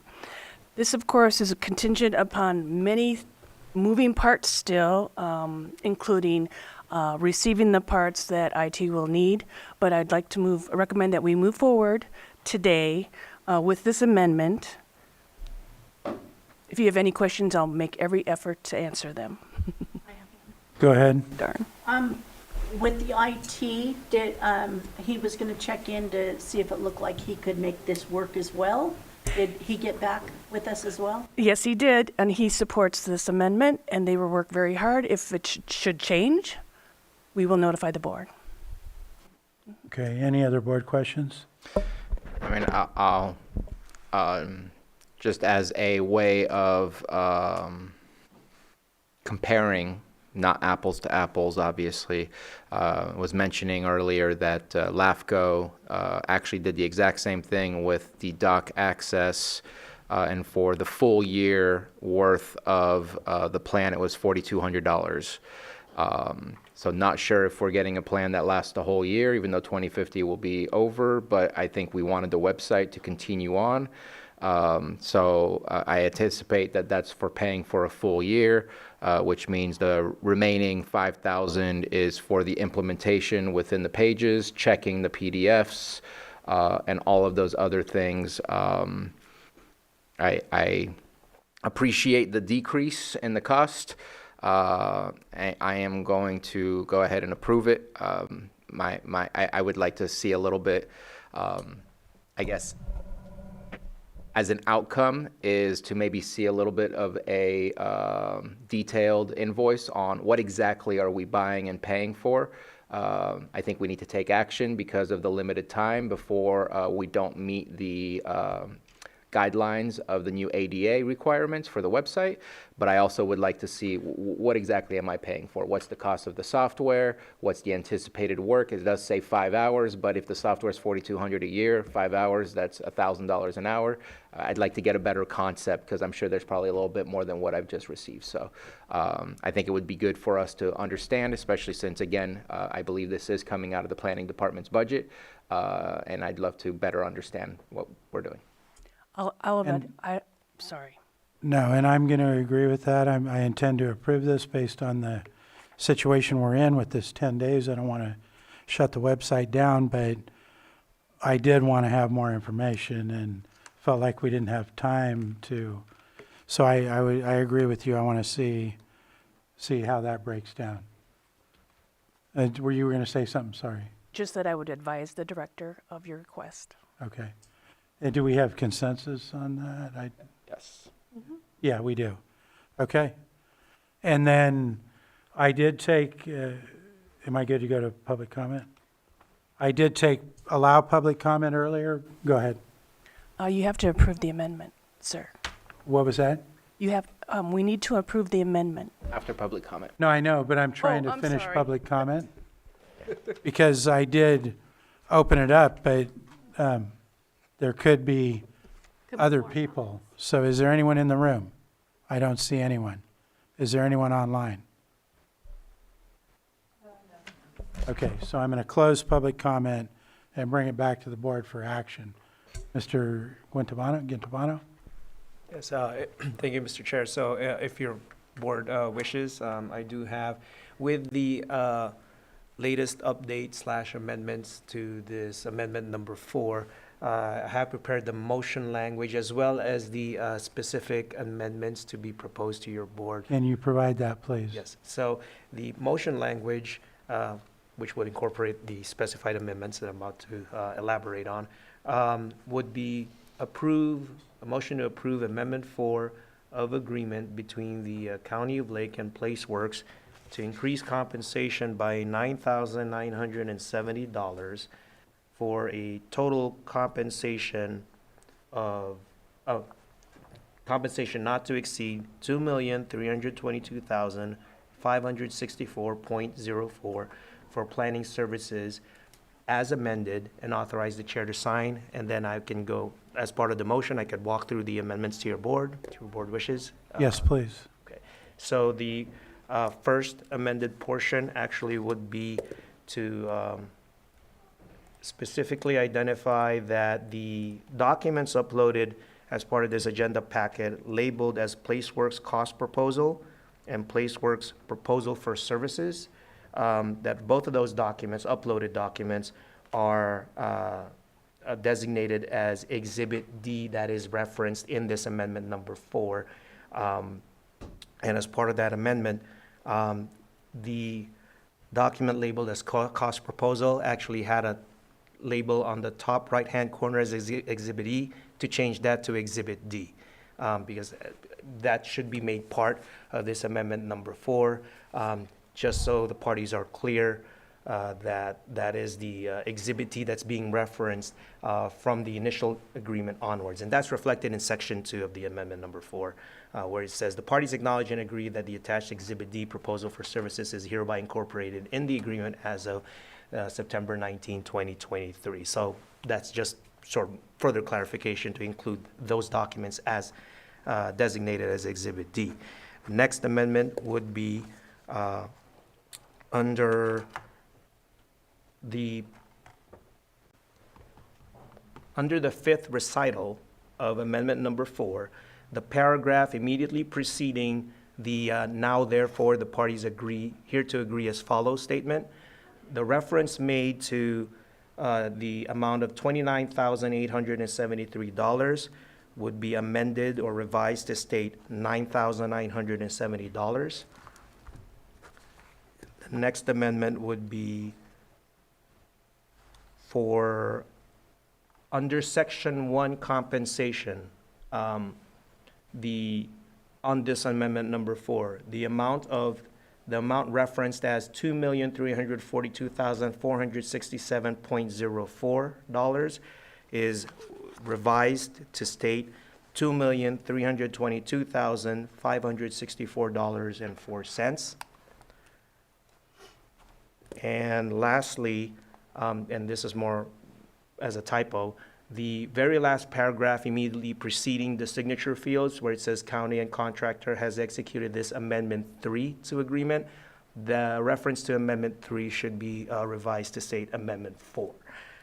And with those amendments, as part of the motion language, to approve as amended, but with Question before, Yeah, I'm happy to make that motion. I just want to clarify, I know in the preceding paragraph to now therefore, it does speak to the total compensation of $2 million. I think that needs to be changed, as well as under compensation number 1. I think I only heard one change. I just want to make sure we have both. That is correct, yes. Thank you for that. So the The paragraph immediately preceding the now therefore statement, making reference to $2,342,467.04 should be revised to state $2,322,564.04. And I move to approve with those amendments as stated by Mr. Guintivano. Second.